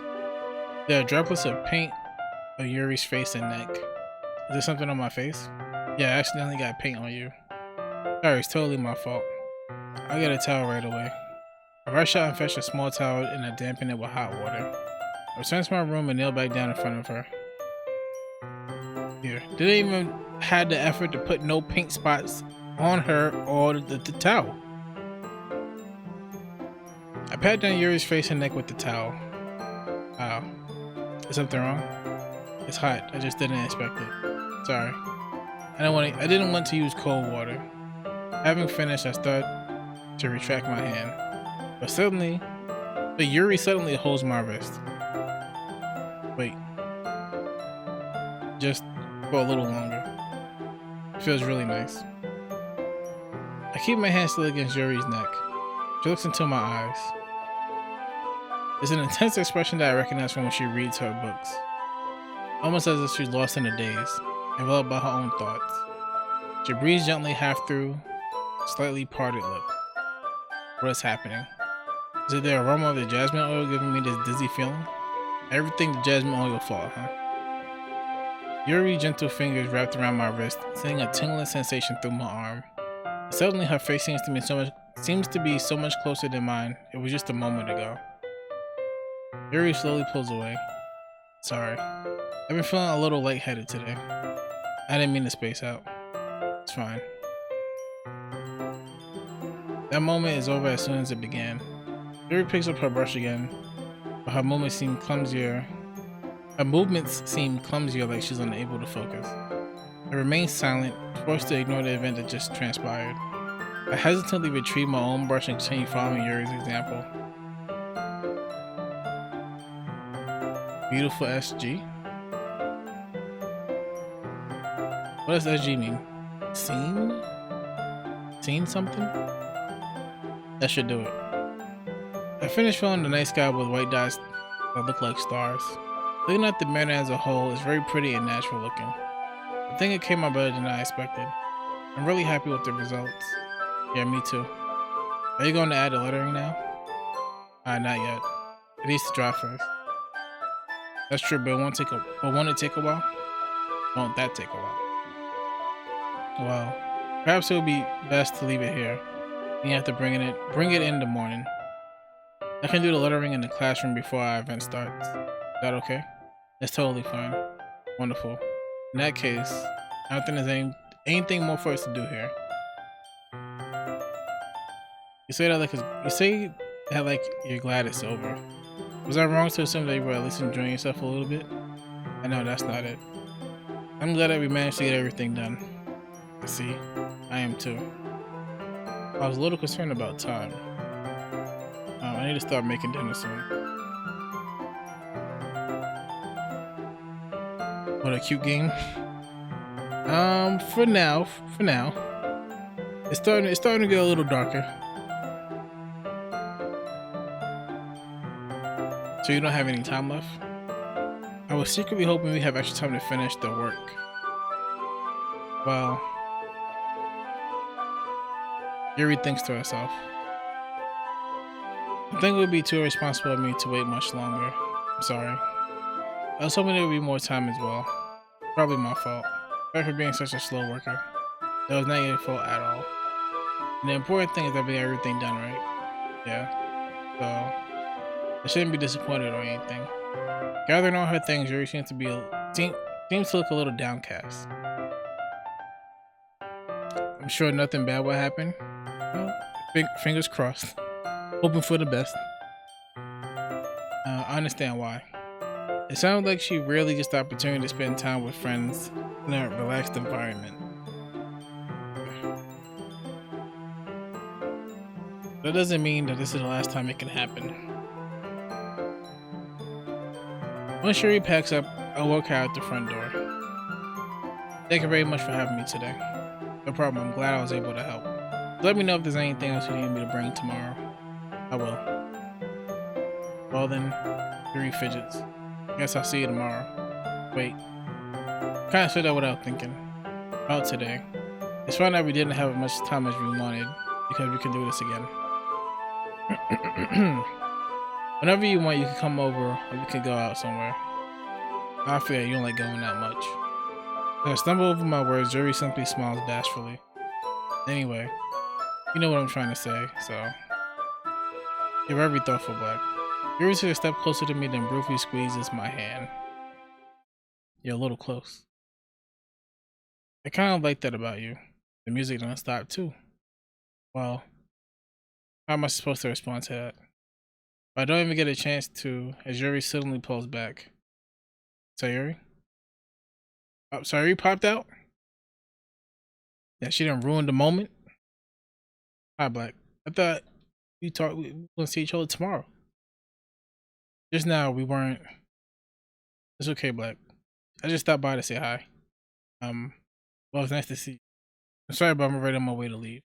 Oh, really? That's too bad. I'm sorry. We'll all be together at the festival tomorrow, so that's fine, right? Of course. Sorry, beams. Yeah, so I'll see you tomorrow. Clearly embarrassed, Yuri hurries off. Sorry waves goodbye after her. Sorry. I thought that you didn't want to come over today. Well, I tried staying in my room, but my imagination was really being mean to me. So I had to come here and see it for myself. See what? What are you talking about? You know. How much fun you were having with Yuri. And how close you got to her. Makes me really happy that you made such good friends. That's all that matters to me. Tears start to fall down Sorry's face. That's all that matters to me. Why am I feeling this way, Black? I'm supposed to be happy for you. Why does it feel like my heart is splitting in half? It hurts so much. Everything hurts so much. Just ruin the moment, damn. And Yuri breaks the sound barrier, scooting away from the awkwardness. Moving at superhuman speeds, Yuri evaporates. Pretty much, she done came here. Oh, I forgot you can't see my mouse. I'm circling her face. She done came here talking about, I'll see you tomorrow. And she over here peeking out the window, holding hands. Came out here like she the Flash. And now we're in this situation. This would be so much better if I could just disappear. Sorry, don't say that. It's true. If I wasn't here, then you wouldn't have wasted your sympathy on me. Motherfucker, ain't we like best friends? You wouldn't have to put up with me being selfish. Monica was right. Monica was right about what? Sorry. What I said before is true. I'm not going to let this continue. Caring about you like this isn't the burden your mind is making out to be. It's something that makes me happy. It's something that I would trade for anything else. So even if it takes an entire lifetime, I'm going to be by your side until you don't feel any more pain. But Barry looks away. I put a hand on her shoulder to reassure her. I'm scared, Black. I'm really scared. What are you scared of, Sorry? I'm scared that I might like you more than you like me. Sorry. It's true, isn't it? I was weak and started to like you too much. I did this to myself. I like you so much that I want to die. You should flip that. You should like somebody enough to want to live for them. Norman Hill said that. That's how I feel. And that's enough, Sorry. I don't want you to hurt anymore. I slipped my hand down Sorry's arm and squeezed the hand in my own. Do you remember how I said I always know what's best for you? Do you still believe me? Wordlessly, Sorry nods. Even if you don't understand all your own feelings. I know that you need the most right now. I know what you need the most right now. And that's what I'm going to give you. Ah, damn. Ah, fuck. Ah, shit.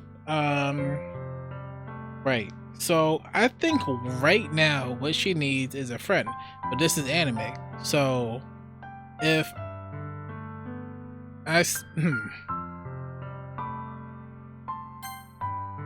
cheating time. I love you. Huh? Those are my true feelings. So there's no way you can like me more than I like you. I should have realized this sooner. But spending time with everyone at the club, making new friends, having fun with you every day, helped me realize that you truly are the most important person to me. That's why I accept any of your burdens. As long as we continue like this every day, with you by my side, then I know we'll both be happy. Black. Suddenly, Sorry wraps her arms tightly around me. Black. Is this really okay? Yeah. I hold Sorry in my arms and pull her closer. You never have to let me go again. I love you, Black. I want to be with you forever. Me too. I feel Sorry's grip around me weakening a little bit. What is this? Sorry? I'm supposed to be happy right now. I always thought this would be the happiest moment for me. But why? Even now? I want the rain clouds to go away. They're not going away at all, Black. It's okay, Sorry. It may take some time for things to get better again. But no matter how long it takes, I'll be there every step of the way. That's all that matters right now. Okay, I trust you.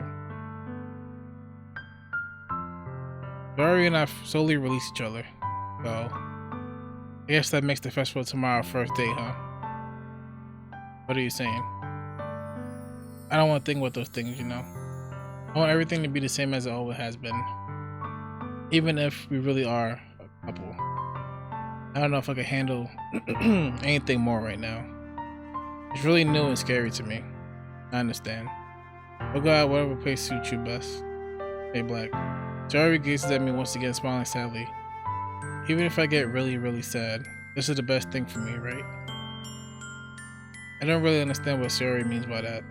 Are you saying that this is making you feel sad, Sari? I don't know. I don't understand what I'm feeling. It felt like a bunch of thorns when you told me you love me. But that's why I want to trust you. You know what's best for me. Yeah, I do. That's my promise. I say that, but in reality, I never felt more uncertain when it comes to Sari. I know that I love her and she loves me. I'm having as much trouble understanding Sari's feelings as she is. Even though I can comfort her, I keep wondering if I should be doing something more or something different. I know these thoughts will continue to plague me until things are back to the way they were. Is that what Sari meant by not wanting anything to change? I don't know. I know that I give her everything I've got. Sari is the most important person to me, and I do whatever it takes to have a happy future with her.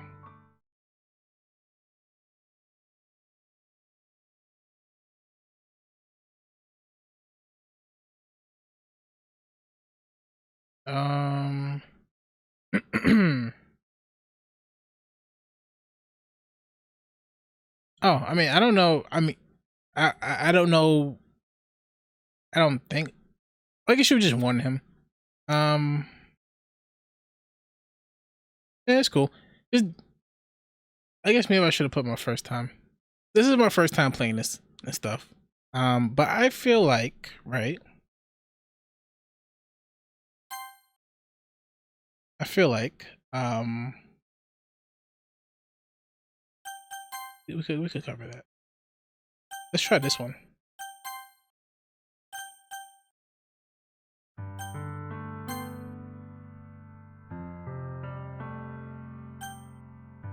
You'll always be my dearest friend. Let's see what happens. What you need most is for things to be like they always been. See, I was saying like right now what she needs is a friend. I gotta follow my heart. Monica told me the truth. She told me how much happier you seem after I joined the club.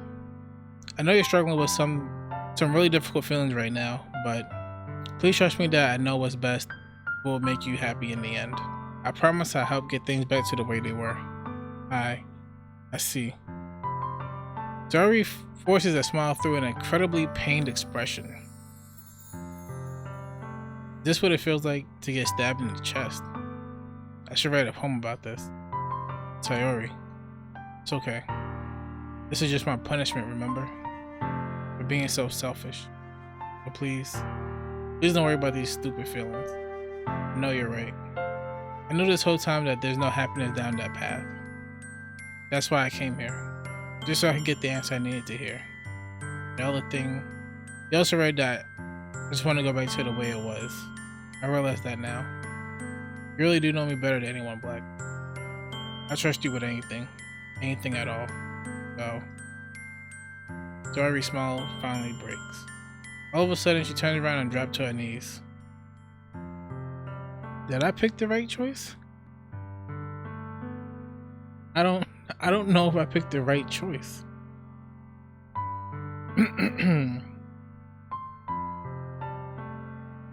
Crushing her head with both hands, she screamed as loudly as she can. I'm so shocked that I don't know how to react. Tori looks over her shoulder and flashes me one more weak smile before turning around and running off. Sayori.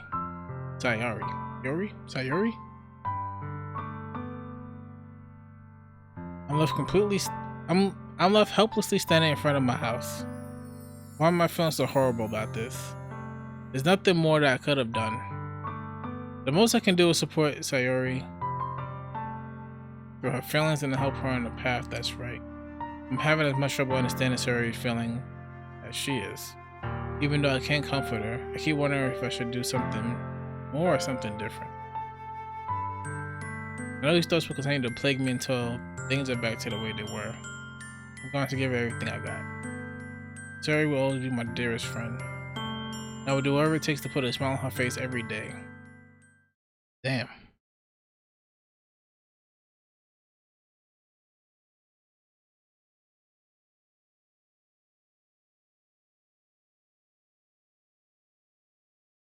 I don't know which choice I like more.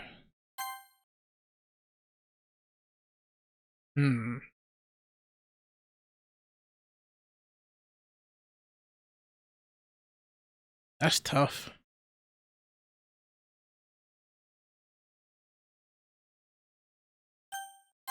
Well, that's path 1, right? Now we can see what's up with Natsuki.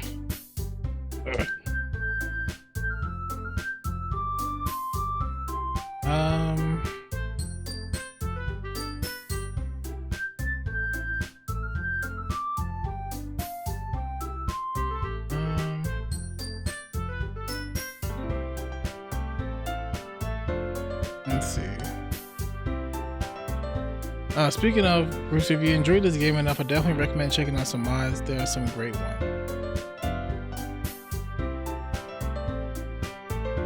Yeah, I wouldn't mind checking out some of the mods for the game. This game is pretty interesting. Feisty Natsuki. She do be feisty. Ignore that. Ignore the mod thing or something else.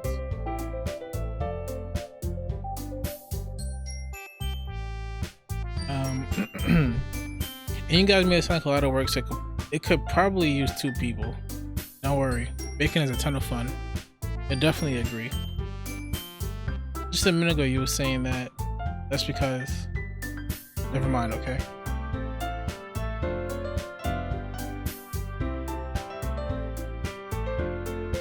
No, ignore why I said damn.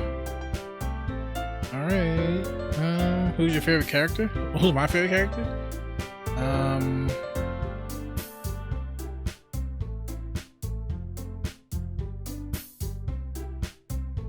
My favorite character is pretty difficult. I like all of them. I really liked Sayuri before she started, like, I guess revealing her true self. Like, she was like pretty happy and cheerful, and like her poetry was getting like real deep, and I'm like, oh damn, I'm impressed she feel this way. And then like just out of nowhere she was like, yeah, I've been depressed all my life. And I was like, what? Huh? So I'm still processing that. After that, I do like Yuri. Yuri, I feel like that's who I would pick. Even though I feel like she's a psychopath, I feel like she really is. She has a screw loose, right? Now Monica, she a little feisty with it, but I feel like I relate to her the most personally. She's like anime, she like manga, all that kind of stuff. She's pretty cool. She's a little selfish and spoiled, but you know, she's pretty cool. The girl in the middle, she seems the most well-rounded, but I don't think they let you pursue her.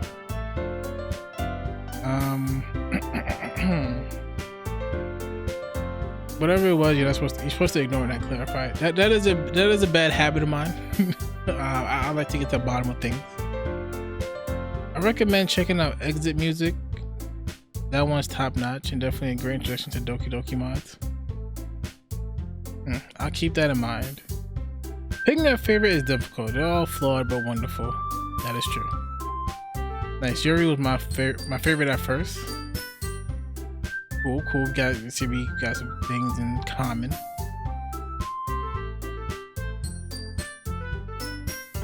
What do you? Yep. The game does specifically say that Monica is basically completely out of the main character's league.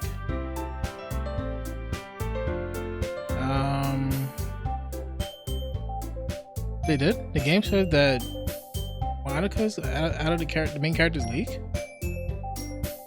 I think they did say that. Or did they say? I thought they said it about everybody. Well, anyway, you'll be fine by yourself, right, Yuri? Of course. I'm used to it after all. That's good. Even though Yuri's being melodramatic, it's a little hard not to feel bad. So that's everything, right? Anything else we need to talk about? No, I think that's it. Are you guys excited? Yes. Everything except the performance is gonna be awesome. Hey, Aiden, thank you for the follow. Appreciate it.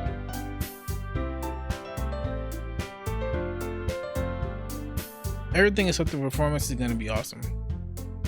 I don't think that really counts. What about you, Black? Me? I guess. Thank you. Atheris? I might mess up the name. Atheris? Let me know if I mess it up, but thank you for the follow too. I guess you could say I'm interested to see how it'll turn out. It's good enough for me. What about you, Yuri? Yuri? She's still sulking. Natsuki started pounding too. It's not that big of a deal or anything. But it might not be just that. I think that Yuri might just be feeling a little unappreciated in general. Having to come up with something for her to do and nobody offering to help. That doesn't mean. Natsuki glances back and forth between everyone with a worried expression. Look, Natsuki goes over and put her hand down on Yuri's shoulder. Yuri, you really are the most talented one here, and you're going to help make the event a lot more fun and welcoming. I mean, the cupcakes will probably help a lot too, but you're going to make the atmosphere special. That'll be really important for the way that people will feel during the performances. So you need to stop being dumb and give yourself a little more credit. Natsuki releases her hand and turns around to face the other direction. Didn't really mean that, did you? Not really, but Yuri isn't the only one surprised. Monika and I are also taken aback by Natsuki's words. Natsuki, of all people, to be saying such encouraging things. But I began to understand. Natsuki was trying to sound like Sayori. Even if it didn't work perfectly, I could tell she tried to say something Sayori would. I sound like this. Because Sayori always helps someone smile and feel good about themselves. I don't know why I started reading weird.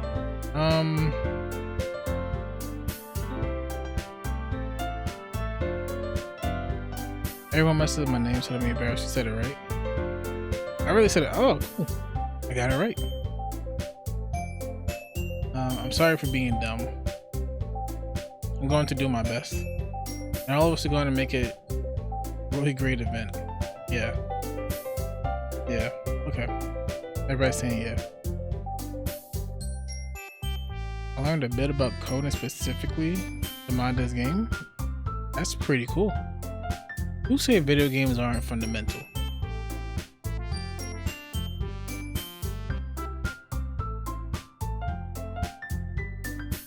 SM, what's going on? Welcome to the chat. Welcome. Hope to see everyone do their best. But with that, there's nothing more for today. So I guess it's time for us to head out. Okay, but I'm staying here a bit longer. Barely got to do any reading today, so fair enough. There's nothing wrong with that. Everyone packs up their things. Start to follow Monika and Yuri out the door as they chat between each other. Where are you going? You're still trying to figure out plans for this weekend. You literally would have gotten home and realized that you didn't even have a way to contact me. Oh, that's true. I have no idea how that slipped my mind. Geez, good thing I stopped you. I'm giving you my number, okay? Better not make it weird or anything. Why would I do that? Natsuki gave me her number. Okay. I'm coming over on Sunday. Oh, she comes over too. Interesting. I bring all the ingredients. Wait, you coming to my house? Oh yeah. What's wrong with that? I mean, I just figured since I'm the one helping, I would be going to your house. Yeah, right. I could have a guy over my house. My dad would kill me. Really? That's kind of strict if you ask me. Yeah, how do you think I feel? I can't do anything when my dad is home. Anyway, I just need to complain for a second. We have each other's numbers now. So so her dad would be upset with a guy coming over to their house, but not upset with her going over to a guy house. That don't make much sense to me. We have each other's numbers now. That's all I needed from you. I guess I'll text you when I'm coming over. Alright, fine by me. I'm really gonna show you why I love baking so much. So you better look forward to it. Oh. Didn't you say you were just going to give me the dirty work? The dirty work? Well, I was just saying that. It's not like I could act like in front of everyone that I was looking forward to this. Wait, really? Well, kind of. Just because I never got to bake with someone else before. That's all it is, so. Alright, I get it. Sorry for overreacting. Anyway, I'll be heading out now. See you on Sunday. Never mind. By the way, Bruce, the same conversation happens with Suri once you visit, so you can skip that. I was wondering that. Suri coming to the house. First Suri, anxiety. Guess I got pretty used to handling it at this point. Who knows what might have happening when we're outside of school. Karen told me she was looking forward to it. I shake my head. What I feel nervous that Suri finds out about this. Not like we fed away by each other. Besides, like I said, it's about the club. Nothing to worry about. Have a good time. It's already Sunday.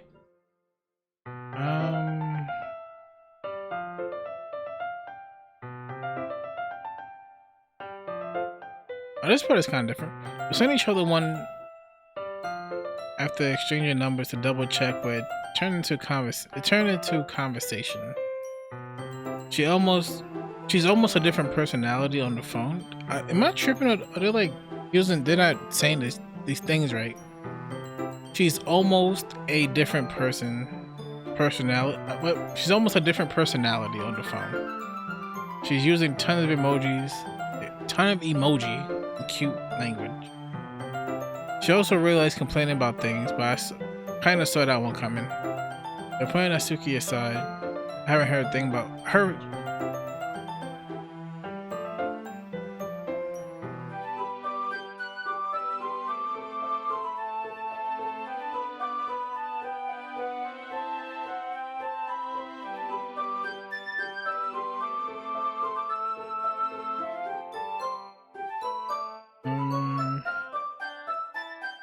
This part is the same.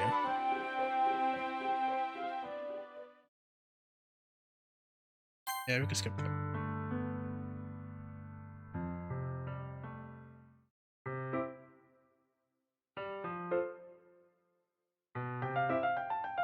Okay, there we go.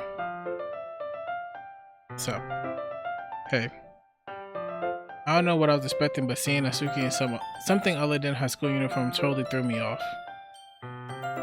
Seeing her such cute clothes makes the uniform seem totally unfitting in comparison. Please don't make it feel so awkward already. It's gonna be a long afternoon, so don't be weird just because you're not used to seeing me outside of school. Anyway, I'm coming in. I see you bought a lot of stuff. Natsuki is carrying a large bag that's probably full of baking supplies. I didn't want to come all this way to find out your kitchen isn't equipped for the job. Well, everything I asked you to, right? Yeah, I did. Yesterday, Natsuki asked me to buy a bunch of ingredients if I didn't already have them at home. Good. Glad I could count on you to do your part. Well, of course. I'm surprised to hear Natsuki suddenly say that rather than something snarky like she usually does. Could it be that she's a little different outside of school after all? Anyway, let's go to the kitchen. Well, you're not even gonna offer to take this heavy bag from me? Where's your hospitality? Come on. Since for that, I need to be a gentleman. Grab the bag Natsuki holds out to me. This is ridiculously heavy. I carried that all the way here. Are you impressed? I see now. Yeah, I am impressed, Natsuki. It seems like I always underestimate you. It's because I'm so small, isn't it? Jerk. Natsuki hits her fist into my chest. Hits a fist into my chest?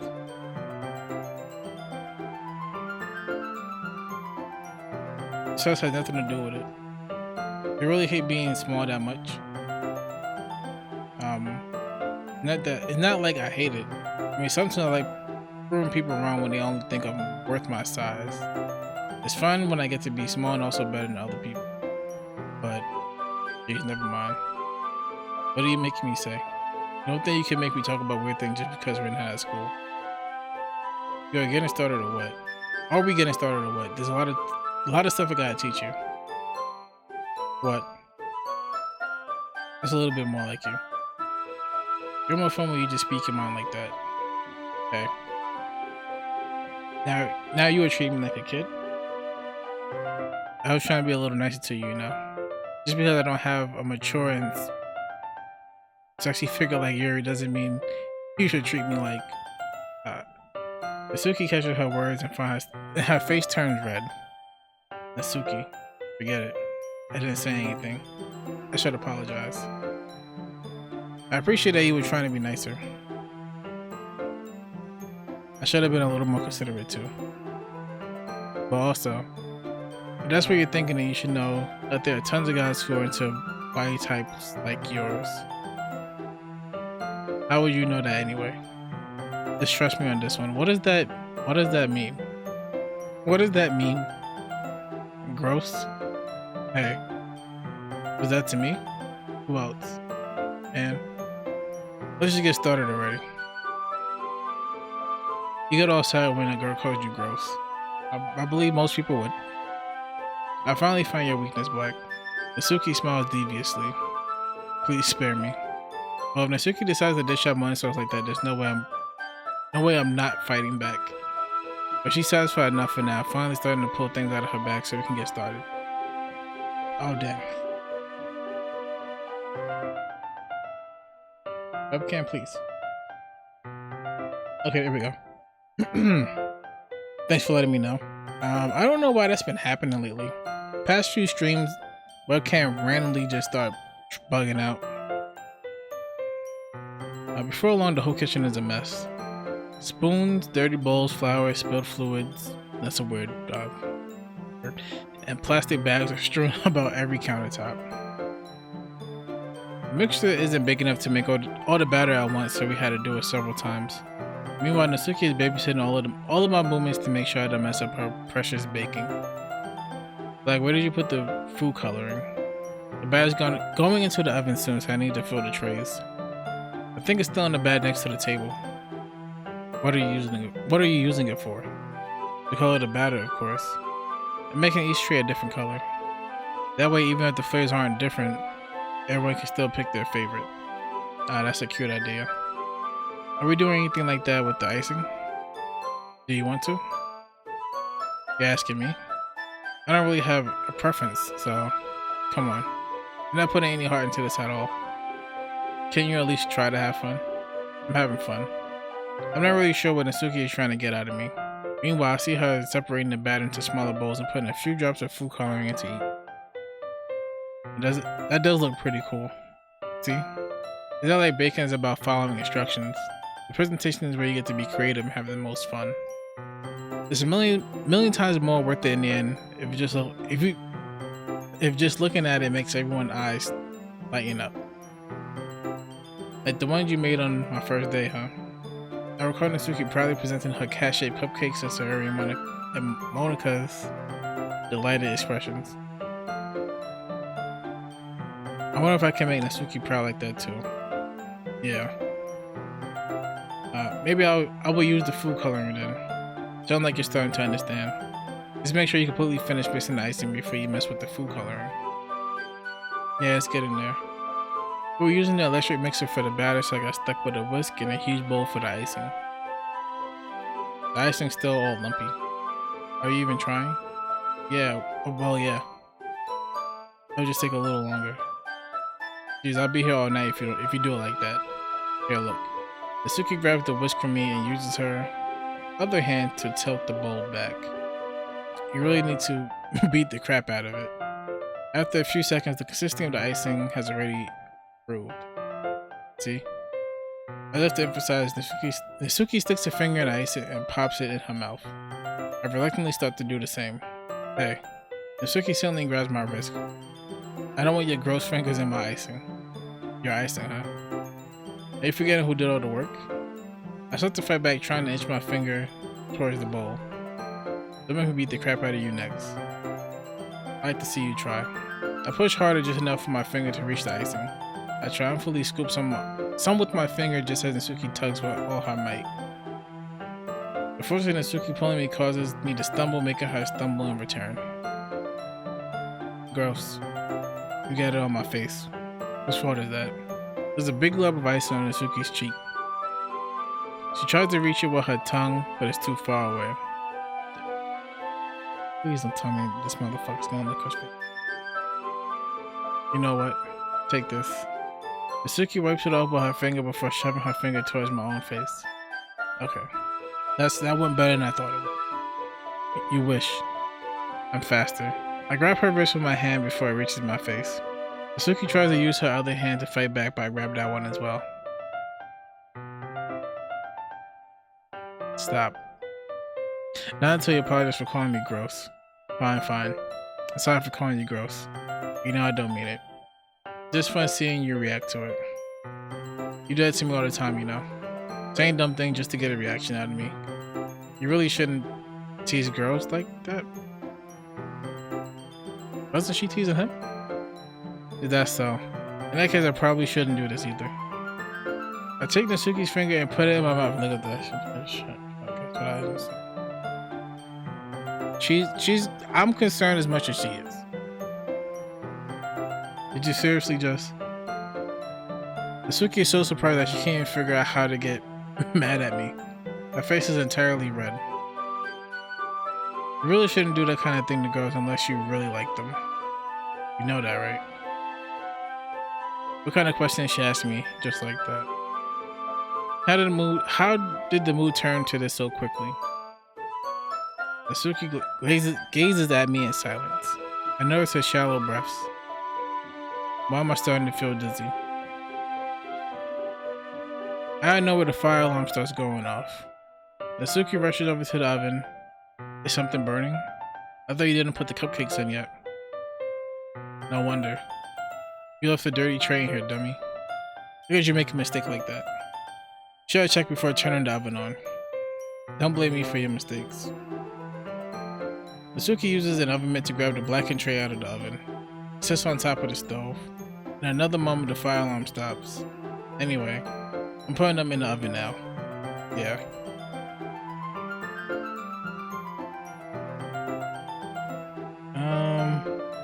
But no matter who you spend festival weekend with, someone's finger is going out someone else's mouth. Natsuki is so surprised she can't even figure out how to get mad at me. I love that line. Yeah, it seems like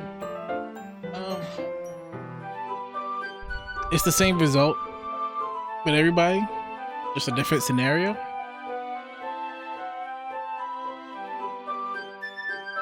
The tension from the moment before still lingers over our heads. This time they ain't got that. What was in the air? Jasmine? There was no jasmine in the air he was talking about. But the moment has already been lost. I watched as Natsuki slides the cupcake trays into the oven. Then I reluctantly picked up the whisk and continued with the icing like nothing ever happened. Oh, that smells so good. Cupcakes are ready to be pulled out of the oven. As soon as Natsuki opens the oven door, a blast of sweet smelling warm air fills the room. It looks so cute but look at how cute they all look. She probably showed off the different colored cupcakes in each of the trays. They look even better once we add the icing. Not like you need to tell me that. I bought the decorating stuff, so I hope you can get creative. Yeah, the jasmine essential oils. Yeah, scoop the ice into these bags. Nasuki hands me some plastic bags. I have these nozzles that would make it look nice and fluffy. Why did I... Anyway. This one can't even make flowers. I probably won't be using it this time though. What's this one for? I picked up one of the nozzles that has a much thinner tip than the others. That one's really thin. You can use it to make stripes or other patterns. You can also use it to write stuff on a cake. Like happy birthday or whatever. Let's see. It gives me an idea actually. Well, it's a literature event, right? We could make it more literature themed by writing a different word in each of the cupcakes. It would be fun to see people choose their cupcakes based on the word they like. I was kind of expecting you to say something really stupid. But that's actually a really cute idea, so... Maybe I'm getting it from you. What's that supposed to mean? I'm not cute. Come on. We're not at school, nobody's judging. You can't dress and act like this and not expect me to think you're cute. Well, Suki's voice trails off. Same with you. Did you say something? No, nothing. Let's just do the icing. Suki picked up the paste and fastened the nozzle onto each of the bags. There's a lot to do, so we shouldn't be wasting time. Yeah, I'll show you how to do it. Without giving me a chance to think about it before, Nasuki quickly moves on. She shows me how to apply the icing, and then we each get to work. When we're finally finished, Nasuki puts them all side by side to admire our work. Look how pretty they are together. And they are, aren't they? I wish I could have one now. There's no reason you can't, right? I don't see any I don't see any harm in that. Oh yeah, but my dad's making dinner tonight, so I really need to save my appetite. So Ari's the exact opposite in that regard. If she was here, she'd probably be down 10 cupcakes already. And we'll still eat dinner. Come on, that's just unhealthy. Besides, when my dad cooks, I need to eat as much of it as I can. Well, anyway, I was hoping we have time for manga, but I need to be home for dinner. Oh, already? That's a shame. It's your fault for working so slow. You should have thought about that. It's not like you always have this chance, man. As usual, Natsuki places the blame on me. You can bring the cupcakes tomorrow, right? If you and Sari can each carry some, then you can probably do it in one trip. Yeah, I could do that. And don't worry, I won't let her eat any. I wish she would listen to me the way she listens to you. Yeah. Again, I think about the conversation I had with Sari earlier today. I felt so helpless. Sari always does listen to me, but at that point it feels like she couldn't listen to me at all. Okay, I'm all packed up. Go work today. You too. I'll walk you out, I guess. Just like that, Natsuki's already about to leave. It feels like the afternoon went by in a flash. More than that, did I even take the opportunity to get closer to her like I wanted? Well, guess I'll be off then. Thanks for all the help and everything. I'll see you tomorrow. Wait, Natsuki. We said it before about not always having this chance. It doesn't have to be that way at all. I had fun today. You showed me how fun baking can be like you wanted. But aside from that, you can come over anytime, okay? I think that it's possible at this moment in time like this. If you want to read manga or go out somewhere, do you really mean that? Suki looks at me tensely like she's trying to hide her expression. Yeah. I want to spend more time with you. I thought you only cared about getting this done. I'm sorry I had to leave so early today. I really didn't want to. I would really stay here longer if I could.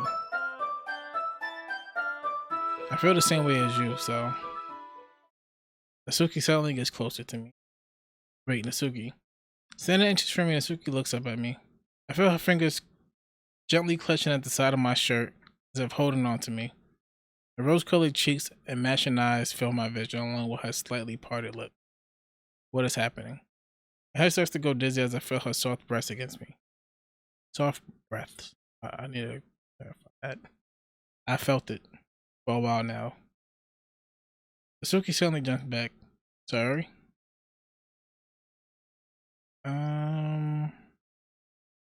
Pretty much it's the same thing.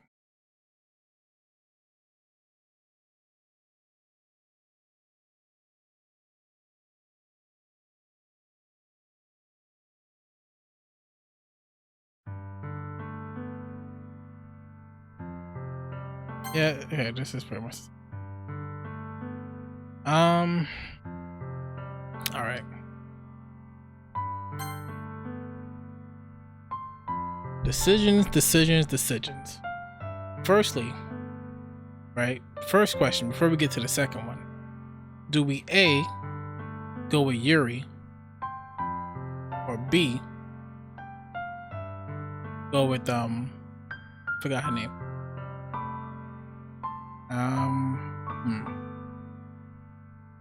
Nasuki? Do we go with Nasuki? That's number one. Then not just a matter of which weekend you want to carry with you going forward.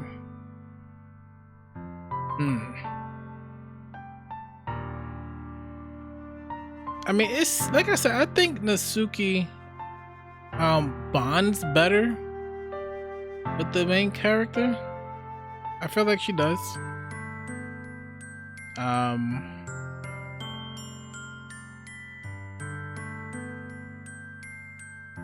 But I do like Yuri. And then there's our friend. Do we stay for it? Because it's like when we decided to go out with her, it was kind of like bittersweet. And then when we chose to stay friends with her, she started crying at the top of her lungs. And then it was like, it just felt kind of bad, but maybe a necessary evil. I don't know.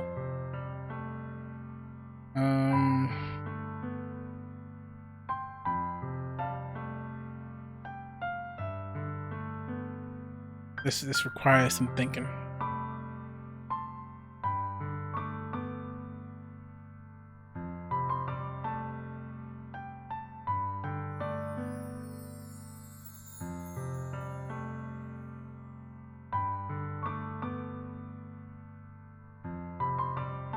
I think I'm gonna go with.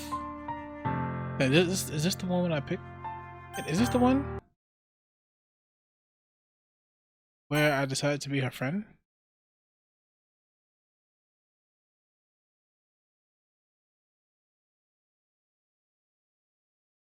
Yeah, that's the one I picked to be her friend. Let's go ahead and go down this path. Of all days, I expected this to be the one where I'd be walking to school with Sayuri. Sayuri isn't answering her phone.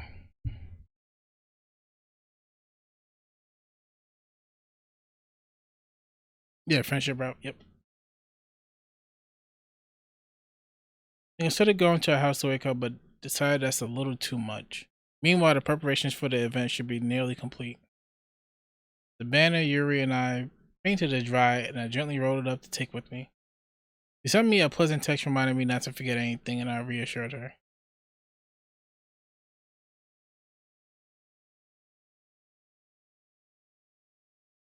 Here.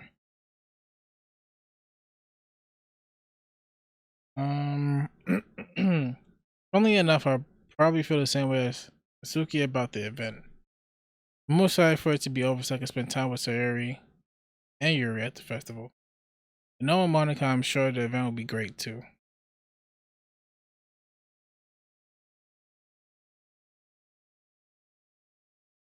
You're the first one here. Thanks for being early. That's fine. I thought at least Yuri will be here by now. Monica is placing little booklets on each of the desks in front of the classroom. They must be the ones she prepared to have all the poems we're performing. In the end, I found a random poem online that I thought Monica would like and submitted it. So that's the one I'll be performing. I'm surprised you didn't bring Sayuri with you. It's kind of funny how the context of Monica just says black. It is. There was a couple times with the sentences sound kind of crazy with that name. Yeah, she overslept again. Sorry for the noise. I keep adjusting my microphone. That dummy. You think that on days at some point you try a little harder? I say that by suddenly remember what Sari told me yesterday. I suddenly feel awful knowing it's not nearly that simple for her. I only say that because it's the way I'm used to thinking, but maybe I should have gone to wake her up after all. You should take a little responsibility for her. I mean, especially after you exchanged with her yesterday. Kind of left her hanging this morning, you know. Exchange. Monica, you know about that? Of course I do. I'm declared president after all. That ain't got nothing to do.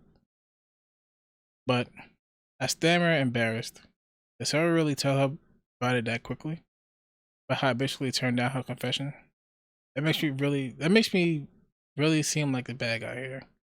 I'm the one who knows what's best for her, right? You don't know the full story at all, so don't worry.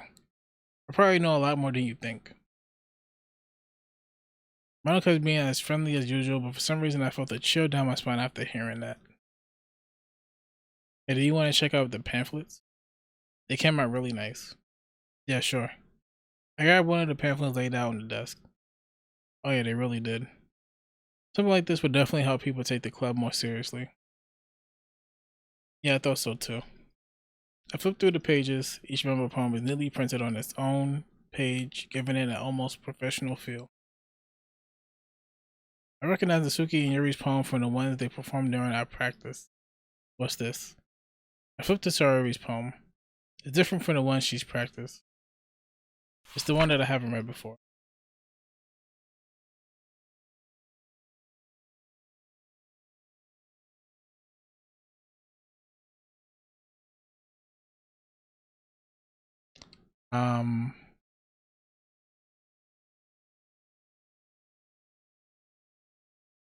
So there's like a percent sign, and she says, "Get out of my head," like I'm gonna say 40 times. Then she really specified, "Get out of my head." Get out of my head before I do what I know is best for you. Get out of my head before I listen to everything she said to me. Get out of my head before I show you how much I love you. Get out of my head before I finish writing this poem. But a poem is never actually finished. It just stops moving.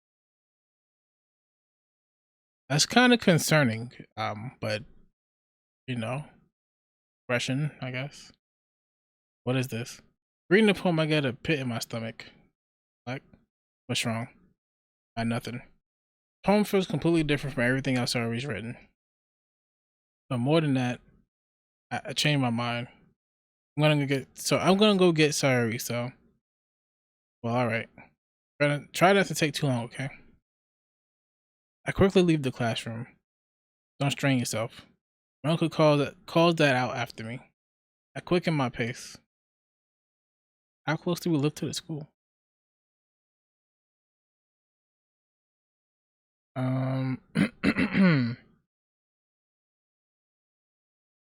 Everything she said to me. Well, what did Monica say to Sayuri exactly? That is a good question. That's a little more than kind of concerning. It definitely is. It definitely is. Prepare. I feel like I have a feeling something's about to go down. What was I thinking? Should have tried a little bit harder for Sayuri. It's not a big deal, at least. So at least wait for her or help her wake up. Even a simple gesture and walking into school makes her really happy. Besides, I told her yesterday that things would be the same as they always have been. That's all she needs, and that's what I want to give her. I reach Sayuri's house and knock on the door. I don't expect an answer since she's not picking up her phone either. Like yesterday, I opened the door and let myself in. Sayuri? He really is a heavy sleeper. I swallow. I can't believe I ended up doing this after all. Waking her up in her own house. Isn't that more like something a boyfriend would do? In any case, it just feels right. Outside Sayuri's room, I knock on her door. Sorry. Wake up, dummy. There's no response. I really didn't want that into her room like this. I kind of feel like Gus Fring walking to the nursery at home right now. That's a Breaking Bad / Better Call Saul reference. I mess with you. Time for depression. She been depressing me since she started tripping. Isn't it kind of a breach of privacy? Where's her parents? But she really leaves me no choice. All right, what's about to? I gently opened the door.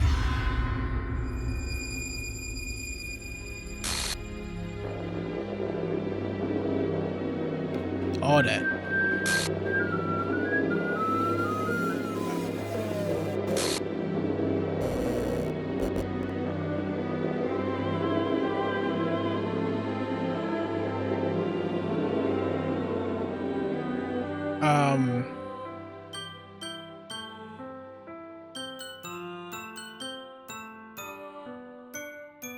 What the hell? Is this a nightmare? It has to be. This isn't real. There's no way this could be. Can we move this up the screen? Cherry wouldn't do this. Everything was up until a few days ago. That's why I can't believe what my eyes are showing me. I suppressed the urge to vomit. Just yesterday, I told Sarah I would be there for her. I told her I know what's best and that everything will be okay. Then why? Why would she do this? How could I be so helpless? What did I do wrong? Tearing down her confession, that's the been what pushed her over the edge. Her agonized scream still echoes in my ears. Why did I do that to her when she needed me the most? Why was I so selfish?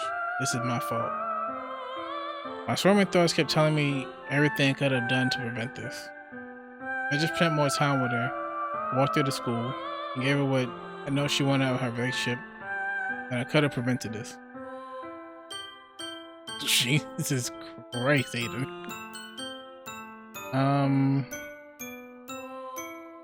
We had parents, we wouldn't have a game. Except for Natsuki's dad, she mentions him. Yeah, she's the only one with a parent. Everybody else got their own house, paying their own mortgage and all that. And going to school. I know I could have prevented this. Screw the literature club. Screw the festival. I just lost my best friend. Someone I grew up with. She's gone forever now. And nothing I do can bring her back. Well, we did save, so we can go back and actually correct that, which I will be doing. This isn't some game where I could reset and try something different. I literally just said we can. The load button's right here. I only had one chance and I wasn't careful enough. I was very careful. We got 4 files we could play with. Monica Ray gave him the tutorial thing. Yeah, she told us, go ahead and save. So I done saved. And now I will carry this guilt with me until I die. I mean, I guess in this file, but nothing in my life is worth more than hers. But I still couldn't do what she needed from me. So they peer pressure you to go out with her, or this would be the result. Okay. And now I can never take it back. Never. Okay, so that was the bad end. Oh, okay.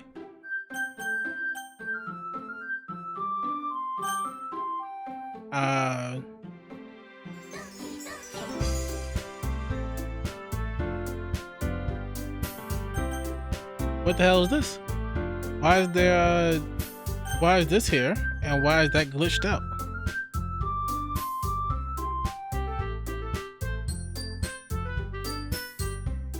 Now's a good time to browse the game's local files.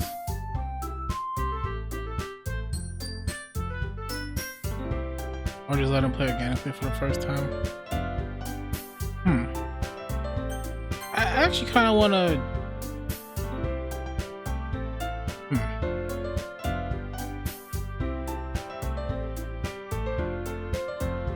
I believe this is the relationship.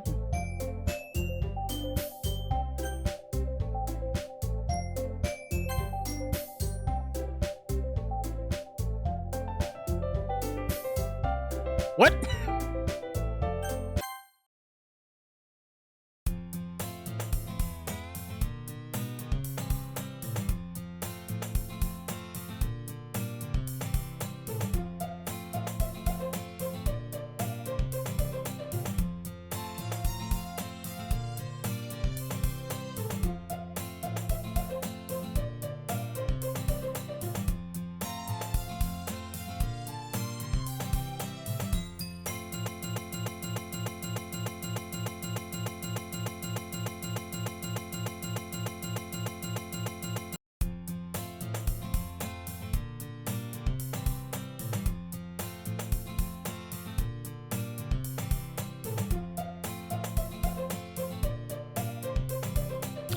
So I'm guessing she got deleted from the game. I'm guessing that they literally took her out the game.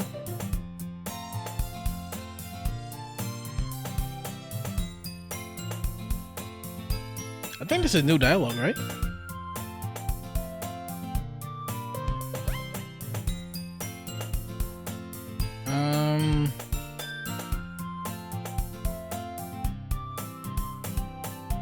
This is the spiciest act of the game. Nothing wrong with it, but I've seen streams get hung up for ridiculous long periods of time trying to coach streamers towards the subject matter. Causing a derailment, says nothing wrong with letting the host keep playing blind. Yeah, I guess I just played the game, but I didn't press anything.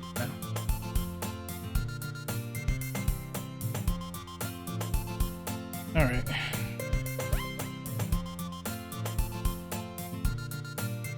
So we never meet Suri? Oh, that's Suri. Yeah, I think her name is Suri, right? School day is as ordinary as ever. That's where before I know it.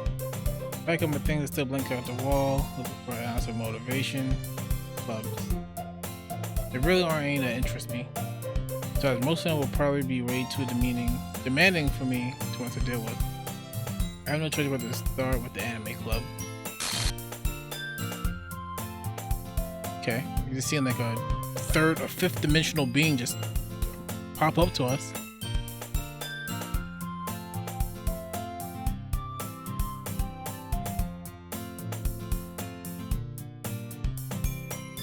Unfortunately, I have to go back in this spot.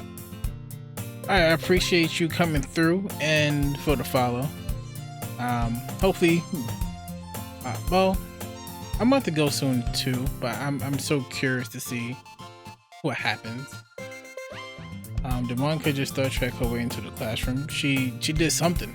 She did something not normal. I'll tell you that. Oh my gosh, I totally didn't expect to see you here. It's been a while, right? Yeah, it has. Monica smiles sweetly. We do know each other well. We really talk, but we were in the same class last year. Monica was probably the most popular girl in class, smart, beautiful, athletic. She's supposed to be in the literature club, but I guess we're not going there. This is completely out of my league. So having her smile at me so genuinely feels a little. What did you come here for anyway? I just been looking for some supplies to use for my club. Do you know if there's any construction paper in here? Or markers? I guess you could check the closet. You're in a debate club, right? About that. I actually quit the debate club. Really, you quit? Yeah. To be honest, I can't stand all the politics around the major clubs. I feel like nothing but arguing about the budget and publicity and how to prepare for events. I'd much rather take something I personally enjoy and make something special out of it. In that case, what club did you decide to join? Actually, I'm starting a new one. A literature club. Literature? That sounds kind of dull. How many members do you have so far? It's kind of embarrassing, but there's only 3 of us so far. It's really hard to find new members for something that sounds so boring. Well, I can see that. But it's really not boring at all, you know. Literature can be anything. Reading, writing, poetry. I mean, one of my members even keep her manga collection in the club room. Wait, really? Yeah, it's funny, right? She always insists that manga is literature too. I mean, she's not wrong, I guess.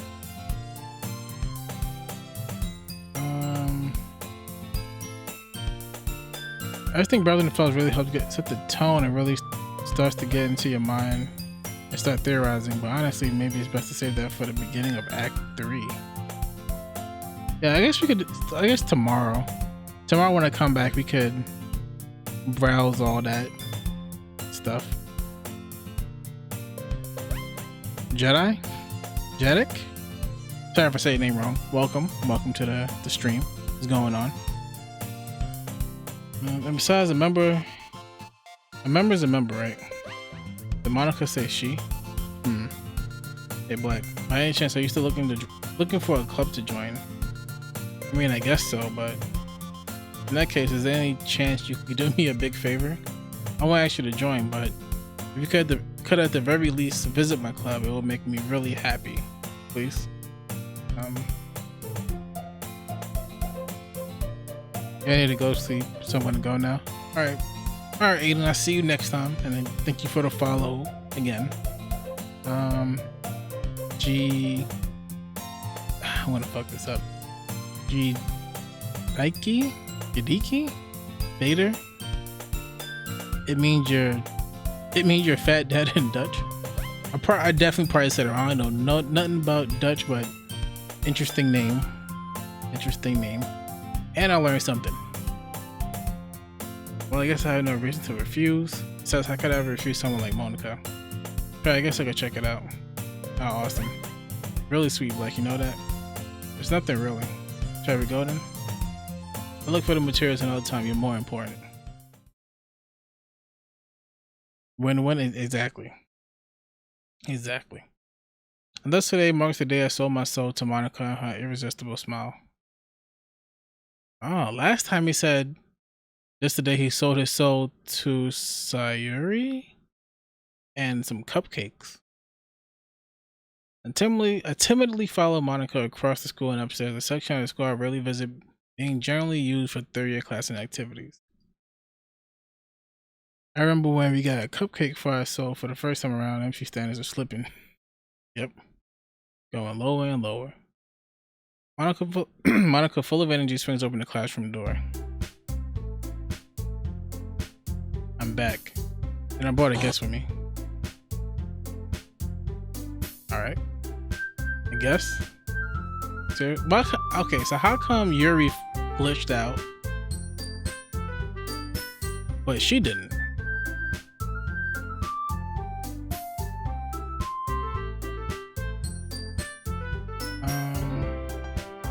Oh, a nice poster in the background. Thank you. I guess you mean the Final Fantasy poster? Seriously, you bought a boy. Way to kill the atmosphere. Don't be mean, Natsuki. But anyway, welcome to the club, Black. Both? I mean, endgame. Oh. Wow. I didn't even notice that. I did not even. That's fucked up. That's fucked up. My eyes didn't even process that. I guess that's why it glitched. I gotta watch it back. I gotta see, was that there before she popped in and it glitched? Our words escape me in this situation. This club. It's full of incredibly cute girls. But let me guess. It was? I'm mad it really just got that sitting there. That's some dark shit. You're Monica's boyfriend, right? What? No, I'm not. Asuki. Girl with the sour attitude whose name's apparently Asuki is one I don't recognize. The poster is a random occurrence that has a certain chance of happening at the beginning of a club room scene. So is this like RNG based? Same with Monica glitching. You're 2 for 2 so far. So all these things are just by chance. Interesting. Very interesting. A small figure makes me think she's probably a first year. Anyway, this is Natsuki, energetic as usual. And this is Yuri, the vice president. It's nice to meet you. Yuri, who appears comparably more mature and timid, seems to have a hard time keeping up with someone like Natsuki. Yeah, it's nice to meet both of you. So I ran into Black in the classroom. He decided to come check out the club. Isn't that great? Wait, Monica. Did I tell you to let me know in advance before you brought anyone new? I was going to, well, you know. Sorry. I didn't forget that, but I just happened to run into him. In that case, I should at least make some tea, right? Yeah, that would be great. Why don't you come sit down, Black? Girls have a few desks arranged to form a table. Yuri walks to the corner of the room and opens the closet. Meanwhile, Monica and Natsuki sit across from each other. Still feeling awkward, I take a seat next to Monica. So I know you didn't really plan on coming here, but make sure you feel right at home, okay? As president of the literature club, it's my duty to make the club fun and exciting for everyone. I'm surprised there aren't more people in the club yet. It must be hard to start a new club, to put it that way. I mean, people are very interested in putting effort in something brand new, especially in yep. It's all kind of the same. So I probably shouldn't skip, right? I should just let it go normally.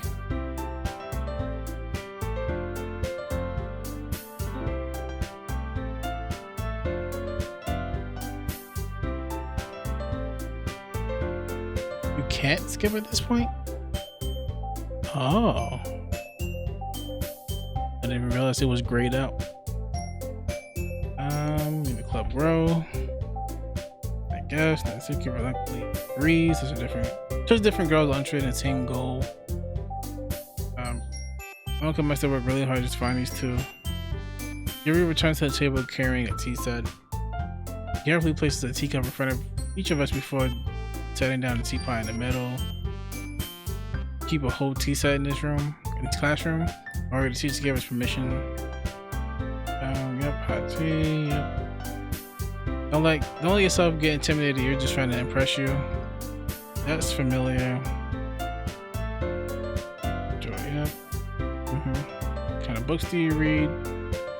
Manga, yep, that's the same. That's the same. You can skim over today's event though, it's similar to Act 1. What else? There are subtleties.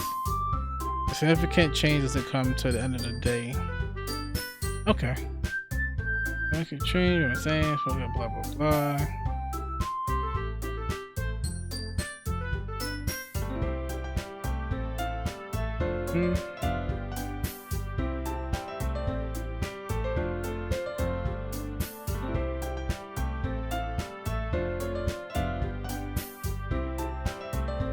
Let's talk about their like home preferences or prom preferences.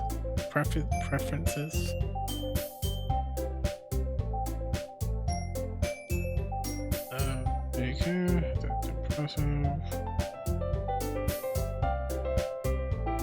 Not very confident ready yet. No.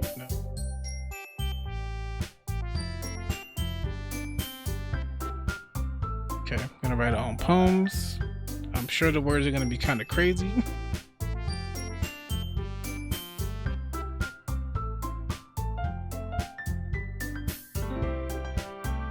I guess the only difference for now is that it's our friend isn't the one we're telling this to.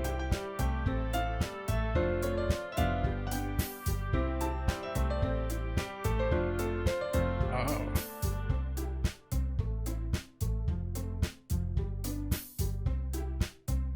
That's different. But because they need 4 members, they're officially not a club until we join.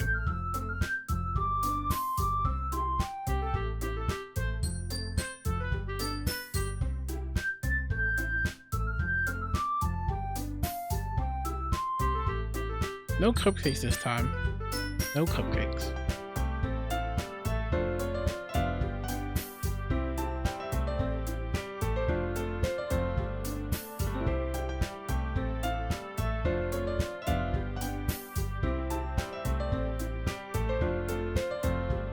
Alright. Now let's see.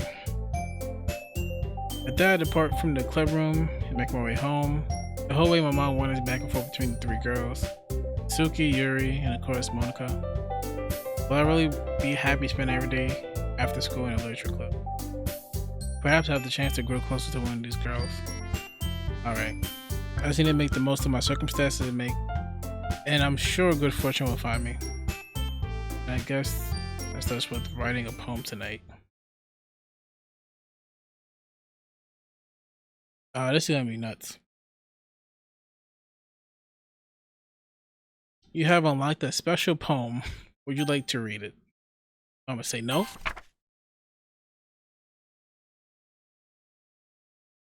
Stare at the dot to reveal a special message. I love you. I was expecting some shit.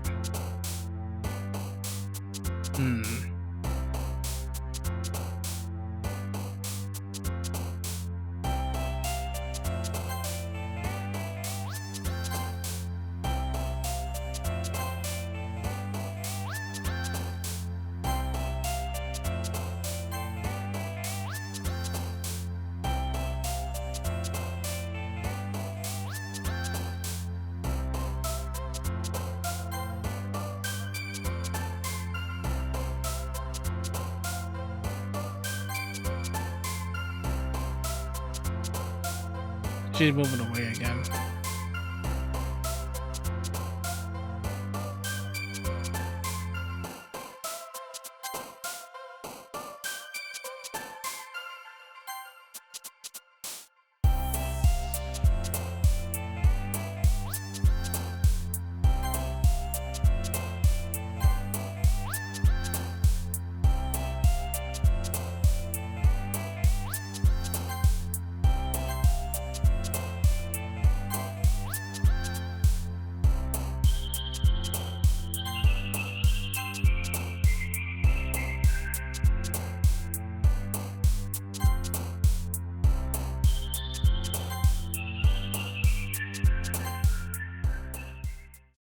Okay.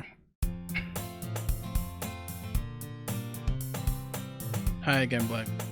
Gotta see dinner very well. Run away on us. Alright, don't worry. This might be a little strange for me, but let's keep my word. That's the same.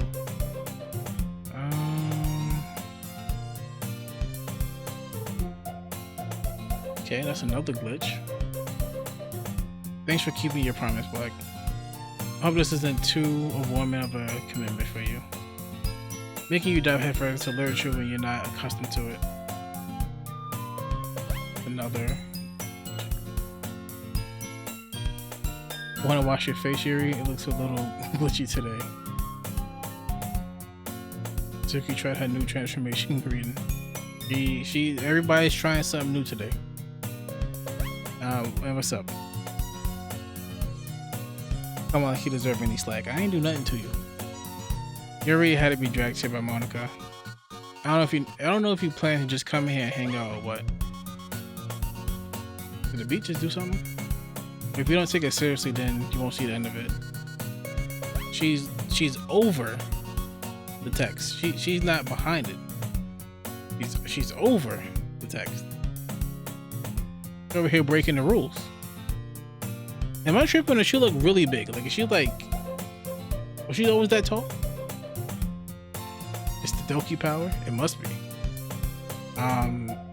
Something certainly have a big mark for someone who keeps on collection in the club room. She is over the text that says, pick me like standing in front of the dialogue.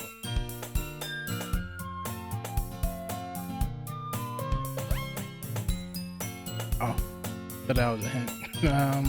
Monica forgot her position for a moment. It happens to the best of us. You wake up on the wrong side of the bed. True. But now she slid out. Yep. Manga's literature, that's the same.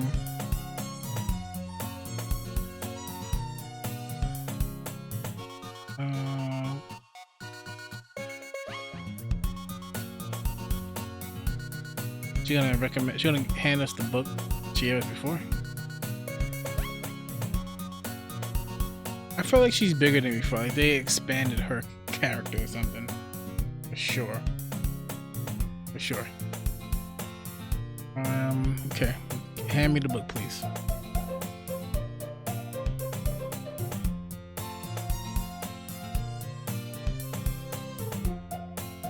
No doubt, no doubt.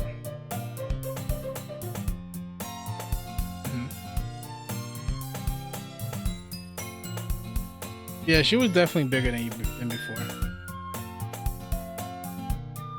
Is it just me or does the room look kind of tilted also? Are we zooming into Yuri's most impressive parts?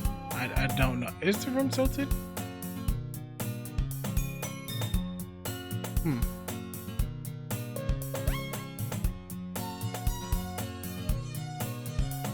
I feel like some shit's gonna pop up.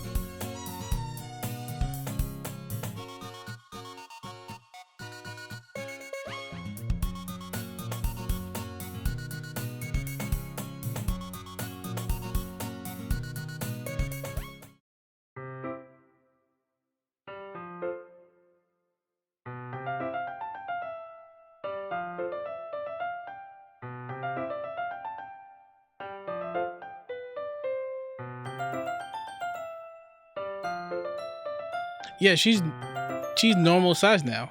She was definitely bigger before.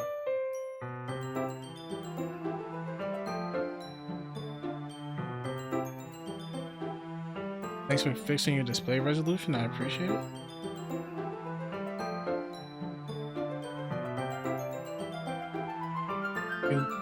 You good?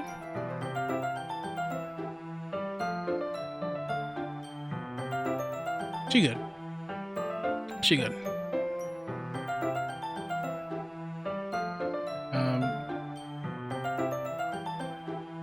Okay, she fixed that shit. Put it back.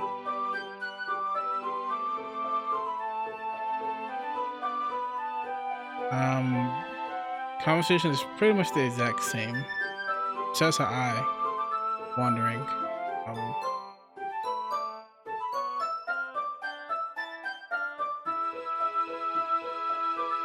I'm literally like just trying to look at the room to see if there's any differences. That's crazy. I see that poster is gone. Hi, Venture. Is that shit moving again?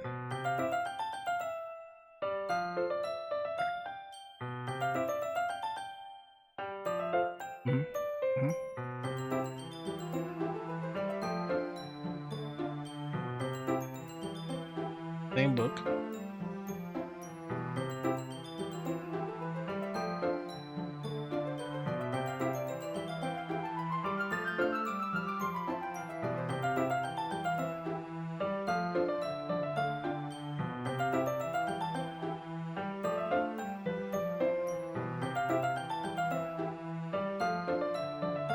I think that was pretty much the same thing too.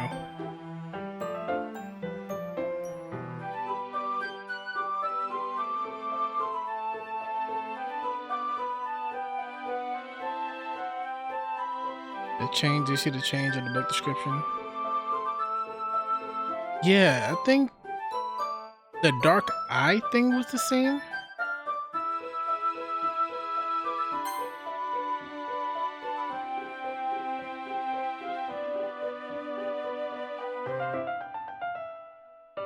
Yeah, this is the same. The eye symbol, that's the same.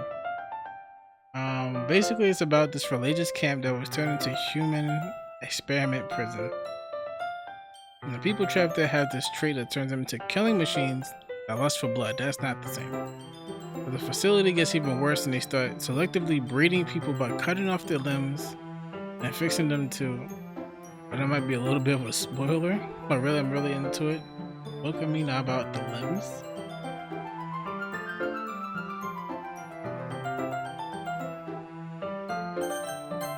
Yeah, that's pretty different. That's pretty different. Then we all like to read some limb. Literature and dokidokiliterature club.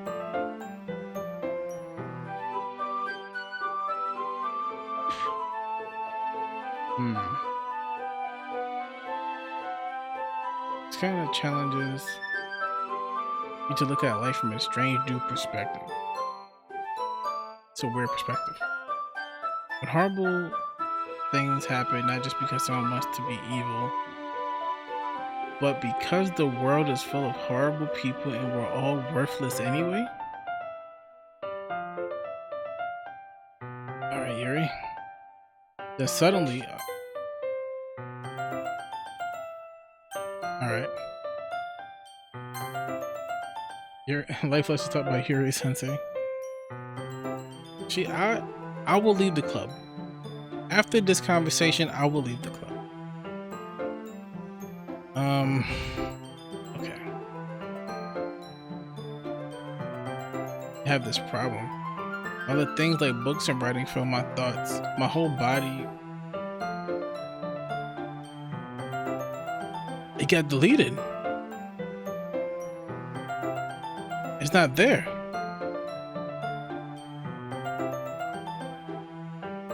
It said my whole body gets incredibly something. Read that pretty fast. I mean, you probably just know, but that was pretty fast. Kind of forget to pay attention to other people. I'm sorry if I end up saying something strange. Please stop me if I start talking too much. I really don't think you need to worry. It just means you're passionate about reading. The least I could do is listen. It's a literature club after all.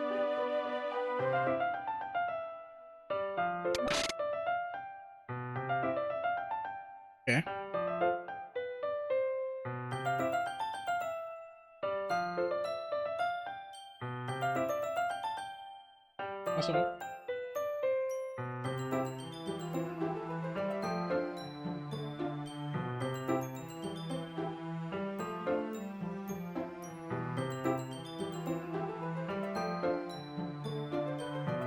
Here's excited to read it. She must be.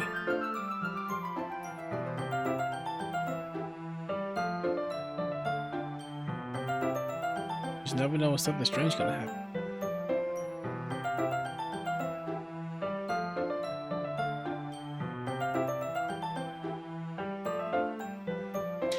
That closet back there look kind of sus. That closet back there look pretty sus. I'm leaving the club with the beautiful and athletic Monica with her pure emerald green eyes reflecting her kind, sweet smile and shining barely ingot. I mean, if there's a chance to get him murdered, absolutely.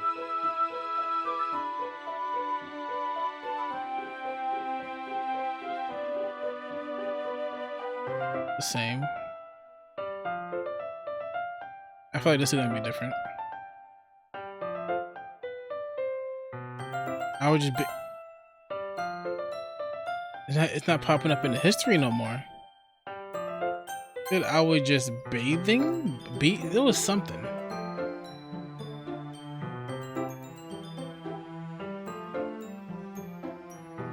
This is a cute, wholesome romance dating sim. Why would it be murder? Just a hint. Just a hint. It said I was just bathing in the feeling of your body heat. Right. Why would I leave that? Sorry, I mean.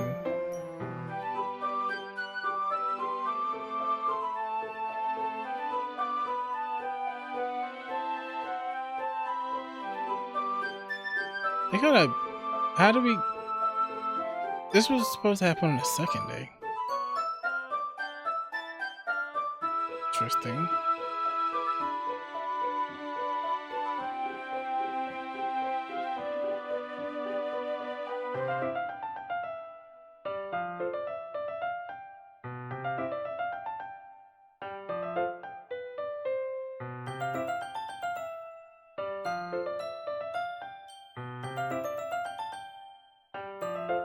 This is all the same so far.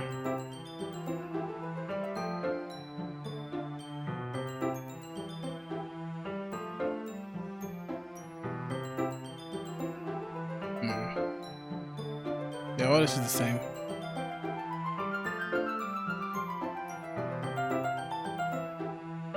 The second day, you're playing this for the first time, not sure why you had a 5-hour just chatting session though. You're right. You're right. Must have been thinking about a different stream I was doing.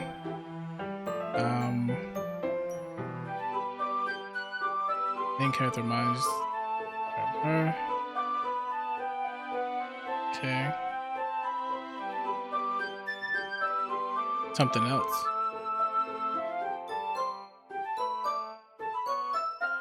Didn't get that far yet. I don't know when it came into my head. Yuri, are you feeling alright? Yuri's been a little fidgety ever since we started reading. You can't rest, go sick or something. If you're feeling sick or something, breathing is a little. Breathing. Yuri put her hands on her chest as if to feel her heartbeat. Didn't even notice. Anyway, I'm fine. Anyway, I just need some water. Alright, don't push yourself. Yuri stands up and practically rushes out of the room. What on earth was that about? Black? Something happened just now? I have no idea. Yuri was acting a little strange, I guess. So you don't know anything. Sorry, I can't say I do. Are you worried about her? Oh no, not really. I was just making sure that you didn't do anything to her? No, nothing. Don't worry, I believe you, silly. Yuri just does this sometimes, so it's nothing alarming. Alright, if you say so. Anyway, why don't we start sharing our poems with each other? Shouldn't we wait for Yuri? Well, she might be a while, so I just figured we get started without her. Is that okay? Yeah, I was just asking. I stand up. I'm meant to know where I left off in the book to slip it back into my bag. Interesting. I saw that Suki I was interested in her poems yesterday. It's probably only fair I share mine with her first. That was about what I expected for someone like you. That's a little blunt, so excuse me. I'm not gonna say that was bad. Just then, but that's the same exact dialogue. This was not cute enough for your taste. See what her poem is. Same thing, eagles can fly. Yeah, same poem.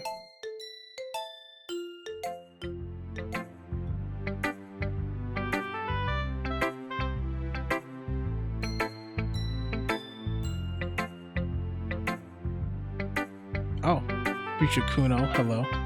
Hello, hello.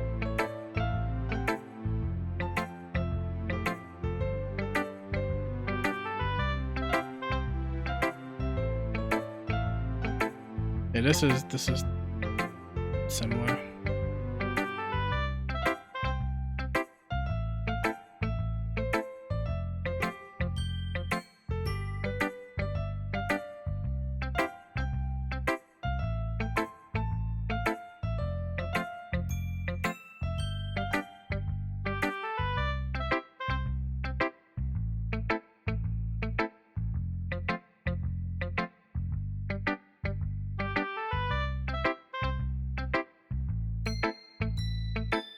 Alright, I feel like this should be different.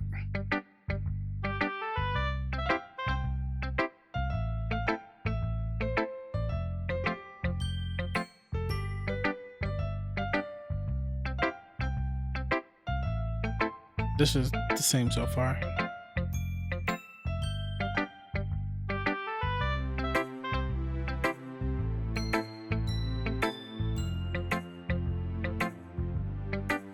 That's actually the same.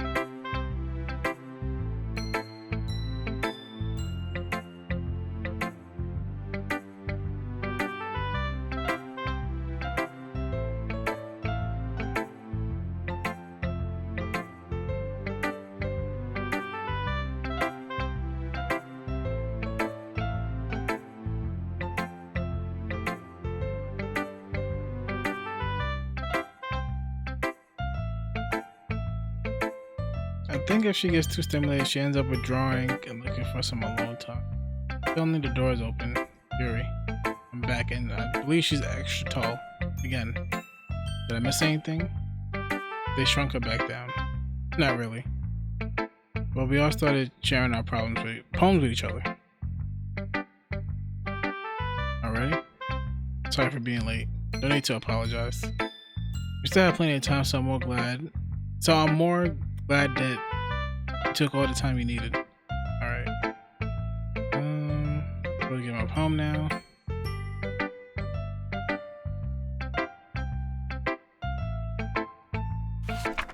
That's the same dialogue.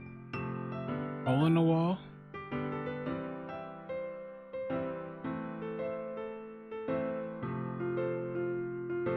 I don't know if this is the same. So this one isn't the same. Okay, I was like, this don't look familiar. Hole in wall. He wasn't looking at me. Confused, I frantically glanced at my surroundings, but my burned eyes can no longer see color. Are there others in this room? Are they talking? Are they simply poems on flat sheets of paper? The sound of frantic scrolling playing tricks on my ears. The room begins to crinkle, closing in on me. The air I breathe dissipates before it reaches my lungs. I panic. Must be a way out. It's right there. He's right there. Swallowing my fears, I brandish my pen.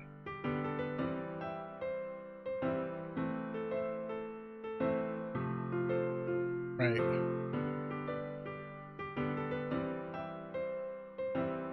The title is, but maybe it's a sequel?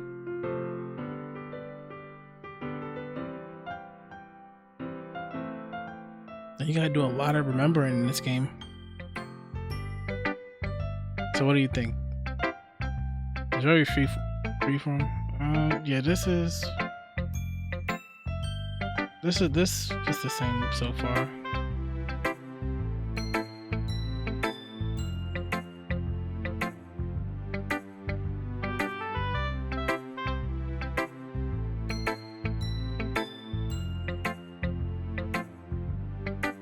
think that was different.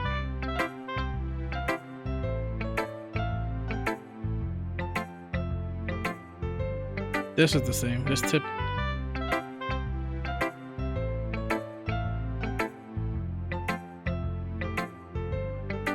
Yeah, this part. This tip is the same.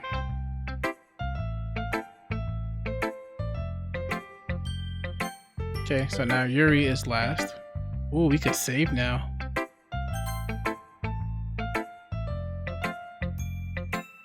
As Yuri reads the poem, I notice her eyes lighten. Exceptional. What was that? Did I say that out loud? Yuri first covers her mouth, but then ends up covering her whole face.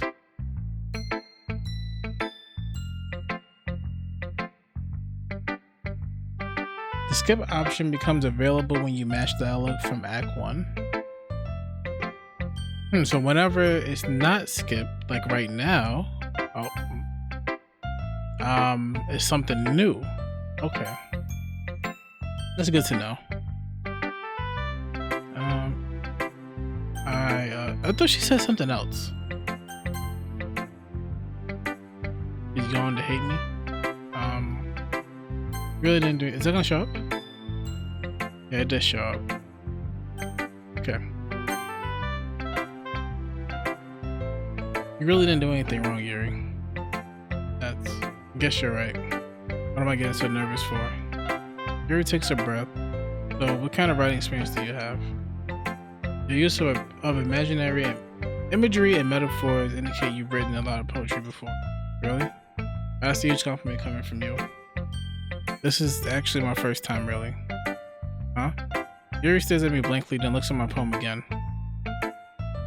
Well, I know that. I just mean, Yuri treads off, unable to find an excuse. She traces her finger along the words in the poem as if breaking it down more thoroughly. Yeah, okay. This is the reason I was able to tell. It's just that there are specific writing habits that are typical of new writers. Okay, so yeah, this is the same. This is the same. So I guess if you click skip, it'll skip up to the point where there's something new. Is what I'm guessing.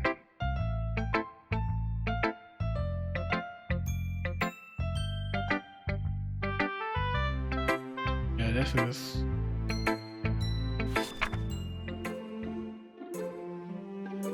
Ghost under the light. Tendril of my hair illuminates beneath the amber glows, bathing. It must be this one. The last remaining spirit I have was the test of time. This is the same. Yeah, the last day has been replaced by sticking in blue-green. Here of the future, I bathe. Claim breathing air of the present, the living in the past. The light flickers, I flicker back. That's the same thing.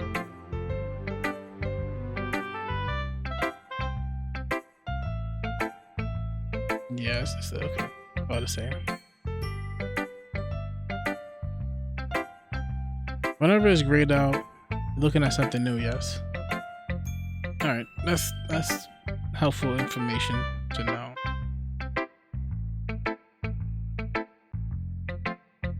Okay. New stuff. That's impressive. There's nothing really. Yours was impressive too, so nah. If anything, I could probably learn a thing or two from you. Think so? Yeah, of course. You know, I was really nervous about doing all this, but in the end, I enjoyed it. I want to keep doing my best for you, Black. Me too. I guess that's everyone. Glance around at the room. That was a little more stressful than I anticipated.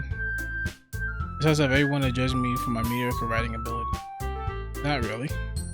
If they're just being nice, there's no way my poem's gonna stand up to theirs. This is a literature club after all. I sigh. I guess that's what I ended up getting myself into. Across the room, Monica is writing something in her notebook. My eyes land on Yuri and Natsuki. They gingerly exchange sheets of paper, sharing their respective poems. As the reader in tandem, I watched each of their expressions change. Natsuki eyebrows furrow in frustration. Meanwhile, Yuri smiles sadly. What's with this language? Did you say something? Oh, it's nothing. Suki dismissively returned a poem to the desk with one hand. That's the same. I guess you could say it's fancy. Thanks. Yours is cute. This is the same too. Cute. Did you completely miss the symbolism or something? It's clearly about the feeling of giving up. How can I be cute? I know that. I just meant the language, I guess. I'm trying to say something nice. Yeah, that's the same. Yeah, that's the same.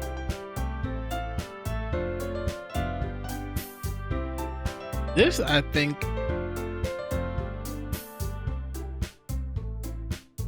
think this is different.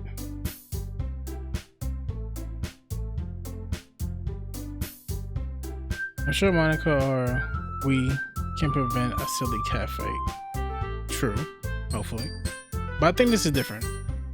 No, she's saying this. Natsuki is saying this, not Yuri. Monica liked it.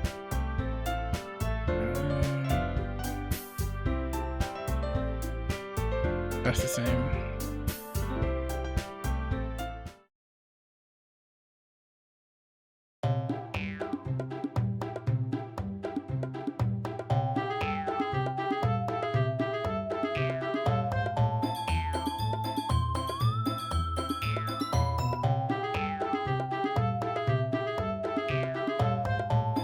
That's the same.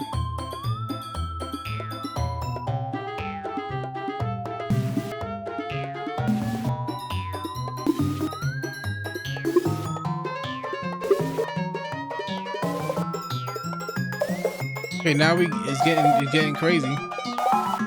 Me, look who's talking. You want to be edgy, bitch? Edgy. Sorry, that's my lifestyle.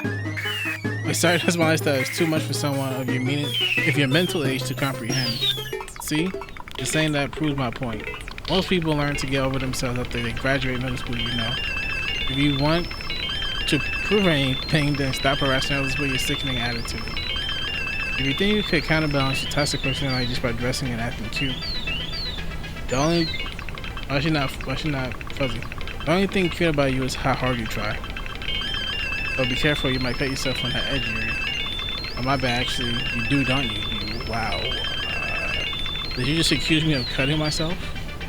What the fuck is wrong with your head? Yeah, go on. Let Black hear everything you really think. I'm sure he'll be head over heels for you after this. Suddenly, Yuri turned toward me as if she just noticed I was standing here. Black. She's just trying to make me look bad. That's not true. She started it.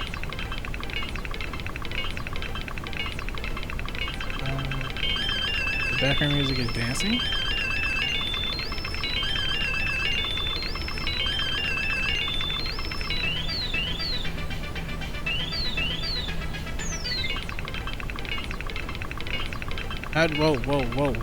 Whoa. I didn't even see what the shit said.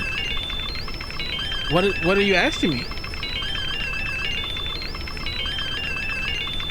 I don't know what the hell to ask me, but I'm gonna go ahead and go with Yuri.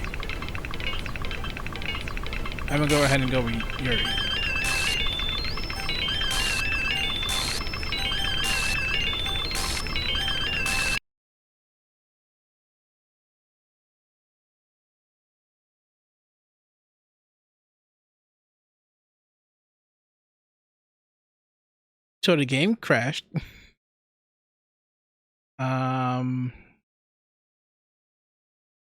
The game crashed. That's interesting. I've been trying to end the stream for like at least 40 minutes now. I guess they handled it for me, even though I'm tempted to play the game again and see what's going on, but I'm going to resist, and I'm going to wait until tonight. Then we can check out the files and all that kind of stuff. Yeah, really interesting game.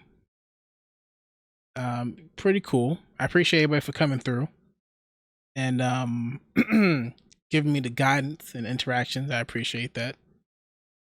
But yeah, I'll come back tonight for sure and finish this game up and see how this all ends, because I am thoroughly intrigued. I've been putting this game off for months, for many months.